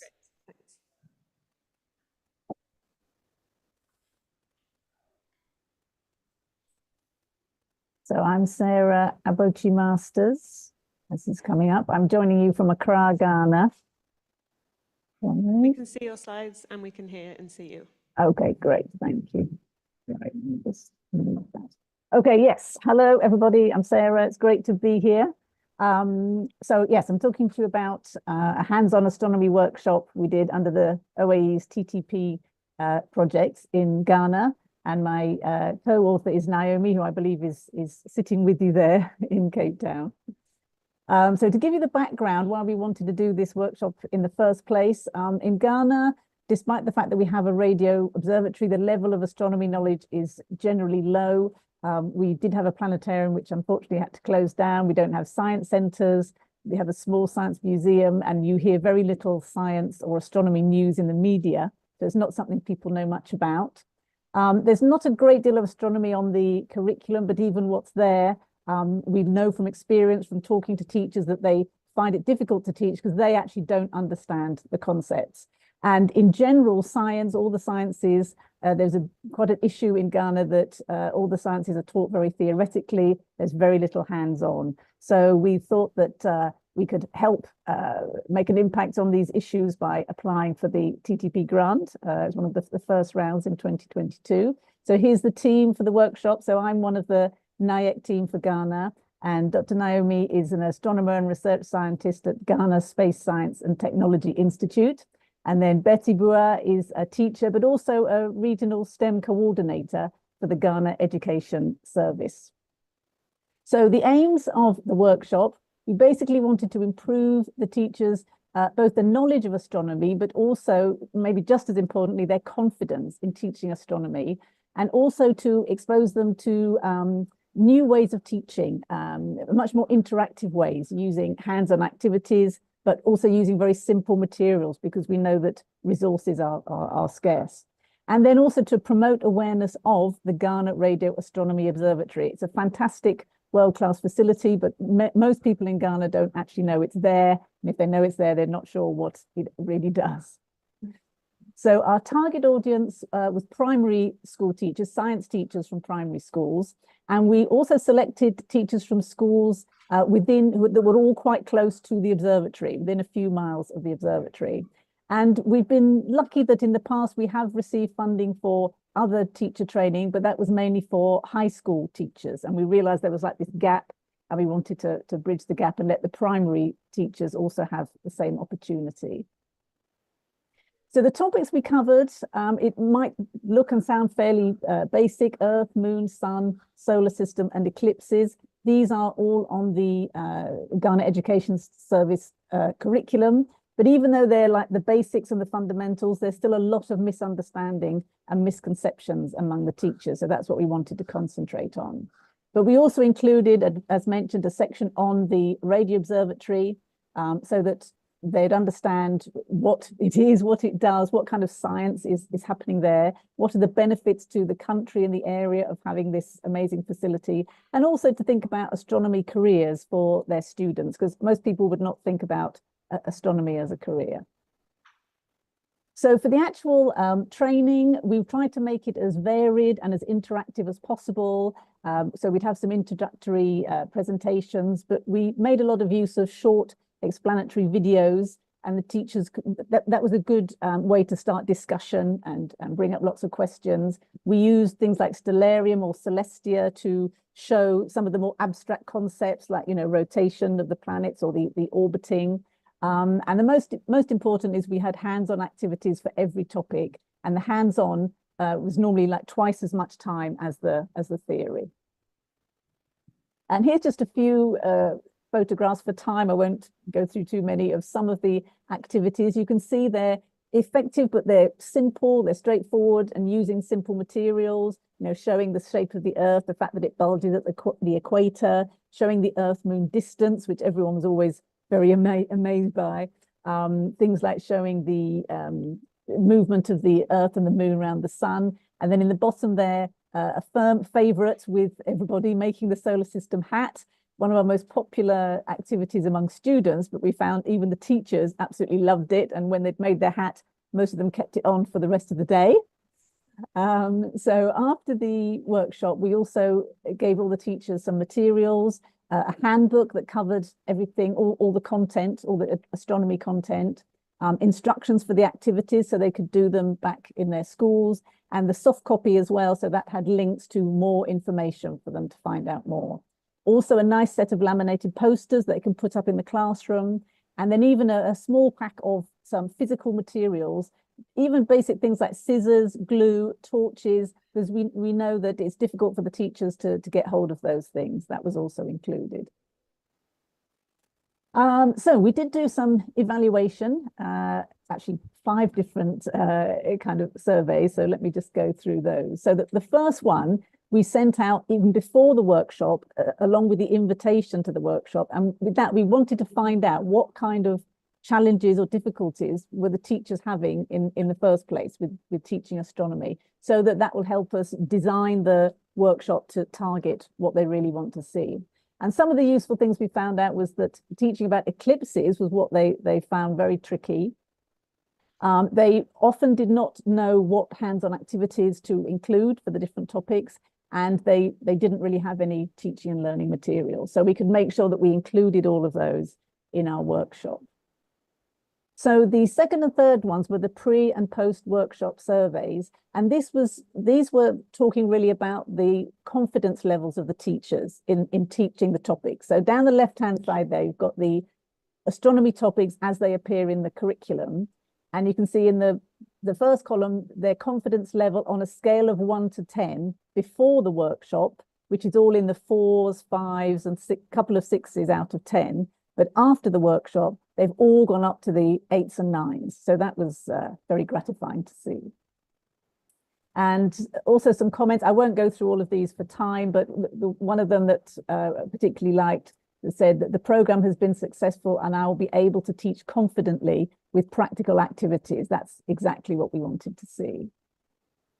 And then the general feedback form was more to do with, logistics and, did we state the objectives and so on. And 90% agreed with most of the questions there. And again, one of the most useful ones was finding out that the teachers felt the most useful parts of the workshop were the audio visuals and the hands-on activities. So that's great to know. And also it's something we can keep for any future courses. Again, some nice comments from, if you would recommend, would you recommend this workshop to a colleague, and if so, why? It's been an eye-opener. I've learned a lot. It will be of help to my other colleagues. All great things to hear. But then after that, we decided that it'd be good to go back to the same teachers after a few months. You can have a course and you don't want people to come along, learn something, and then forget everything. So we went back 3 months later to ask them if they were still using the methods they'd learned and the practical items, the materials. And out of those who responded, they all said yes, they've used those new methods, the more interactive methods, and they've used the materials. And what's more, that the students had responded positively, which was great to hear. So we did have challenges, obviously. When we went around to visit the schools and ask them or invite them to attend the workshop, even though it was a free workshop, not all of them showed interest. We just had to concentrate on the ones that did. Even those that did and gave us names of the teachers, a few of them, unfortunately, even though they confirmed, they didn't actually show up in the end. So we actually had 12 teachers on the workshop, and we had been hoping for around 16 or so.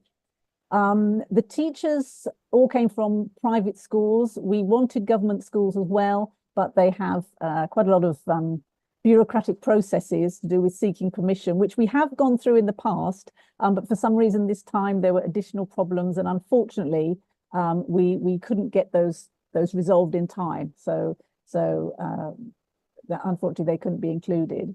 And also this was in 2022, and the whole Ukraine situation just started, and as everyone knows, the economy around the world was very difficult. I mean, in Ghana, the petrol prices literally tripled that year. So that caused a lot of problems with our budget, and we had to make a lot of adjustments, and the teachers didn't get quite as much materials as we wanted to give them.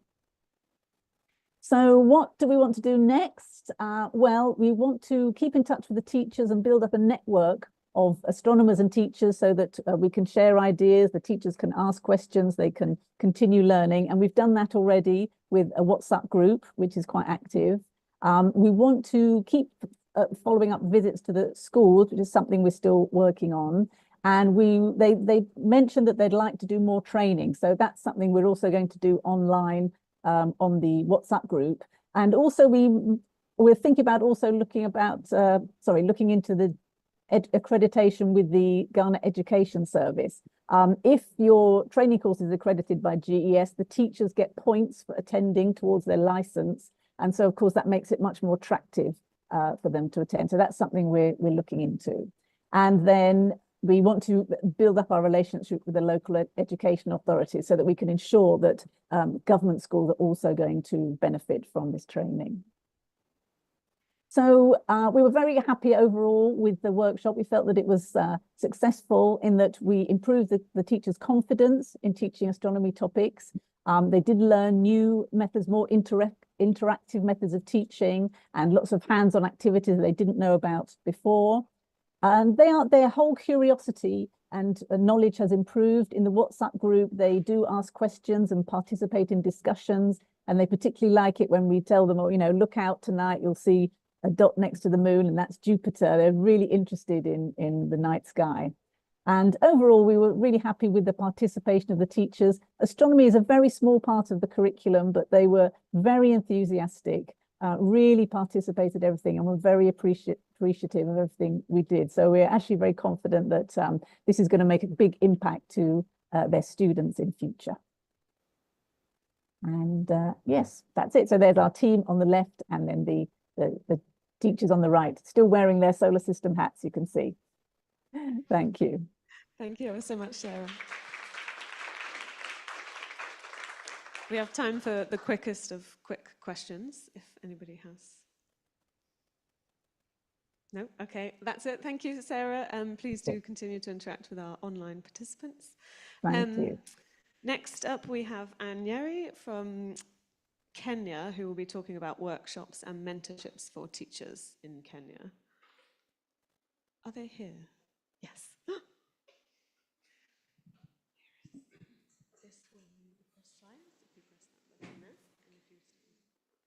Okay, thank you.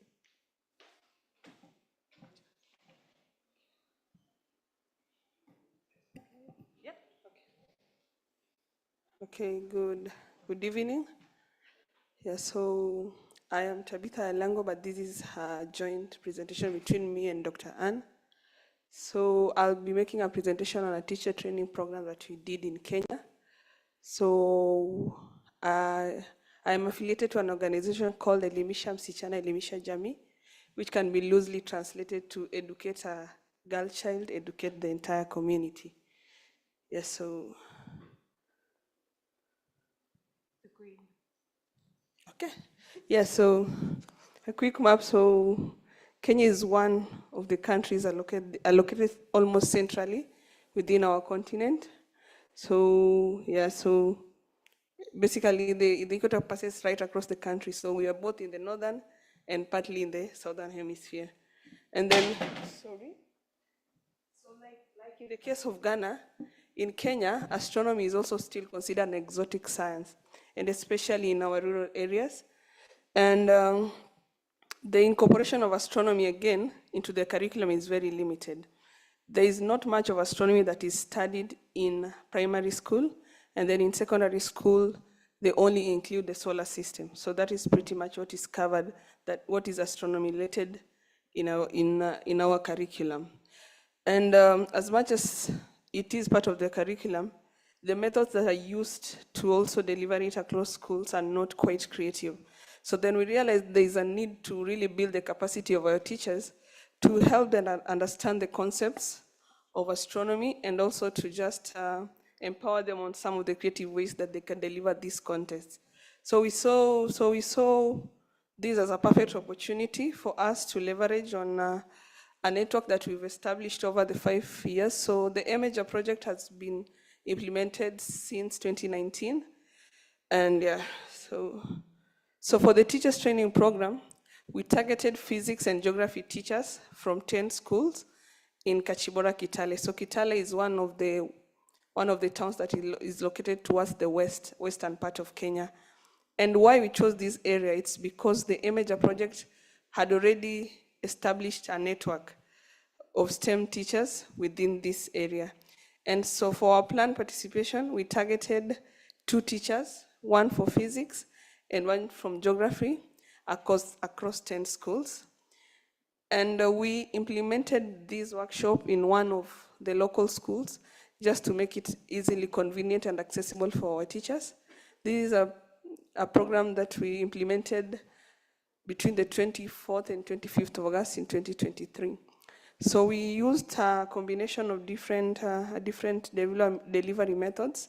So we had lectures where we were doing PowerPoint presentations, and then we also had demonstrations, hands-on activities, and then we also used software such as Stellarium and physical models to elaborate the solar system. So we primarily focused on the solar system because we wanted to align the training with whatever is in the content, is in the curriculum. But then we went a step ahead to make it a bit more creative, because like the concept of Stellarium, the teachers had never heard of it. So we just tried to tell them, okay, beyond just the theory, you can also include this aspect to make it more exciting and interesting for the students.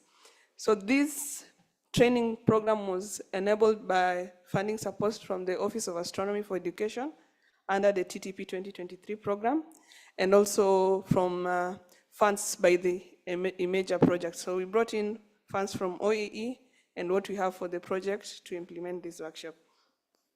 And the images just show some of the pictures we took during this event. So like the one on the far left or far right, yeah, it's now one of the founder of Imager project, Dr. Anjiri, was talking to our teachers. So here she was sharing with the teachers her project for postdoc. So she talked about her black holes, and it got to really show these teachers that it goes just beyond the solar system. And then we also had hands-on session. We had some illustration using Stellarium. So we installed this software in their school computers, in their laptops, and then we just took them through the basics of how they can use it in their classrooms. And then because these are schools that are located in very remote areas, sometimes even electricity might be a challenge. So beyond just using the software, I wanted also to tell them you don't have to really rely on technology. You can use any material that is accessible. So here you can see we were demonstrating just the modeling of the solar system using plasticine toothpicks and just some wires, so that it's relatable in the context of the schools. And it was quite an impressive thing because we got very positive outcomes from these teachers. So like 92% of them stated that they were very satisfied with the workshop content. And then we also assessed on the relevance of the topics. So 67% stated that the topics were extremely relevant and engaging for them. And then to the impacts of this workshop, because as much as we did it one-off, we wanted it to be have long-term impacts, not only to the teachers, but also to the students. So to make sure that this is something that goes on for a long time, we want to integrate it into our annual project activities. So like we usually have a workshop for students, so we are integrating it so that as much as we do it for students, we also do it for teachers. And to, again, measure the impacts or the outcomes of this training program, we evaluate the students' performance in physics and geography, just to really see, does whatever we impact to the teachers get all the way down to the students? So that is how then we can see that indeed we are having an impact. And then it goes beyond just the school context. You want to also bring the community on board. So we are banking on our teachers to be like the ambassadors of astronomy within their communities, because it's only through fostering this appreciation for astronomy in the community that we can have a more significant impact. Yeah, and it was quite impressive. The image there, the lady in a t-shirt was one of the teachers that we trained during our training program, and I went back to these schools this year to just hear from them and see if it has been impactful. And it was quite impressive because she was so much encouraged that she's looking to go back to school and do a master's in astronomy. So it really has had a positive impact on them. And just beyond the TTP, we want to hope to have a much, much more significant impact. So for this one, we only targeted a small area with 10 schools. But if we can build on this to reach, even if we can do a training program that will cut across the whole country, then we will really spread the gospel of astronomy and its beauty. And then a big challenge, of course, it's funding. So with limited funding opportunities, we can't really reach the numbers that we intend to. So we are hoping to reach out to people that can help us generate funds so that we can implement this program across many schools. And then beyond just training the teachers, local authorities, especially the ministry and everything, for us to really expand the content of astronomy into our curriculum, we must influence policies. So we are also going beyond just the teachers. We want to have conversations with these officials and tell them that astronomy is wide. It's not all about the solar system. Yeah. So and then just a takeaway is to show that indeed the TTP, teacher training programs, have very great potential for influencing the outcomes, not only for the teachers, but also for the students. And then if we could increase, or if we could really push for astronomy into our schools, then we will really have a great, great impact. Thank you so much. So you can look at our website there. Thank you. Thank you, Tabitha. Does anybody have any questions for Tabitha? Yep. Thank you. Thank you. Thank you for your presentation. I just have one question. Do you work or do you plan to work with the Kenyan Space Agency? Yes, we plan to. Not yet, but we plan to work with them. Okay. On this topic, teacher training. Teacher training, yes. Okay, thank you. Thank you. Okay, another round of applause for Tabitha, please. Thank you very much. Okay, next we have Olinka Fabmerio looking at achievements on enhancing astronomy education in Nigeria. Do you want to show it? That one is the next slide. Okay. To a transition. Hello, everyone. Good evening. Sorry, I just came directly from the airport. I've been flying for 20 hours, so my eyes is literally. Yeah, so we, unlike Kenya and some other of my friends, we haven't really got any OE support for teacher training. But then because I am NEC chair for Nigeria, and this is what we have done like from time. So I'm just, my slides are just going to show what we have done as NEC in Nigeria. Yeah, so yes, so basically, pretty much like most sub-Saharan African countries, we have astronomy being very not so popular in the countries. And in Nigeria, for example, we don't have astronomy as a subject that is being taught in high school levels or elementary school. So what it means is that without the stuff that myself and my team that we do, an average child will probably not hear about astronomy throughout their elementary and high school, you know, period in school, and that's why we think what we are doing is very important. We want kids to learn about astronomy, and because we fought a lot of battles where we were trying to get the government to start some conversations, some discussions on getting astronomy into the curriculum, but we saw it was a big deal because they told us that it has to go through the parliament, there has to pass some. So it's a big deal, and we said, instead of waiting for, we don't know how long that's going to take, we decided, okay, we should introduce astronomy as some sort of extracurriculum activities in school, and we do that with AWB Nigeria. I'm the national coordinator for AWB in Nigeria, and yeah, so with AWB, we want to take astronomy to every child. We want to take astronomy to not only kids who are in school, we also want kids who are out of school, because in Nigeria we have an epidemic of out-of-school kids because of the insurgency that is prevalent in northern Nigeria. So we have, the last time I checked, we have about close to 20 million kids who are out of school, school-age kids who are not in school. So beyond targeting those who are in school to take astronomy to them, you have this huge number who are outside of school that we also needed to get in touch with.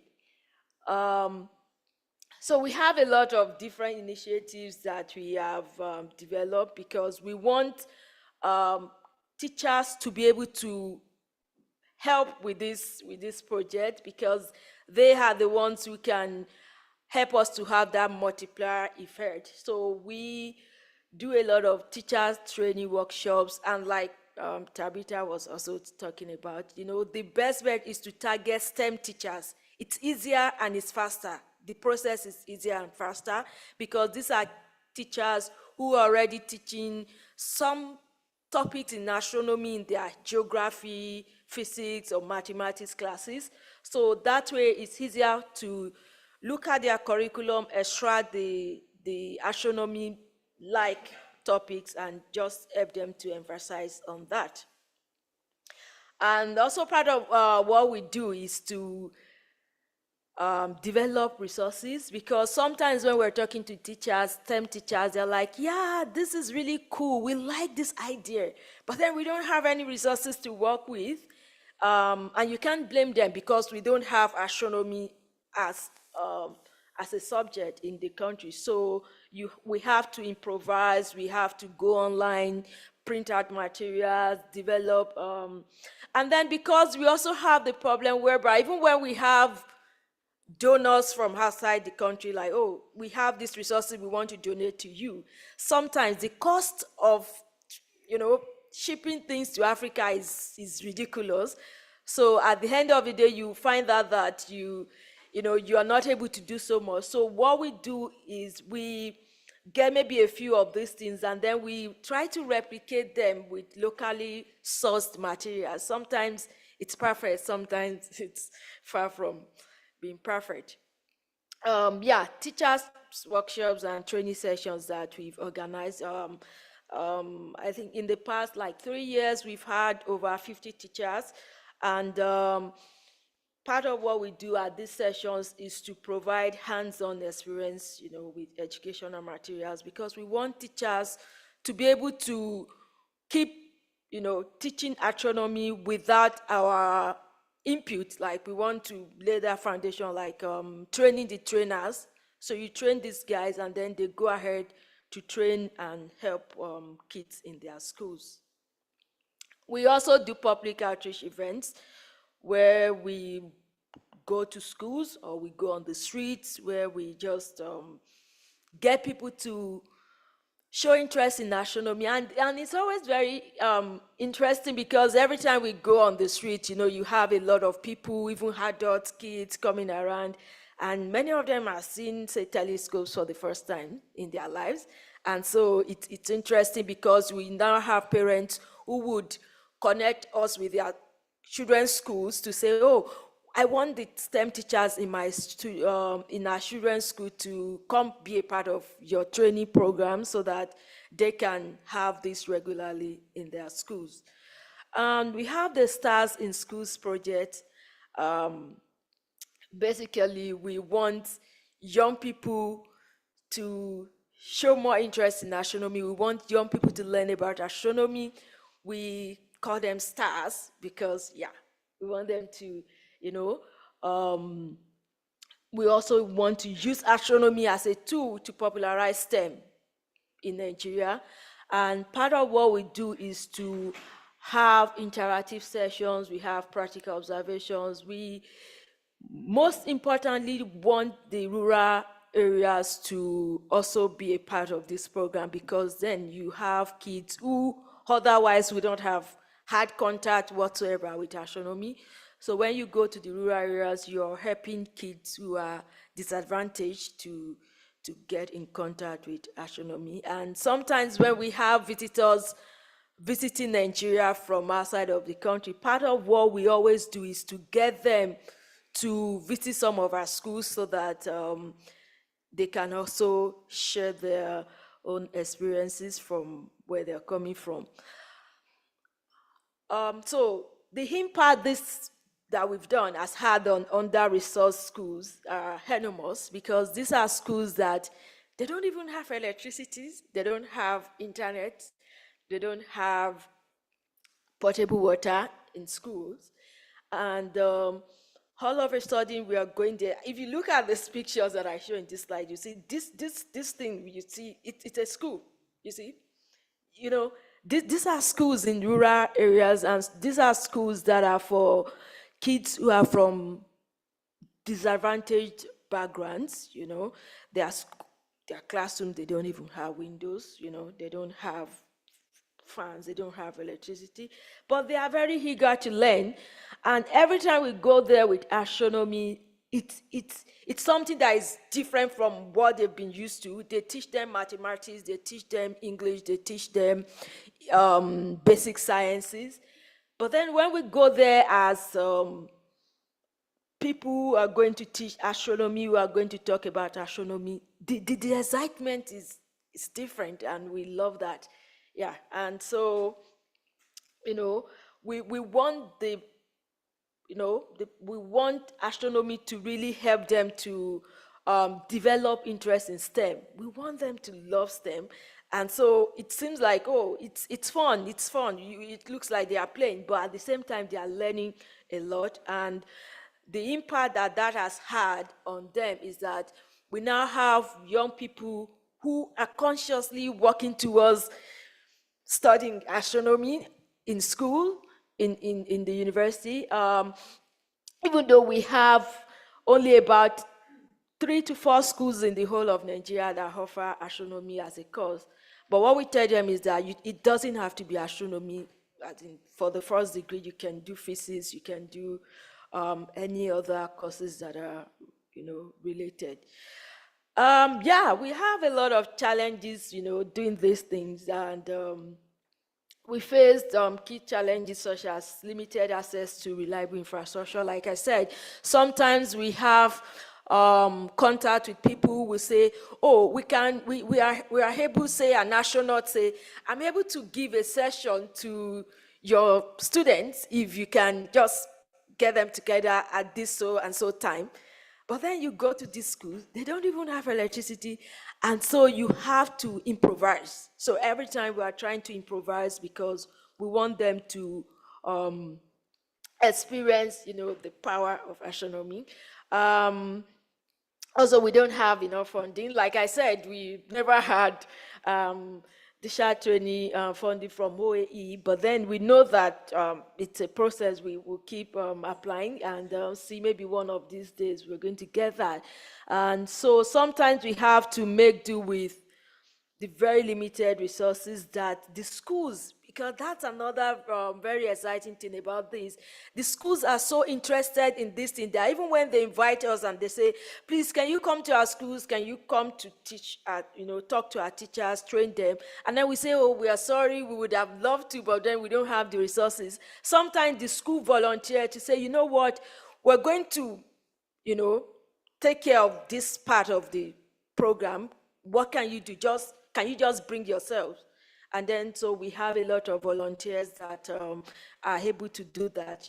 They fund themselves to go to these local schools. Yeah, so we also have amateur astronomy clubs that we have established in this school. So part of what we do is when we go to this school, we want to do that so that when we leave, it's not like a one-off thing. These are the people, these are the groups that will keep getting in touch with us, and that's how we're able to sustain everything that we have done there. Okay, yeah, so we've had a lot of very great moments and achievements. Implementation of different school projects, and we have also been recognized, nationally by the different bodies in Nigeria. And lastly, what are the lessons that we've learned?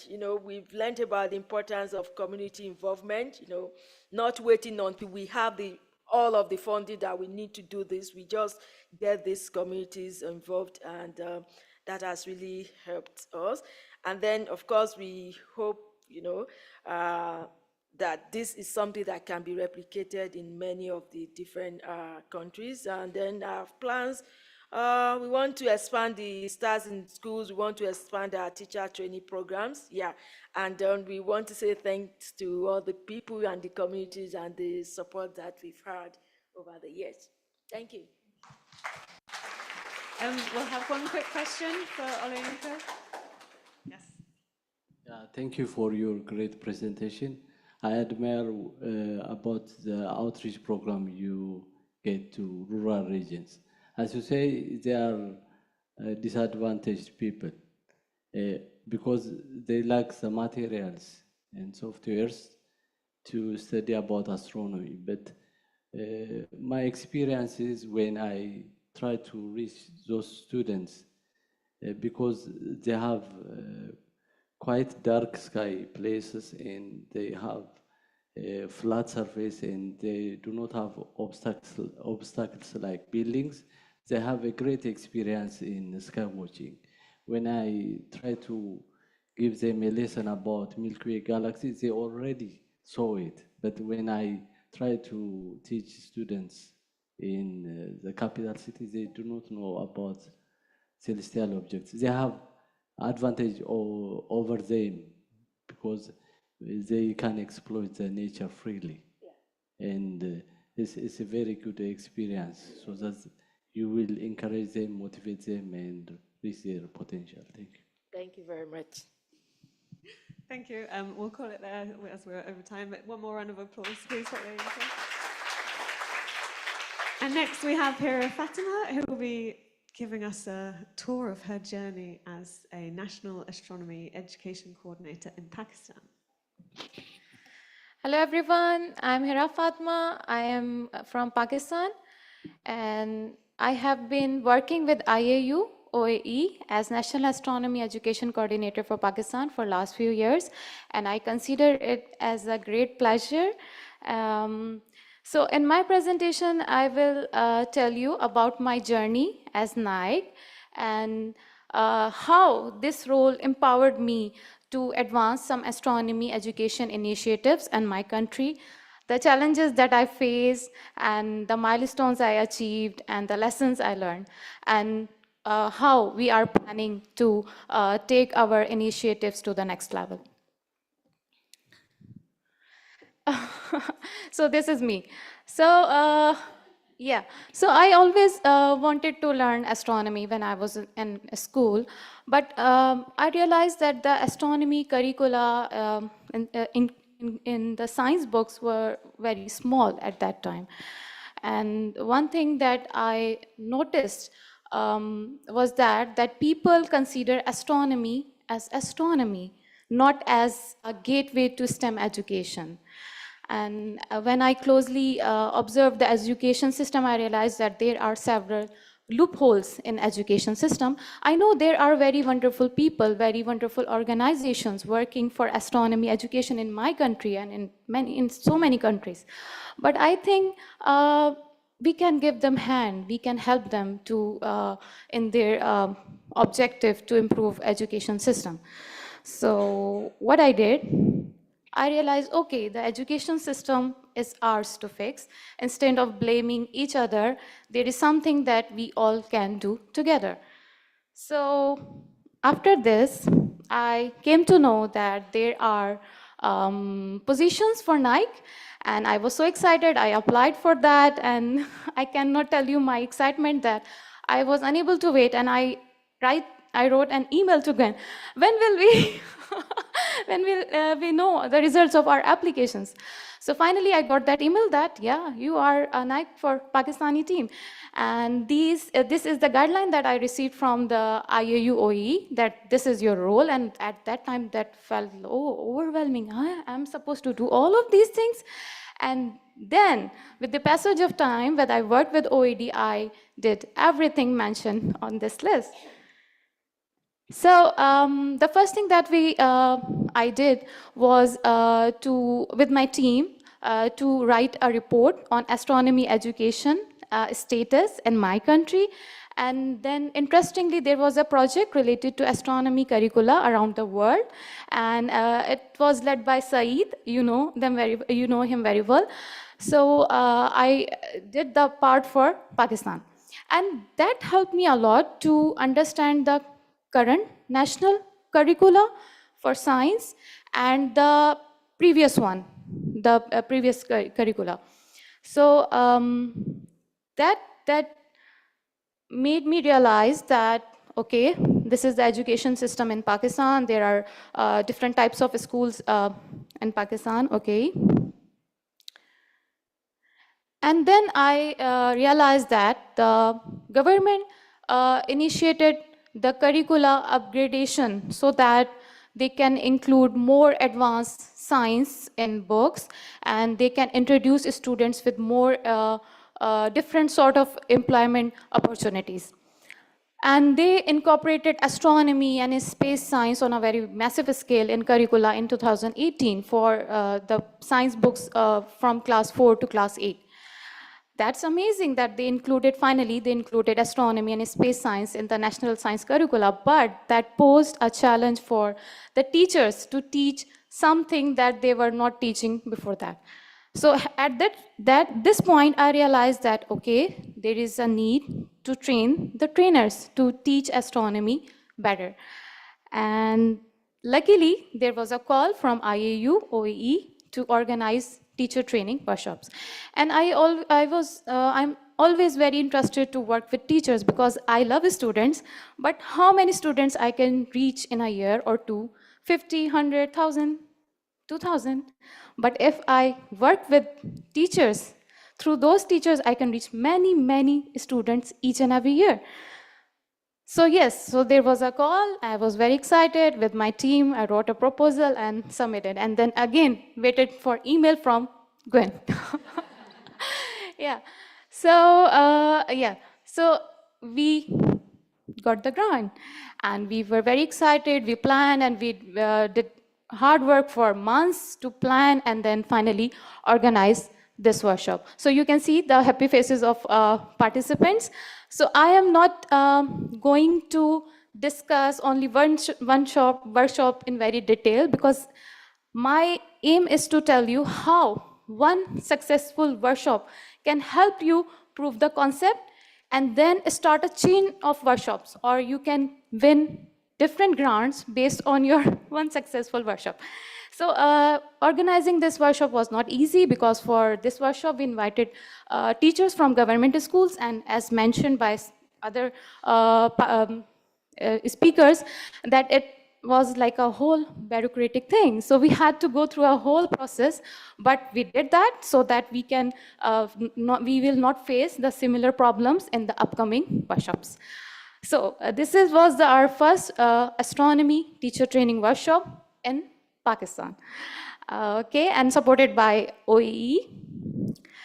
Based on our success of our first teacher training workshop, the proof of concept, we were able to secure some national grants so that we can organize another astronomy and space science teacher training, and we can showcase teachers that how they can use astronomy or space science to seamlessly integrate STEM in their classroom.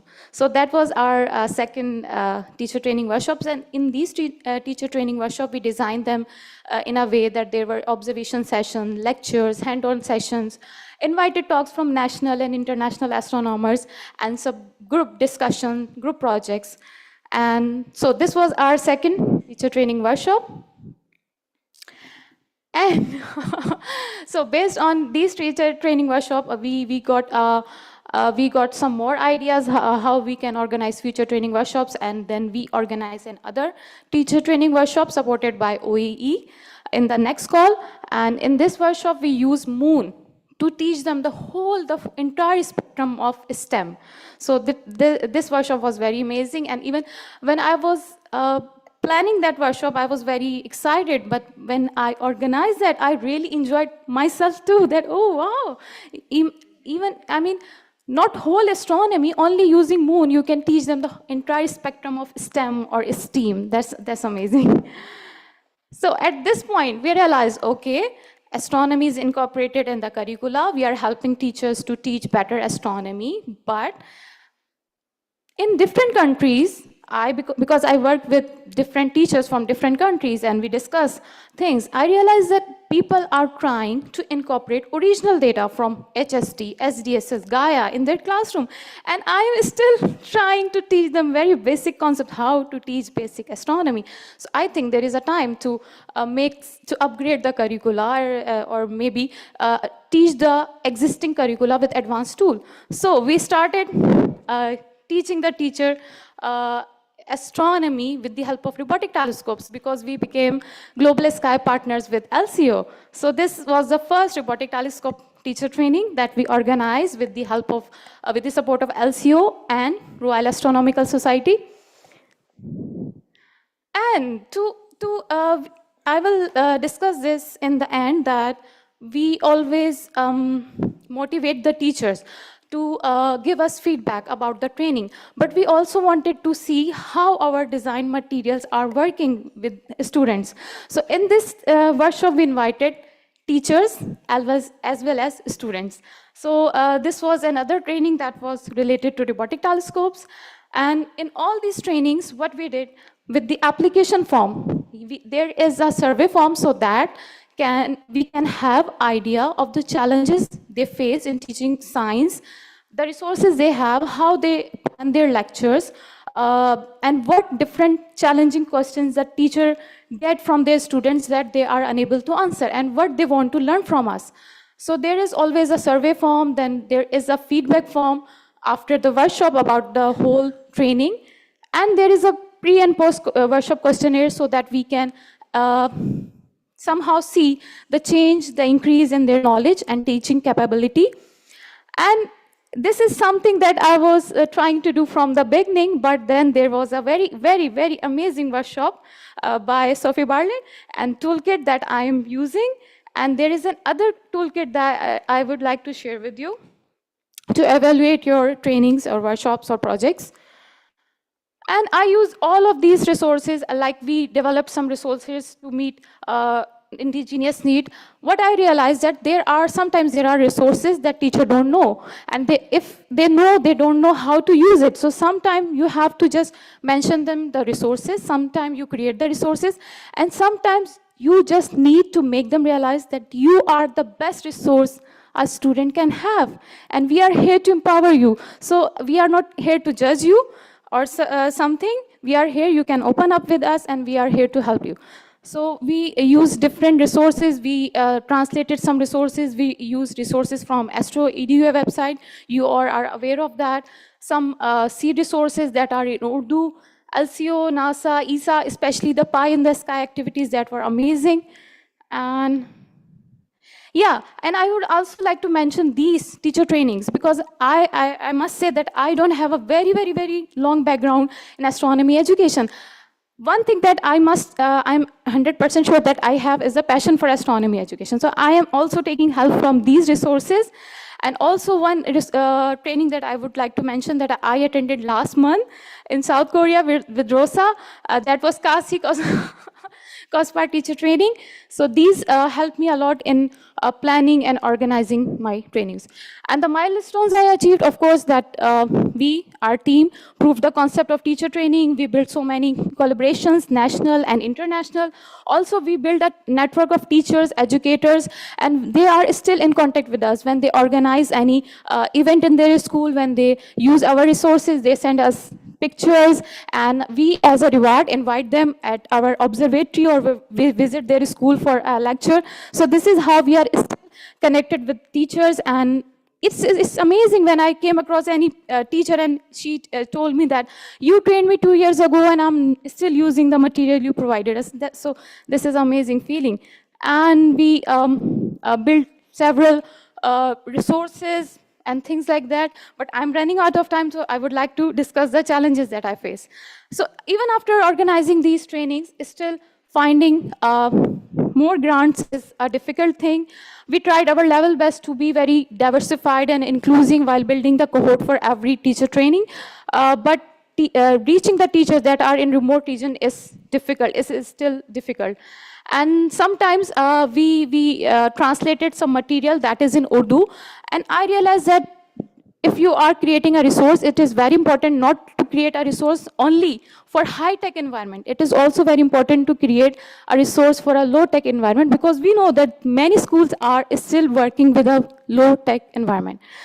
And sometimes teachers don't want to learn something new, and we motivate them. Okay, what questions that you get from the students and you are unable to answer them, we are here to help you, and you can teach them better. So somehow we motivate them. And sometimes we face difficulty if we want to organize a training in hybrid mode because of resources. And sometimes we face difficulties in scheduling the events, because teachers have a very busy schedule, we all know. And what is next? Now we are part of AstroASL. I think many of you know about it. If you don't know, in short words, I can say it's a network of network working on astronomy, education, culture, education, outreach, history, and so many things. And Radio Galaxy Zoo team, education and outreach, and LCO. So we look forward to organize more trainings with the help of our international collaborators. And if you are interested to know more about my work, you can attend my talks, upcoming talks, or you can visit my blog, or you can catch me anytime during the General Assembly. So thank you very much for your time and attention. Thank you, Hira. We are out of time for questions, I'm afraid, so please come and grab Hira, and I know she's here for the full 2 weeks. Our final speaker is Matteo Rano, who will be talking about astro education in the Reunion Island. This one moves the slides. Sure. Cool. Thanks very much. Thank you. Hello, everyone. I'm going to try to make it clean, clear, and as fast as possible. So yeah, this is the Nike Reunion team that you see here. It's made of like amateur astronomers, professionals, and teachers.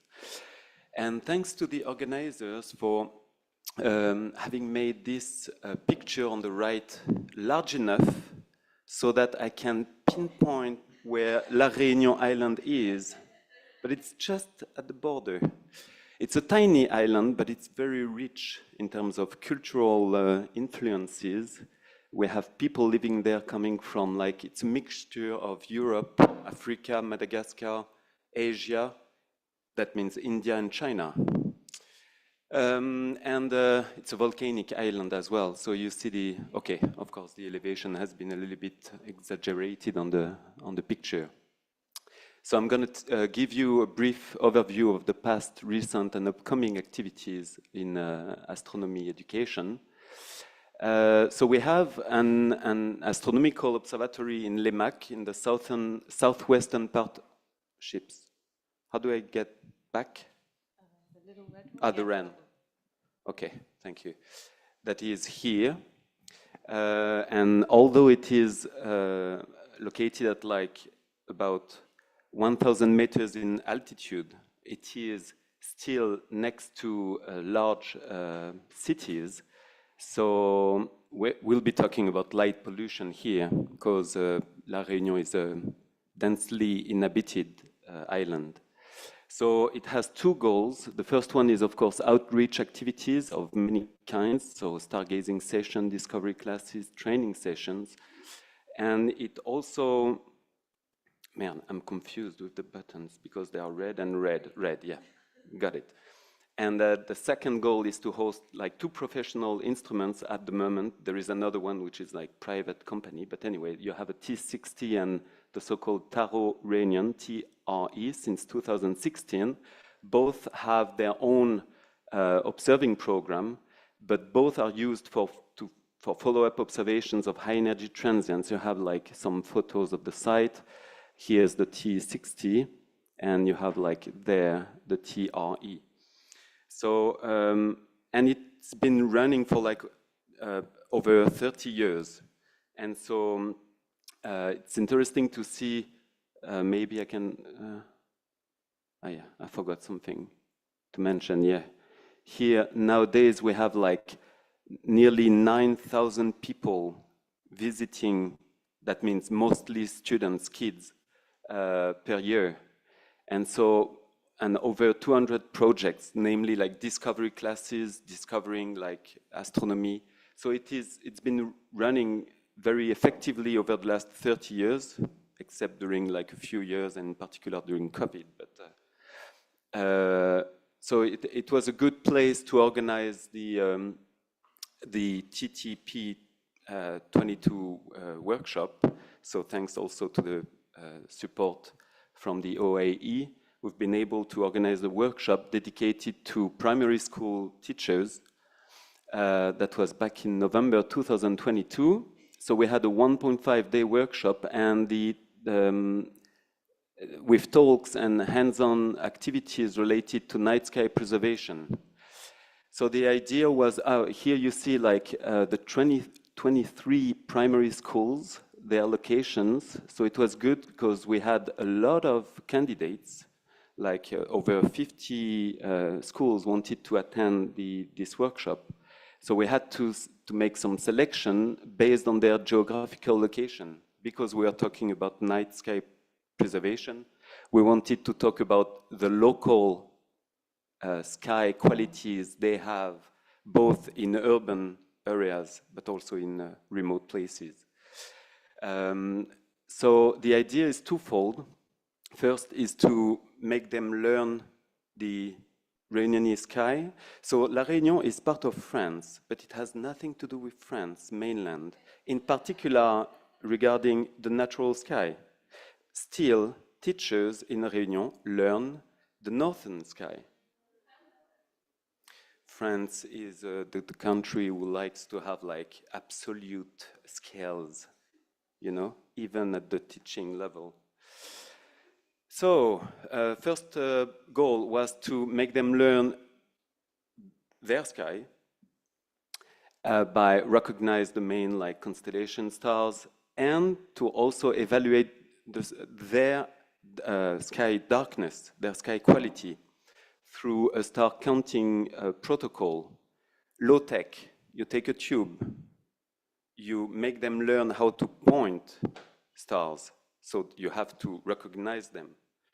And then, of course, you have to work a little bit. That was my work, so that number of stars that are visible by anyone can be converted into a kind of a naked eye limiting magnitude.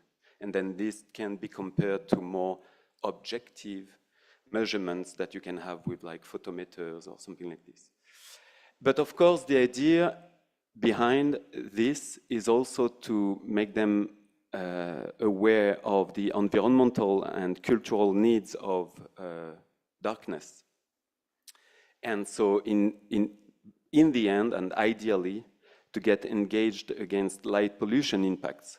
So La Réunion Island is one of those 36 nowadays biodiversity hotspots in the world, together with Madagascar and the other Mascarene island, namely Mauritius and Rodrigue Islands. So we have like endemic birds, endemic flora, fauna. We have like a lot of anthropic pressure. So it was, I think, interesting to start, thanks to like to have this kind of astronomy-based project, but to open up towards like environmental issues in such a place. So here are a few pictures which I'm not going to comment in details. It was a very joyful atmosphere. We did so. I learned many things today and yesterday, but today in particular. So I'm gonna use your evaluation toolkit, Sophie, next time. That's not what I did. I did it in a kind of amateur-like way. So, but you have the results of these surveys, except for the accommodation, which are a little bit oldish over there, but it was for me okay. But anyway, we got very positive feedback. People would like to set up such a pedagogical project in their schools, but, and I think that was the fact that we had only 1.5 days of workshop.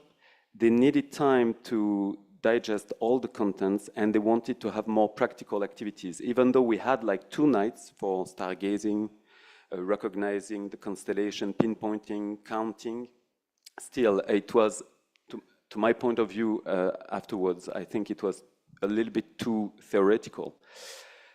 So yeah, I was talking about light pollution. I guess you all know those initiatives, citizen science projects worldwide. So in particular this one, you certainly know maybe this paper, which was which came out last year in Science, and more than 500,000 citizen scientist observations reported night sky brightness increase larger, faster than what is indicated solely by satellite data. So it's also interesting and valuable to get people engaged in those naked eye measurements. And that's where we stand nowadays. We have like this kind of a formulaire so that the kids near my place where I'm living at primary school level, they now know how to fill out the form to report their own observations. We did it also at the university for undergraduates, which are not much better than a 7 or 8-year-old kid. This is for sure. And I'm just showing you like the first set of observations. One of the sets of observations we had, like this one was like in last year at Lemac Observatory, and this is the mean naked eye limiting magnitudes we got from like nearly 20 observers, the university students here, and those numbers are to be compared to like the test W photometer measurements we had during the same night, but this is another story. And I would like to mention 3 either ongoing or future projects related to what we are talking about here. In particular, this one, but I'm not going to go into the details. It's the Nocturnal Environment Observatory will have a dedicated talk next week on August the 15th during the WG6 session. You are all welcome to listen to the talk by my colleague Samuel. So we are among many other projects, we are in particular setting up a network of those TESS-W photometer to measure the night sky brightness. And so far we have like 40 of them working, and there will be 50 of them on top of schools, middle and high schools, so that we'll be both doing research on light pollution monitoring and pedagogical projects related to light pollution. So this is one of the projects within this group of people. It's a kind of a melting pot of people coming from geography, sociology, ecology, physics of the environment. And we try to merge all of those disciplines and expertise to tackle all of those, the impact of the light pollution. There is another project led by the LEMAC Observatory in particular, which is dedicated to citizen and participatory sciences in partnership with the rectorate, so the local legal authority in education. We started last year with 5 pilot high schools working on 4 topics: exoplanets, GRBs, supernovae, and the nova, which is not erupting yet. We're still waiting for it to get up. And the last one, which is still a project, it's called the Sky Run, and it's in between the previous 2 projects. It's a transdisciplinary program on the night sky and space sciences in La Réunion. It's led by a national consortium, and it goes from like light pollution as seen from satellite data to having a dedicated telescope for like space surveillance, time domain astrophysics, and education and outreach. So my conclusions, if it comes to last, yep. So the TTP, I'm good, no? 1 minute, that means 1 slide. This one. No, it's going to be quick. I think like all the previous speakers, it's clear, and I could also feel it. Like wherever the teachers come from, they are very excited in learning astronomy. That's for sure.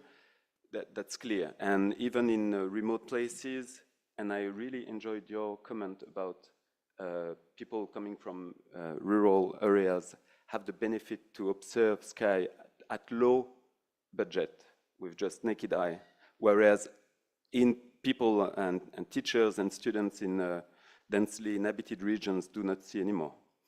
And it's interesting to see, and I did experience that also in Réunion Island. If you go into the heart of the island, the kids know much better their environment. And I mean, environment means terrestrial and celestial, much better than in the lowlands. So yeah, it was, yeah, the TTP workshop was somehow a kind of a starting point for us to develop all of those multi-discipline projects. And it showed the strong interest from teachers in approaching the night sky as a natural environment. So we have all of those ongoing development in like interactive and educational dashboard for like high school students. We'll be including all of those citizen science projects, and in particular the star counting protocol, which is being finalized, hopefully in the next 6 months. So, and we really need to have like an effective coordination among those 3 projects, because we are a limited number of people, and it's hard to get like to really make effective progress on all of those projects. So, and we also would like to include and to involve like the legal authorities in education. It takes a lot of time in France, thanks to a very complex administrative system we have, but it's worth the effort. Thank you. Do we have one quick question? I will encourage everyone to stay and talk to one another. I just want to say a huge thank you to all of our speakers. I hope everyone's feeling as inspired as I am. And also a huge thank you to our incredible tech team in the corner there. They've been brilliant. So thank you, everybody.